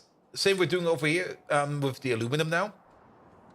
We would just immediately take the aluminum ore, we just crush it, and then we just move the crushed stuff over here because it has a higher packing density.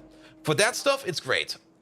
Coal, on the other hand, the moment you start processing coal, you immediately start getting actual coal out of it. Like the moment you start processing raw coal, you get crushed coal, normal coal, and coal dust out of it. So for coal, it kind of doesn't really make sense too much. So it would actually kind of make sense to maybe upgrade the coal trains over here into Mark II trains. However, that would also mean we would have to adjust every station out there. That's coal dust. That would mean we had to adjust every station out there, which is only 5 of them.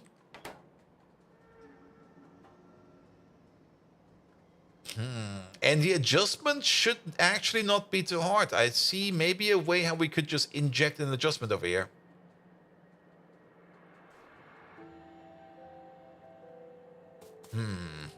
But that's again something I don't really want to work on right now.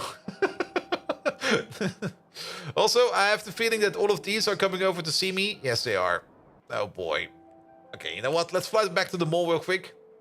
There's a whole bunch of bots coming over with a whole bunch of stuff they want to bring me. And they're all stuck out in the booties.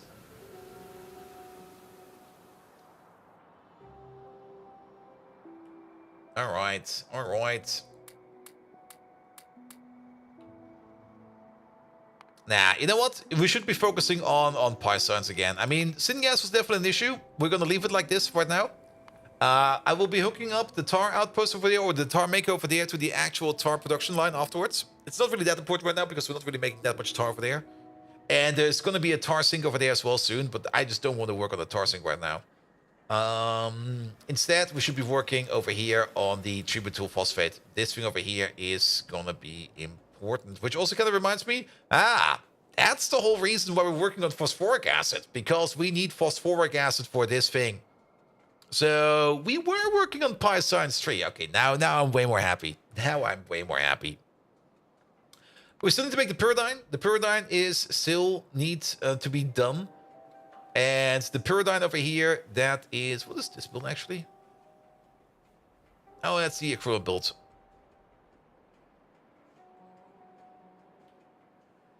Good. But yeah, the pyridine over there, that thing is only going into tributyl phosphate. There is, of course, the other recipe over here, but we've already kind of decided that we want to go for this one over here, because this is 1 pyridine to 3 tributyl phosphate, whereas this recipe over here is 1 pyridine to 1. Even though we do get some hydrogen chloride out of this, but I don't really see any kind of benefit for this one. This one over here, for less input resources, at least in pyridine and butanol, we get more tributyl phosphate out of it. This one does require some benzene, but benzene is like nothing. Benzene is easy. And then, of course, the phosphoric acid. That would be the only downside over here, that we do need to add phosphoric acid to it. But overall, I don't really care that. Are you making a coal train? Yes, we are. It's going to be over here. Which also kind of means that these two over there, out. Raw coal. We definitely want to add 1 more of these. That is definitely something we want to do. Full, empty, and then wait for the wagons. All right, let's also wait for the bots to supply us. We might also want to work again, on a raw coal outpost or 2. Oh, we have this one over there. Never mind, we already made one. And all of these are open. We might actually want to make another raw coal train. Is there any more big raw coal deposits out there? There's a couple over here, but this is only like 14 million in total. And then nothing down here, nothing over there. There might be more out there, but we have to find them. And I don't really want to be going too far out there, because we have to build all the way over there. Then again, raw coal.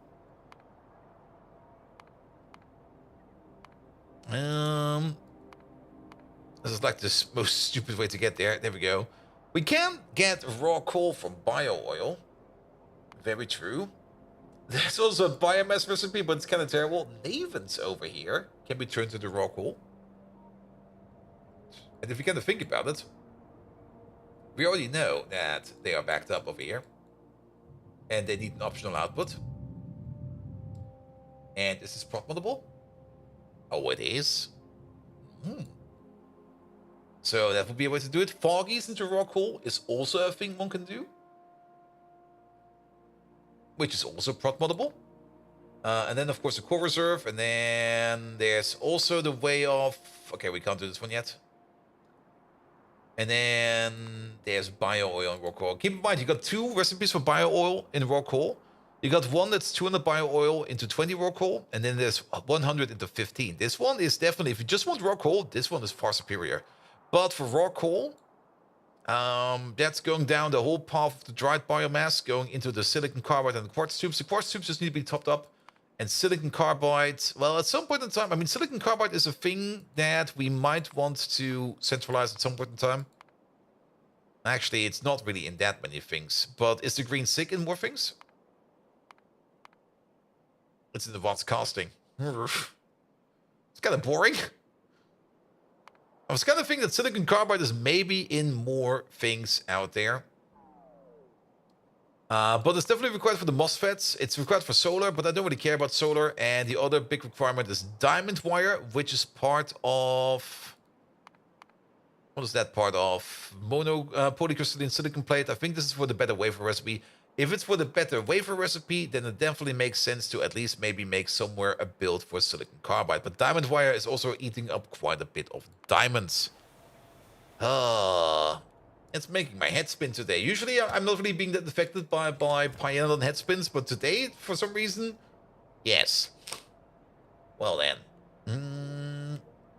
Maybe because we just overstreamed a little bit too much on Rimworld yesterday. Together with Cassie just being an absolute evil person. Good. Alright, but syngas are coming in over there. Alright. Yeah. We're losing focus, so let's just focus on the things we can do. And the things we can do is definitely this stuff over here. So let's focus on this one, because we already got the titanium dioxide, the plastic bars and stuff like that. Everything is available, so let's focus on the things we can do.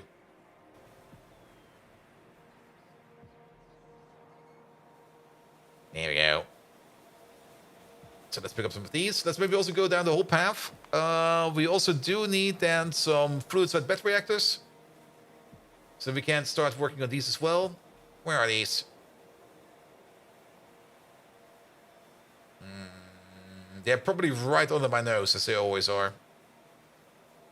Let's see, where are these little thingamabobs? Pom. Not these. There they are. Good. That goes into a chemical lab. There they are. And then the tributyl phosphate. This, we will be exporting this stuff. And then the advanced substrate will be made on site. And we do need to make some bio-oil for that. So it actually maybe makes you think that if we're already going to make a bio-oil machine, we might as well make a big one. If it's part of science over here, we might as well go for a big bio-oil machine where we just consolidate most of our biomass. And instead of maybe turning it straight into power, which we're currently doing in a biomass power plant, we could just turn it into raw coal, because we will always be needing raw coal. Like, coal is in everything, in absolutely everything. All right. Let's get over there.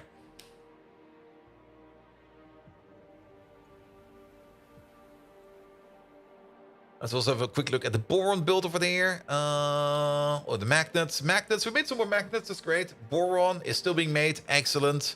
Biomass is definitely something we always be making. So that's also all good. Then, you over there, you've already made some crafts. You still need to be connected over here to your output pipe, which I think we just never finished up. Here we go. There is the butanol. Butanol is done. Then, with the butanol, we can start working on... Or we have to start working on this first, because then that goes to the pyridine, and that goes to that. So, this stuff will be next. We only need this for the pyridine, so it's probably going to be part of the pyridine build. This is already a natural 1:2 ratio for the pyridine. We need 1 every 10 over here, and we make it at the rate of 1 every 5. So that's already like a 1:2 of these. And then over here, we make this at the rate of 1 every 10, and we need 1 every 10 over here, so that's a 1:1 ratio. So if you kind of think about it, you can already see like a natural pattern emerging. I also kind of noticed that this over here could be faster. There we go.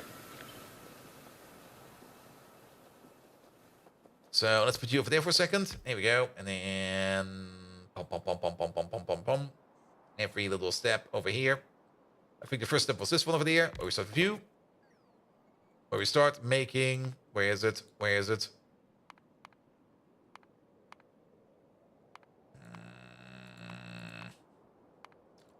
Where we start making this stuff. There we go. At a ratio of 1 to 2. We can prot mod this. We should prot mod this. That will skew the ratio a bit, but I don't mind if the ratio over here is a bit skewed. So one of these into... What's the next step over here? The next step is going to be you in fluid-side pet reactors into 2 of these. One of these and one of those. Bish, bosh, bish. Can we prot mod these as well? We can prot mod these as well. It's always so rare to see like any kind of build out there where you just go like, you can only speed and prot mod these, but not energy efficient these. And you go like, why? Always makes me think that they might have just forgotten something over here. So this into that, and then finally into this, which is being done in a chemical plant, which will be sitting over here somewhere. Good, into the tributyl phosphate. There we go. Just do it in one fell swoop. And this thing over here, for some reason, can't get prot mods. So be it. And then the only thing that's going to be missing over here is going to be something like the empty barrels. We're going to make some kind of weird barrel machine out there, because barrels, how fast do you make a barrel? Oh, good God. There's so many barrel recipes. Give me the basic barrel. Okay, it's probably easier to look for the barrel recipe in here. There it is. We make 1 barrel per second, and we need barrels at the rate of 0.33333 per second. So we don't really need to worry too much about the barrel machine over here. All right. And then just locally connect all of this up. This goes into there, that goes into there. Add some cobalt extract over here. Rest is liquids. Physical stuff is coming out. Put it all in over there. Add some more liquids to it, as well as the barrel. And out comes the tributyl phosphate. Are we getting the barrels out later? No. The barrels will be gone. Like, the tributyl phosphate over here goes into the advanced substrate, which then goes into the bio ore, which then goes into PyScience packs, and the PyScience packs then evaporate. Or the tributyl phosphate over here goes into hot solution, which then goes into the mother liquor, into the analyte, which goes into something. Or it goes into Purex, which goes into something else. Or it goes into... Okay, over here we get some of the tributyl phosphate back at least. Here we go. So we don't really get any barrels back, which I'm very happy about, because I don't want those barrels back. All right.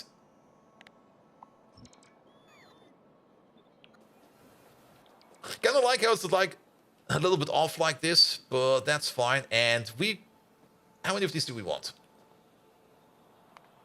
If we put down one of these, we're gonna have a crafting speed of 6, or this running at a crafting speed of 6, which means we are making 0.3 per second times 6. That's 1.8 per second. 3.6. Let's put down 4 of these. I think 4 of these will be fine. So 4 of these blocks. And if we do 4 of these blocks, then we could maybe also straighten them out a bit by just doing something like this.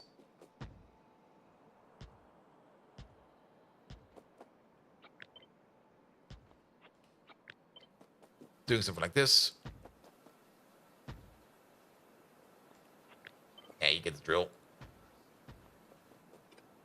And doing something like this. There we go. All right, and then we put you at the front.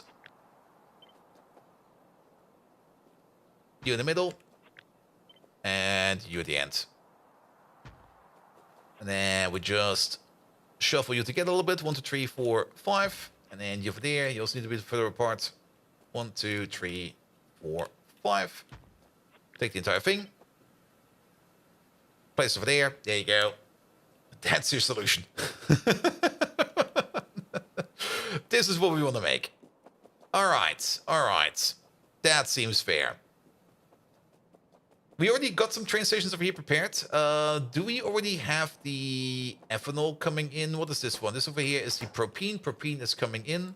Ethanol. Ethanol is something we do make over there. We could, if we would feel like it, just pipe it over.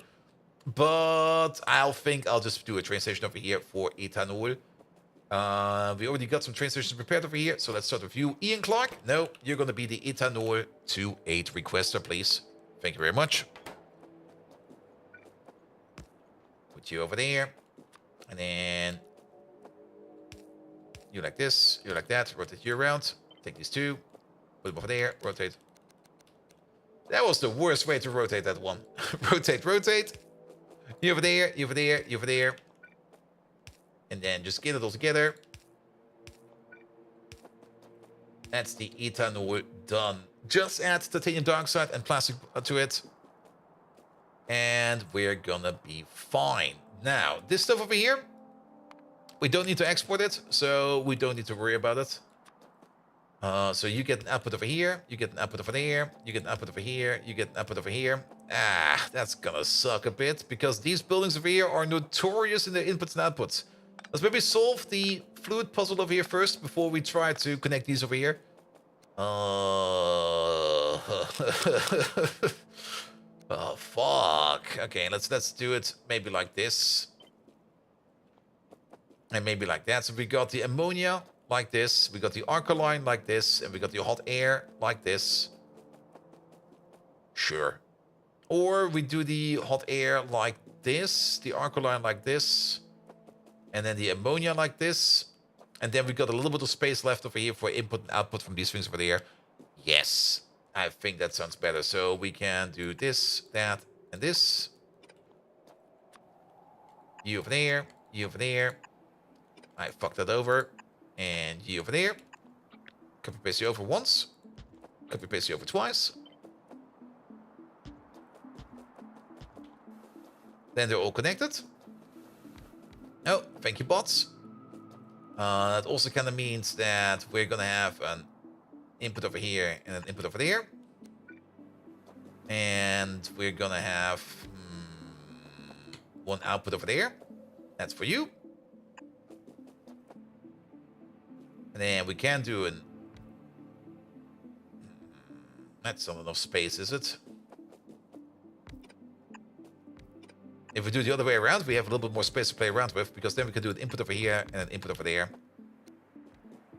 Rotate them all in. You go like that. You go like that. Afterwards, you go a little bit down. And you go like that. You do 50 over there. You do 50 over there. Are those my long-lost pocket bots? Those are my long-lost pocket bots. They're long-lost pocket bots. Alright. And that's all in then. And then we need to do the same thing over here. We can just copy-paste this entire thing. Just like that. Actually, we can just copy the entire thing and just block it in like this. It's only a little bit different in the input heights over here and over there. The only thing that's also going to be different is you over here and you over there. And then we got all of this. Good. Your outputs are all going into there. All these pipes over here are still all connectable. Then, all of your outputs. You're not really going to be making that many in terms of outputs, but we can place like one output over here. Ah, that's not going to fit. That's not going to fit. We can just push all of this into the middle of here. And just sideload it on a singular belt. And be done with it. So just do something like this. Definitely leave some space over here in case we want to increase the beacons. There you go. You over there, you over there, you over there, you over there. I missed. Sorry. You over there, you over there, and you over there.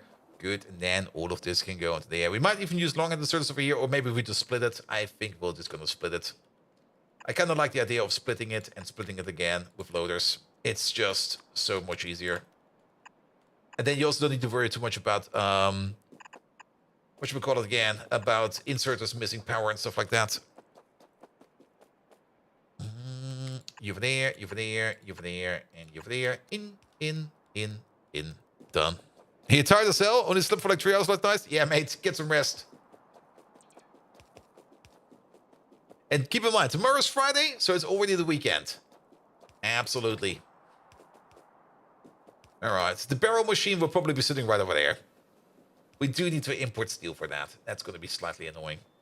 Then, ammonia. Do we already have ammonia over here? No, we don't have ammonia over here. Do we have ammonia over here somewhere? No, we got some gasoline over there, but that's not really ammonia. Because refined syngas over here, chlorine gas. We have hot air, so we don't need to import hot air. Good thing we checked, because I kind of forgot that we already have that. So you over there, you're going to be the ammonia 2H requester. And the other input is just going to be the alkaline. We also need some benzene over here, so we definitely need some alkaline over here. I'm pretty sure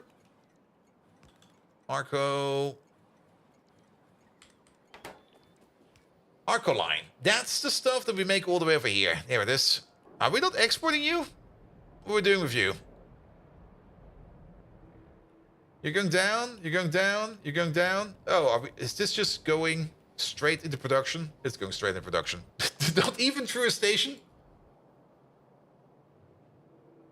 Okay. Nah, we're not exporting this at all.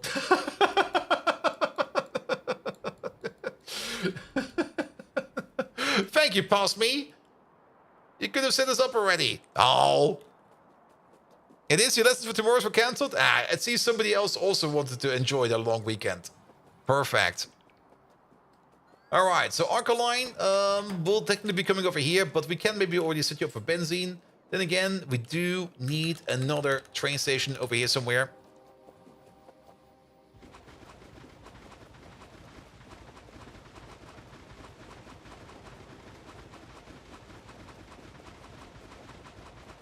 There we go.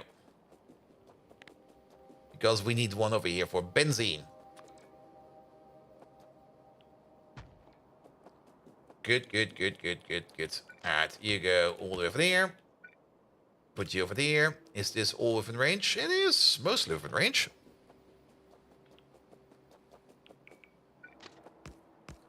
That's going to be the benzene requester. This is going to be the alkaline requester. Good. Ethanol requester. I'm actually kind of surprised that the ethanol requester over here has not arrived yet. Because you're standing over there. What is with our schnapps making? It's doing nothing.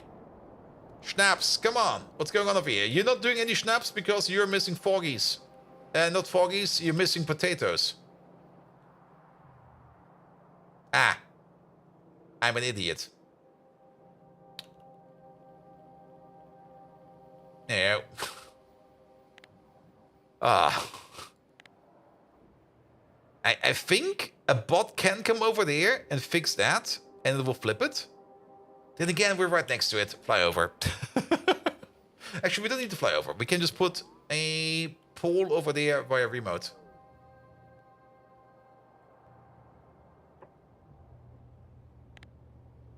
But not over there.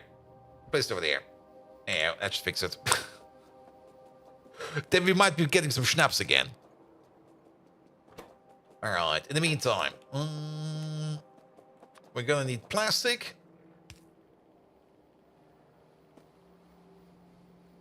We can make this a half and half belt, can't we? For plastic, and yeah, let's make this a half and half belt.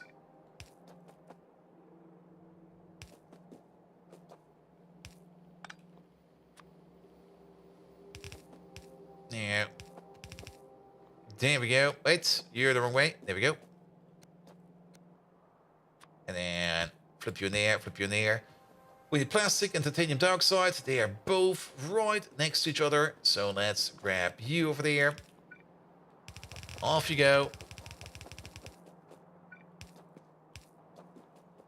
And then we're gonna need you over there. We are gonna get a secondary belt of plastic over here. Might as well get a little belt of plastic.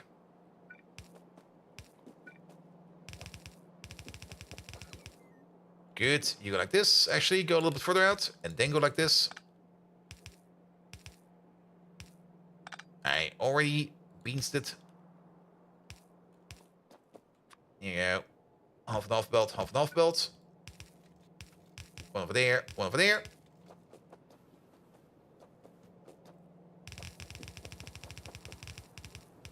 Go over there. And go over there. Good, you're good to go. That is this part done. Then you also still need the cobalt extract. For that, we also do need yet another requesting station. Unless, wait a minute, no, we got cobalt, don't we? Isn't cobalt extract? No, it's rare earth oxides that we order in over here. Ah. I thought it was cobalt extract, but it's not. So, really, it's not? Do we need cobalt extract for this? It sounds like something where you need cobalt extract for, but I guess not. And that's next lit. It looks similar, but it's not the same. And then down here, it's all the other things. No cobalt extract. Any cobalt extract over here? I mean, if it's close by, we can just belt it over. But if it's too far away, then there's some ammonia over here. But yeah, that's fine. Keep your ammonia. Also, that's also the ammonia that is... Did we actually ever fix that over here? Maybe. Yeah, we did. We got this optional output over here, which is going into the air. Yeah, we fixed that. We definitely fixed that. Alright, there's more ammonia over there. There's so much ammonia over here. But, sadly, none of the stuff we're looking for. So, a little bit more landfilling. For one requester station for the cobalt extract.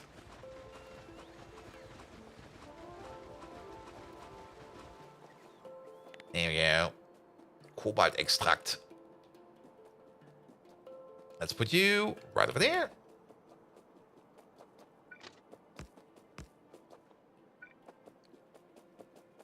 And plastic large portions of water fill. Yeah, keep in mind, water fill and pie is kind of expensive. It does require like 30 stone, 30 gravel, 30 soil. Per piece of landfill. So each one of these is like 30 of each. And we've been spending quite a bit on our landfill. Our main landfill maker is this one over there. Okay, we got another 11,000 over here, so at least we do get some in. And I think we might still have some landfill over here with the very, very old landfill maker sitting over there. And it's like 1,600 over there. And I think we had another... No, the other one we lost. The other one has been abandoned. And the blimp. Yes, the blimp said hello. Alright, but this can be the cobalt extract over here. But we are slowly turning our lakes over here into factories. I mean, we've also been landfilling quite a bit over here. Same for over there. This part is also built mostly into the water. And we do use the advantages of building inside of the water. Especially over here. Because we can pick up landfill, so we can just put a normal offshore pump over here, which makes things a little bit easier.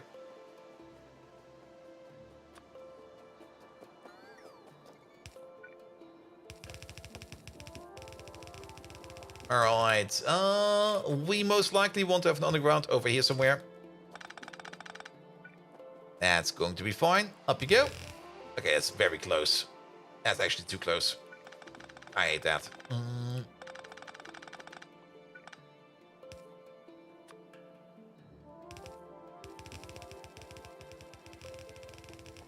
Alright, this is gonna be the other stuff that you need. How much of this do you need per second? Not that much. We need 1 every 10. We got 8, so we get 0.8 per second, approximately the 6, so basically 5 per second. We can do that with an inserter from the side over here. And then the same on top over there on the other side. But that's gonna mean that we do have to make sure that the power poles over here will be fine. But, well, one step at a time. Which means you'll be over there. Perfect. You go this way. Excellent. You go up. Excellent. You go...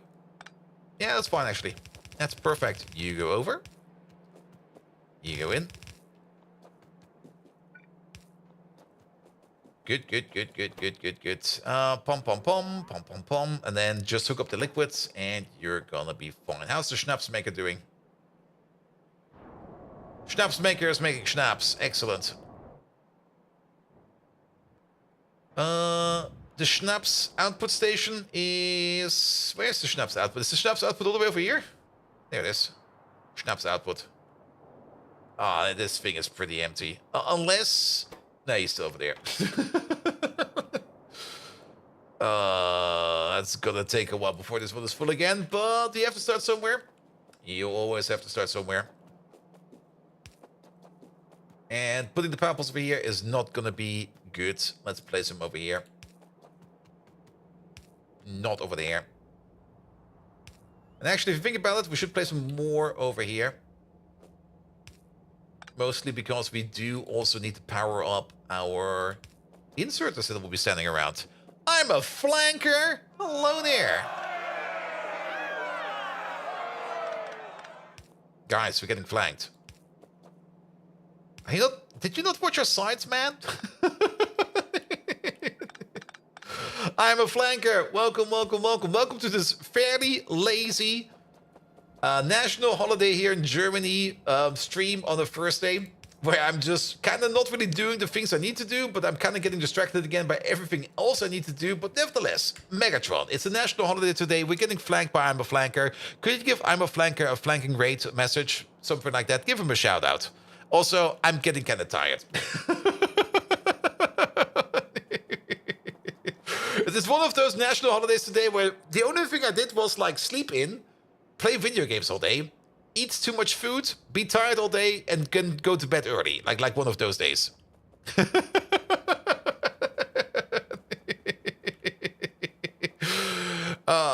Also, Megatron is still... A national holiday?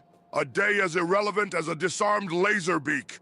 But I see we're being flanked by none other than I'm a flanker. How fitting. A strong Decepticon. Ooh. Welcome to you. I'm a flanker, or as we say in Finnish, tervetulo. But a raid message you ask. Oh, flanker, you're about as intimidating as a minicon in a duel. You couldn't flank your way out of a back alley brawl on Cybertron's dark side. But since it's your holiday, I begrudgingly give you this shout out. Don't lose your Lubzik. I'm a flanker. Your Lubzik? Now, raid or no raid, we've got an energy mine to manage. Bold Viking. The Decepticons await for victory. Power! Dude, what the fuck is going on with him today? Was that the power at the end? Wait a minute, what did he say? Alright, I'm not quite sure what he meant at the end. I'm just gonna copy-paste that into chat real quick, and you make it up for yourself. I think he turned into a cat.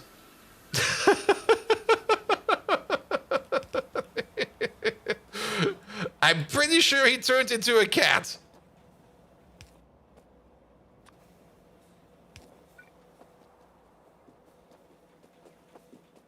Good. But guys, we just got raided by I'm a Flanker. If you don't know who I'm a Flanker is, go check him out. He's doing a whole bunch of community games, which we partake in every now and then, usually when we don't really want to go to bed. And we kind of play some Ready or Not until like 5 a.m. And then we kind of both complain about we didn't sleep much. But nevertheless, where is he? I'm a Flanker. Here we go. No, wait. There he is. Good. Oh, he did some Crusader Kings today. I played a game of Crusader Kings myself, like, over the last weekend. And as always, things never go as expected. I actually had... I was working on the quest for getting to Sicily as, like, a Viking before, like, a certain date. And, of course, the first person I got, he basically died after, like, I think maybe 5 years or something like that. And then I immediately started as a... I think, like, an 18-year-old. And he lived up to the age of 91. I played that dude for like 80 years, no, 70 years in total. And I was just like, what the hell? These people usually die way faster than that.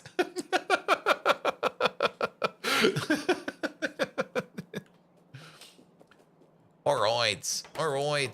Yeah, just missing Schnaps.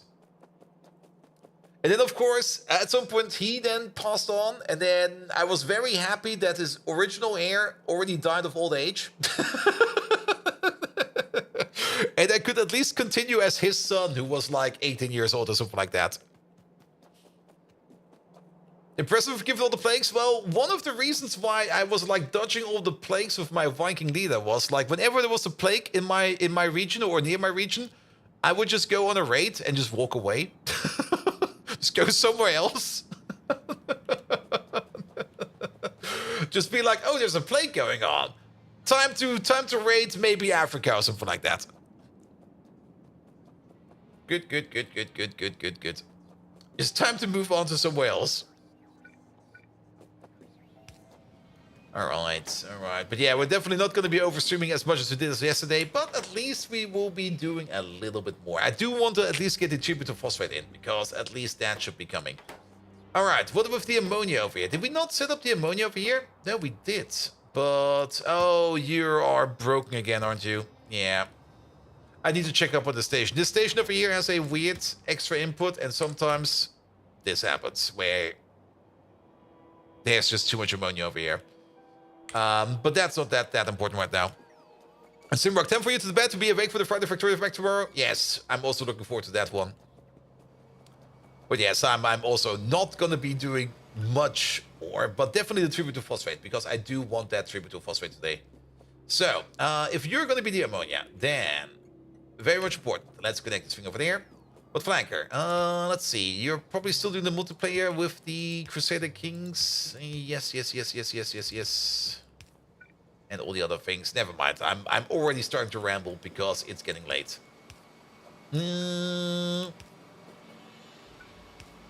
Good. And I'm pretty sure the only reason why I'm tired is because I had that excellent goulash today, which was very excellent. It was a very good idea to make goulash. Good, that will be the ammonia connected. The Arcoline. The Arcoline. We still need to export that. Alright, let's set it up real quick. Provider. Not the fish. We need Arcoline. Wait a minute. Is this Arcoline? It looks like Arcoline.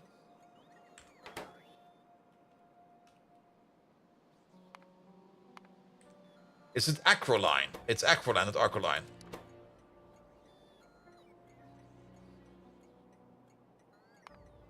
Maybe we have it already.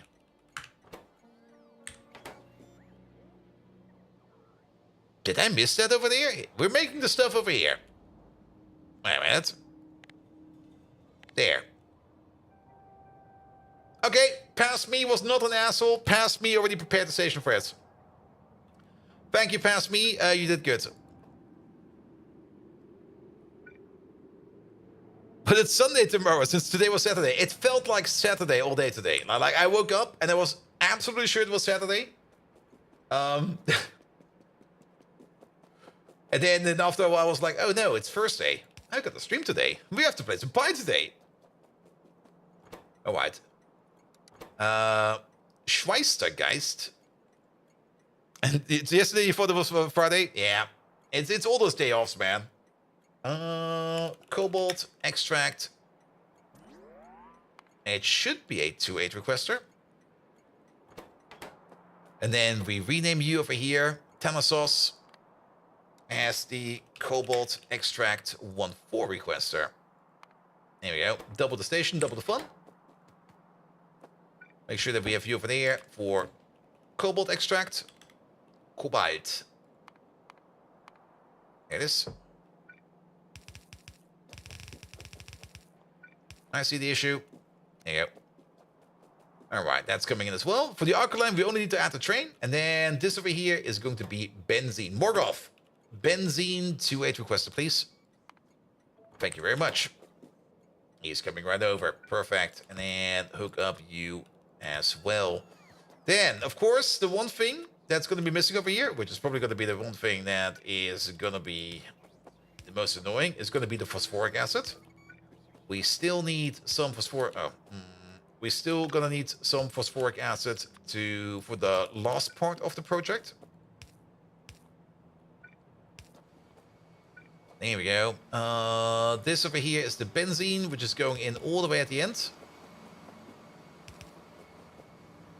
We also probably want to rotate these around a little bit. There we go. You like this, you like that. Yeah, benzene, butanol, and phosphoric acid, as well as the barrel machine and what we're making over here. So, the phosphoric acid. Now that we have fixed up the syngas, hopefully... It's off. It's waiting on syngas. Ah. What happened over here? What? Oh, you did come over. Never mind then. Get the fuck out of here.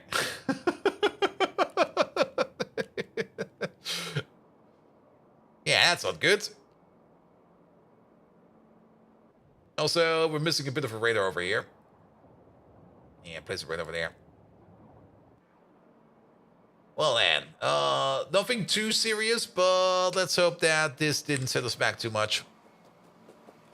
Nevertheless, you over there, into there. Bish, bosh, bish, tush. Ah, I broke it. Bish, bosh, bish, done. Go all the way around to the other side.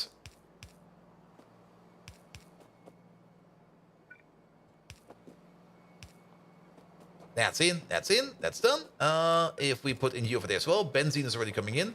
Then the butanol, that's the stuff that we're making on top of this place.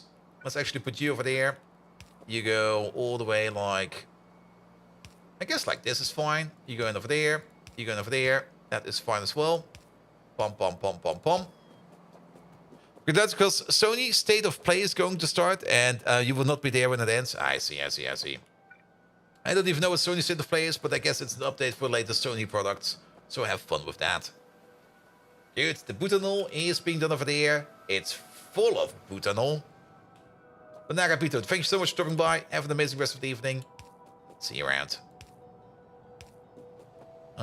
That almost connected with the Arco line over there.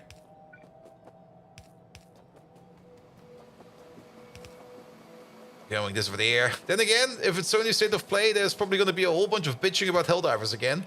And PSN, I hope it will not be too bad.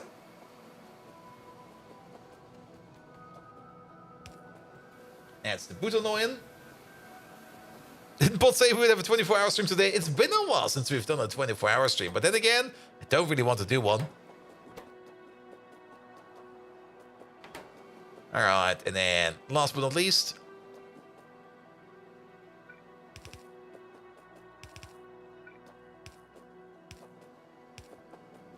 this stuff. You over there, you over there, you over there.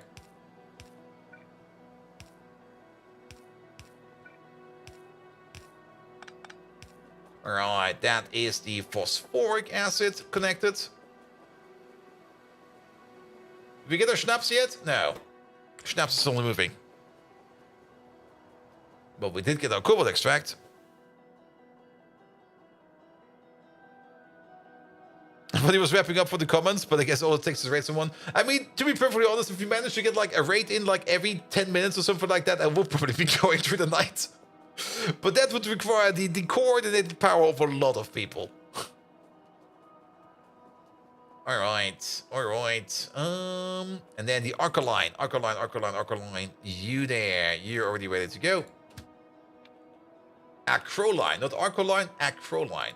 Provider, requester, full, empty, not time passed, inactivity.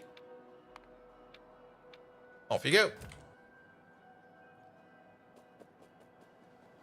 There's silence of actual rates, not like random bots strung together rates.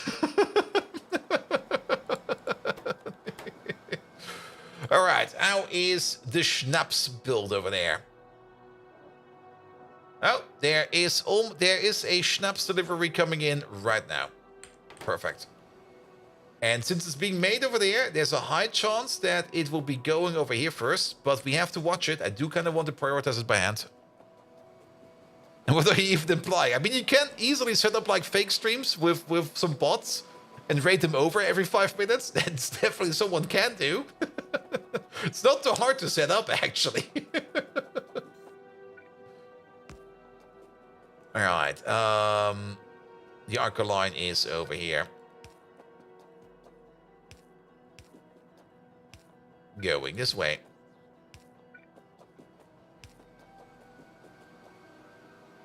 You have no experience or knowledge in that? All right, that's fair.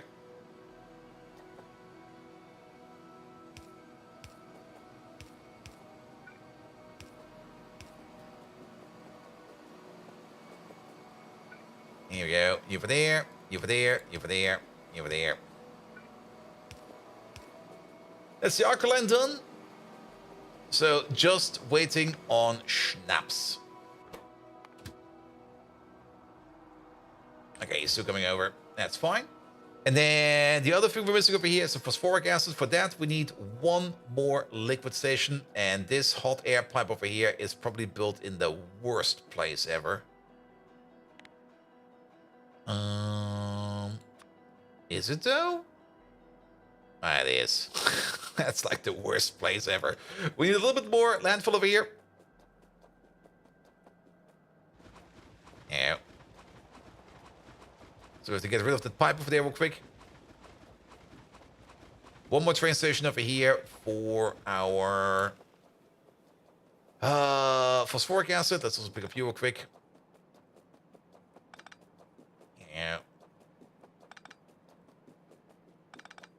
We redo you in a second. Let's also make sure that... are you stuck in traffic? You're stuck in traffic. What the hell, man? Liquid requester. Oh, really? Damn. I thought this was enough space. Here, F this. I'll make it nice afterwards. Good. We should probably also make one of these further down over here because we are running out of range.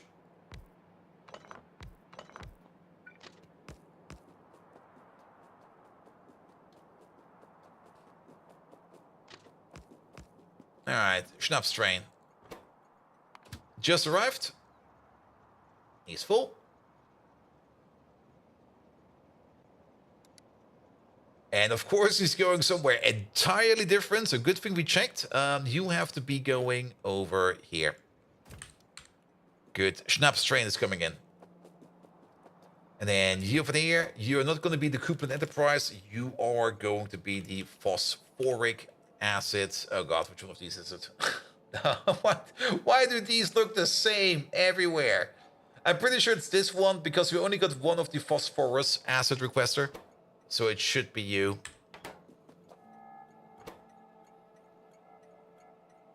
It should be you. We can check by means of... Yeah, we can check it like this. This train is standing over there, which is you. And this train over here is standing over there, which is the same. So it is most likely the correct train. We are missing a little bit in signals over here. Here we go. And we're also missing a little bit of bots over here. We're also missing a bit in fuel. And even a bit more in... Let's put it over here somewhere. Oh, you're missing power. And logistic control over there. Perfect. There's a signal over there, so the bots will be building this sooner or later. For the phosphoric acid, we still need to wait on the train. And then again, if we have a look at this entire thing over here, the only thing that will be missing over here is going to be the barrels, of course. I forgot about the barrels. Those damn barrels. All right. We have a barrel maker in the mall. There he is. I think I'm just going to go for two. Like, one over there. One over there. That'll be fine. Don't really care too much about it. Then we got some steel over here. We got some iron plates. We sadly can't cook iron plates on site into steel.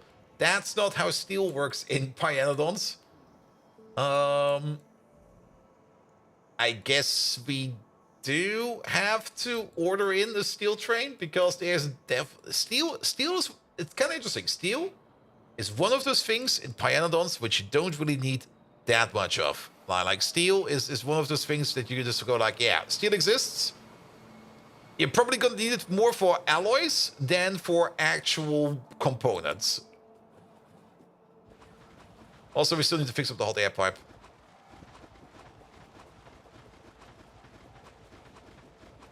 Let's hope we have enough landfill.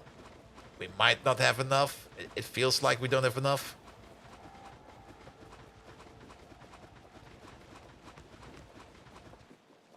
Okay, we have well enough.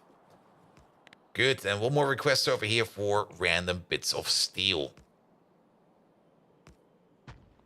Especially steel ingots. I mean, at the beginning, there's a couple of things where you do need the steel ingots for, but it kind of turns mostly into molten steel that you require more of. So, yeah. And then you over there. All right, let's put you in real quick. Damn roads, you're gonna be the steel to 8.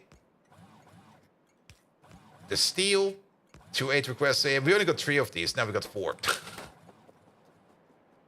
We've got definitely more iron plate requesters than we got steel plate requesters. All right, and there's also the hot air pipe over here somewhere. Where's the other end? There it is. So let's maybe go up a bit. And then we got 3 here. You do need these about super steel. Yeah, things like super steel and stainless steel, you definitely do need way more. But just basic steel? Not that much. I mean, it is in engine blocks at the beginning, of course.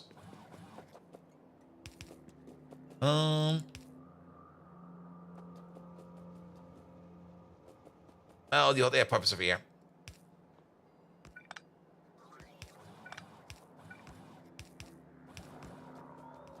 There you go.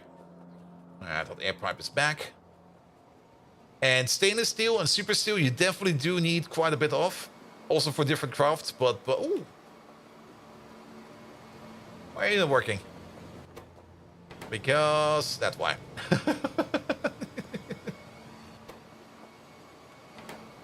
There we go. So just add steel for the empty barrels and phosphoric acid, and we're good. So let's get the phosphoric acid in ASAP. That's going to be a bit of an issue.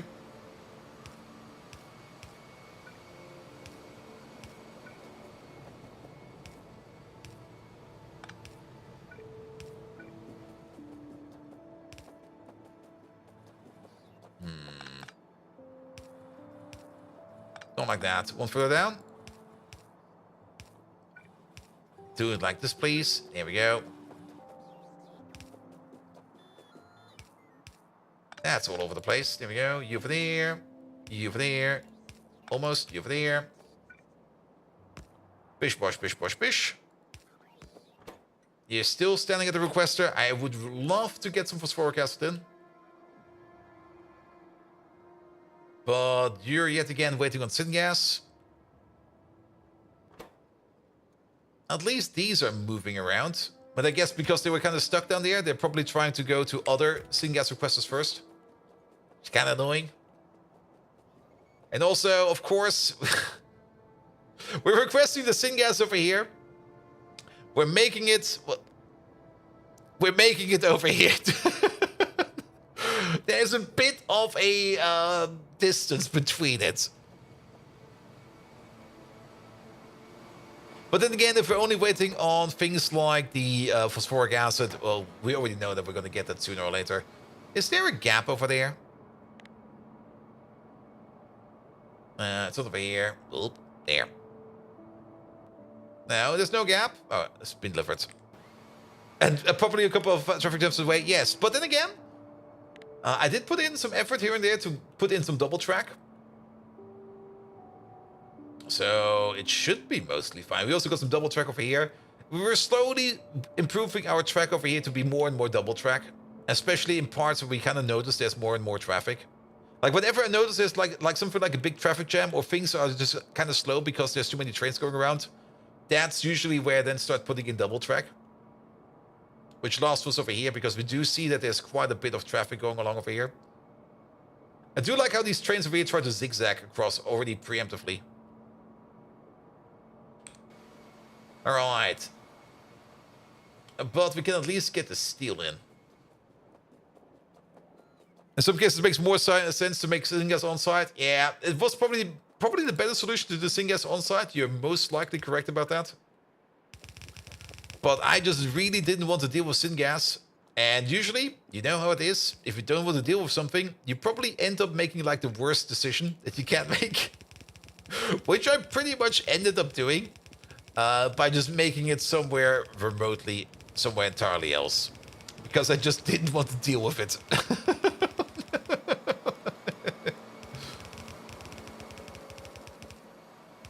Yeah, stuff like that happens every now and then. But it's also something you do see happening in any kind of other project as well. Like sometimes there's just like these things, with tasks you need to do, and people just go like, I just really don't want to do this. And then they either super half-ass it, or they do something else with it, and then you just go like, yeah. Well, that happened now. Now we have to live with this. Damn.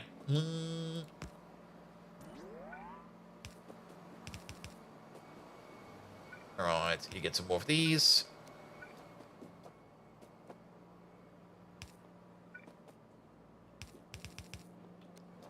That goes in over there.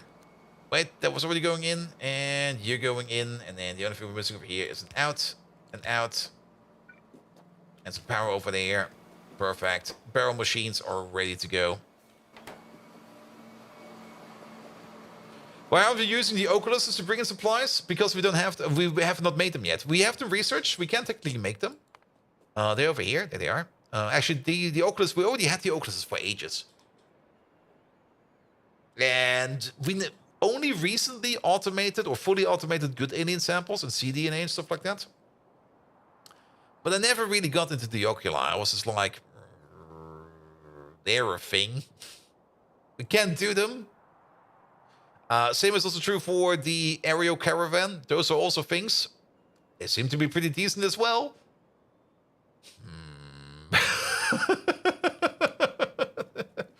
Maybe. Alright, you already set up correctly. Only thing you're missing is power.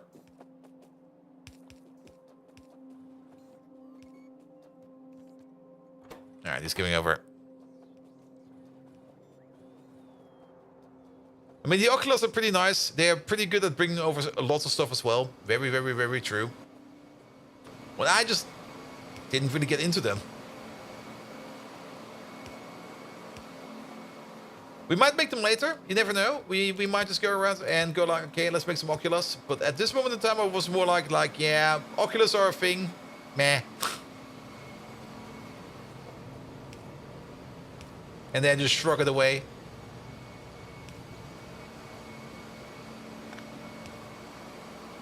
Here we go. Good, but overall, just add phosphoric acid, and done is the tributyl phosphate.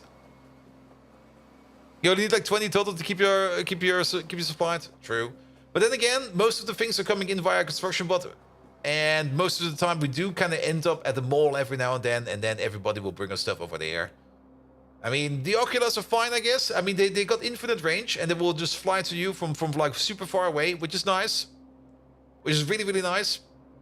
There's nothing to say no about that. But, I mean, we already have a global bot network. And the logistic bots are already pretty fast. What's the tributyl phosphate used for? It's required for the for the advanced substrate over here.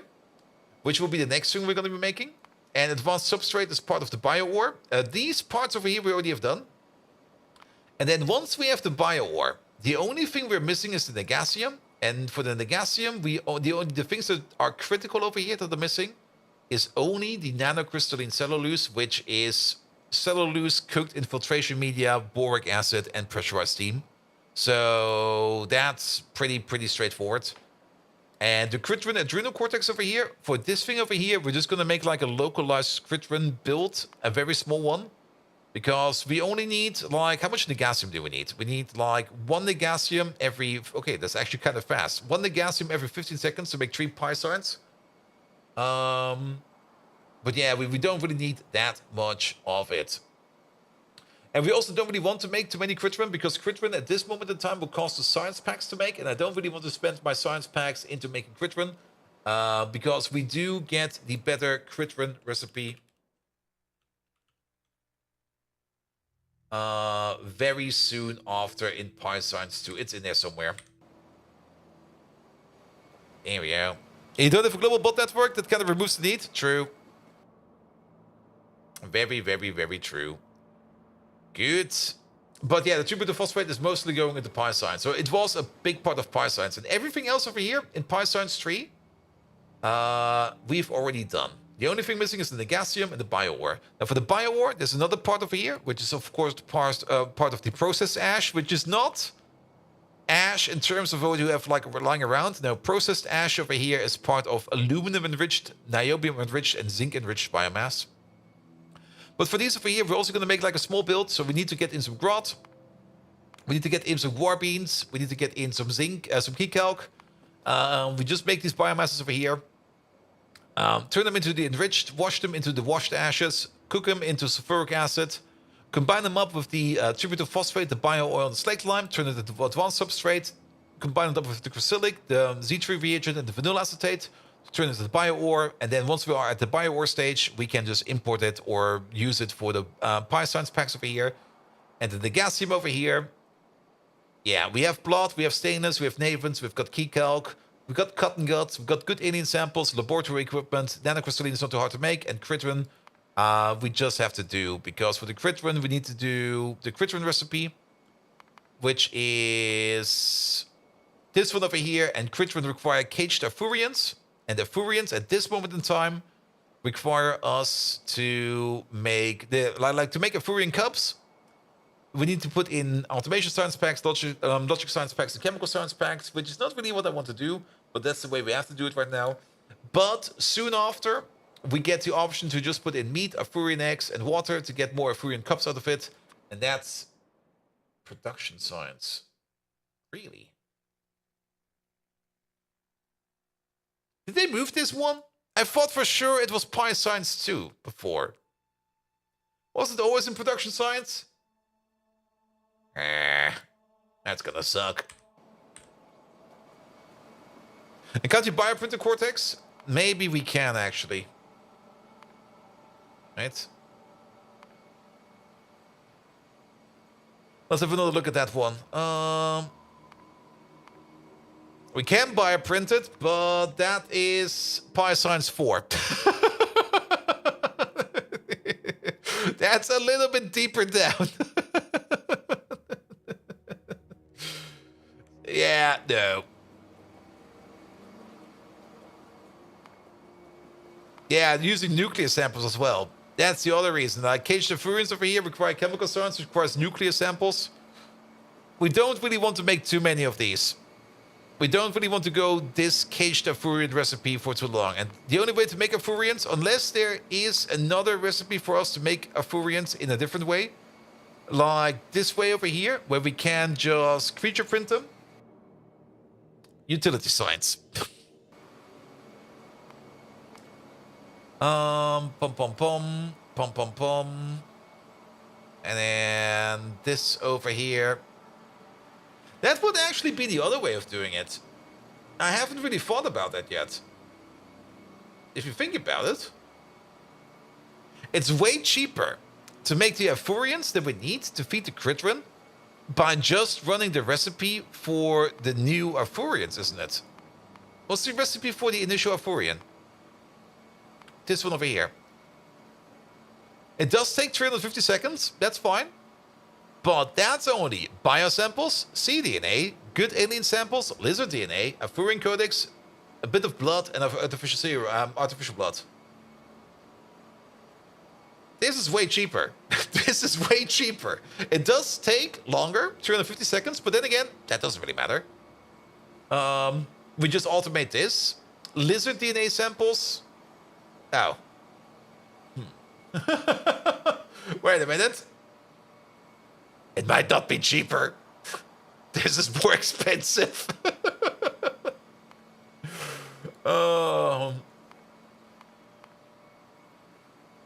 That's 5 chemical science packs. Compared to if we go for the standard Afurian cup, which is 1 for 5. Yeah, we're gonna breed them.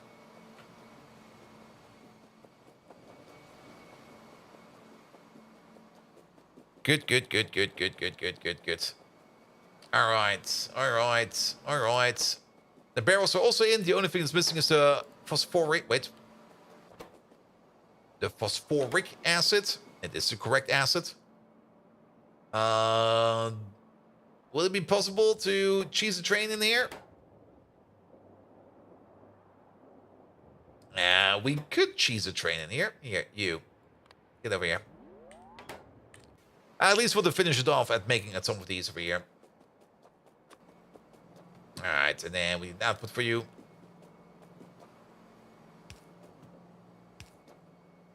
Here we go. So we at least have these rolling off a belt. And then we're gonna be good. Because I'm getting really tired. And some sleep would do wonders, probably.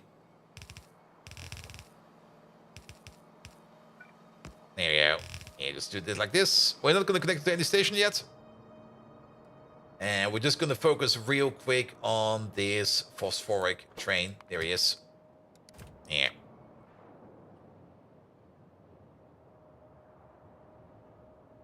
Now we have to go left, really? And then we get overtaken as well? And cut off? Asshole.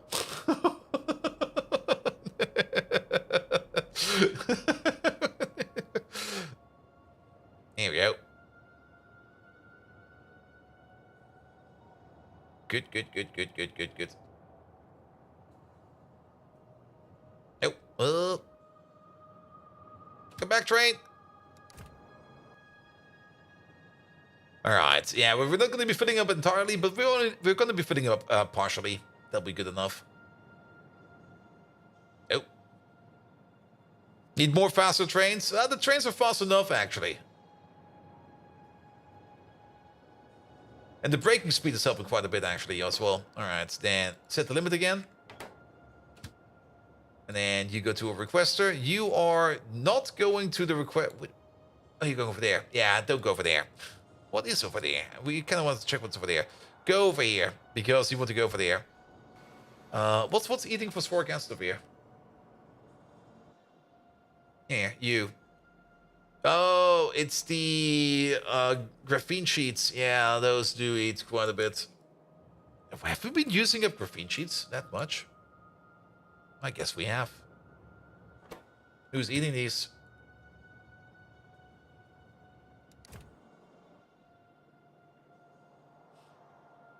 Don't tell me the mall is empty of graphene sheets. No, that is aramid fiber.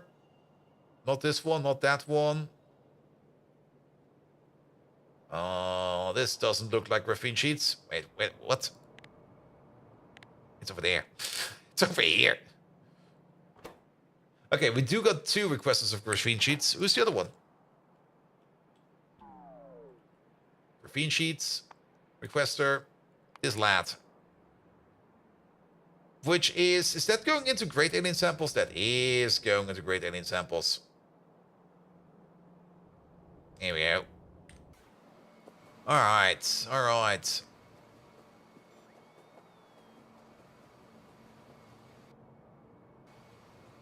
And what flavor of Linux are we running? I'm running an Arch Linux, because I just like Arch Linux.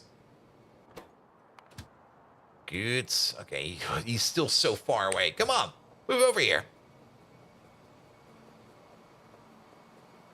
Good. Yeah, I mean, Arch Linux is the one that I'm just most comfortable with. There's so many Linux distributions out there. Just pick whatever you're most comfortable with. I mean, at work, I work with embedded Linux all day, and in that, it's more or less whatever the company came up with as a homebrew. Basic as fuck, dual booting Kali and Mint. Ooh. Yeah, I never really wanted to get into dual booting. Like dual booting was always something for me that was like, you know what? No. That seems like so much wasted effort. Just run Arch or any kind of Linux. Just set it up. Once you set it up correctly, it's going to be fine. It doesn't really matter what you run.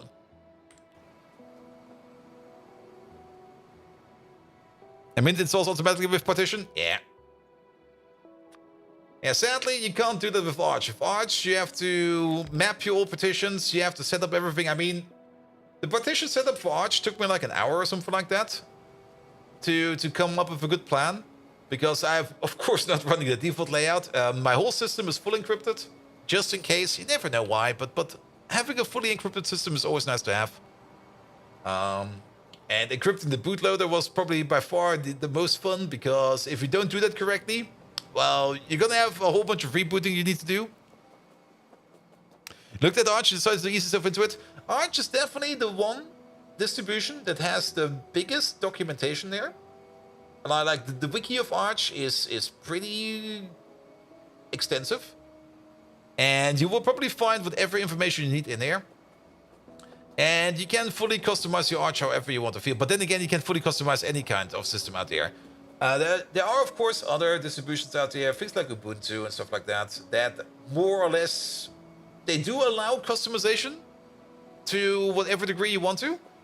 But they mostly go by, yeah, just take it as it is. You're just going to run it like this. You should do the list of commands you did to do all that. I mean, the list of commands for that is not that hard. I mean, the tools are always the same. You just need to know where what is. All right, tribute to phosphate is finally done. So we're also done. How much do we need, actually? There we go.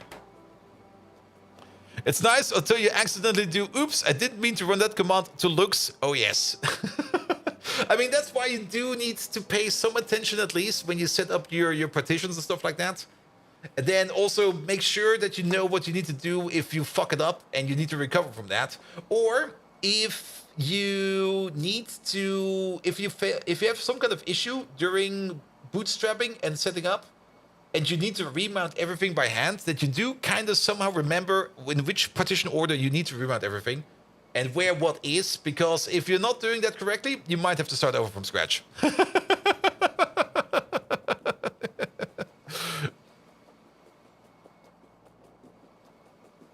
And those Vatbrain research boosters are freaking amazing. Already at 200% boost from the first year. Yes.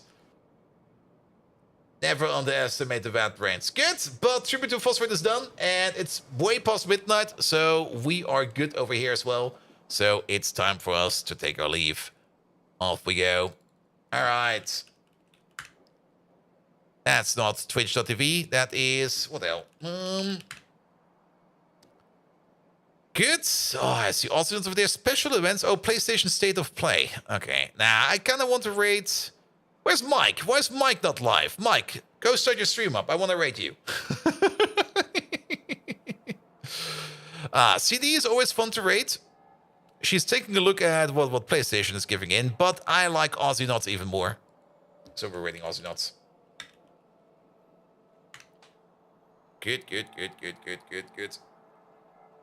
Alright, that's it for today. That's Factorio for this week. Tomorrow, we're going to be doing Greg Tech New Horizon, where there's a couple of changes we've implemented, and we will most likely build a Tier 3 rocket, if I think about it correctly, because we need some new materials. We need some new toys to play with. We might also get into circuit production in Tier 3 or in insane voltage, but we will see about that tomorrow. Nevertheless, big thank you for everybody today. Thank you so much for the lovely raid. I'm a flanker. Thank you so much for all the lovely resubs and all the follows from top to bottom. What I can see over here, my activity feed. Howler Gaming, thank you so much for the lovely resub. Lucifer Senpai, thank you also so much for the lovely raid. Soul Adams, thank you for the resub. And then some bits from Jumper, and that's basically that. I also need to go to the bathroom real quick, so I'm just going to send off the raid real quick. You guys tell Ozzy that I'll be back over there in a second. I really need to go to the bathroom. So have an amazing rest of the evening, and until next time, good night!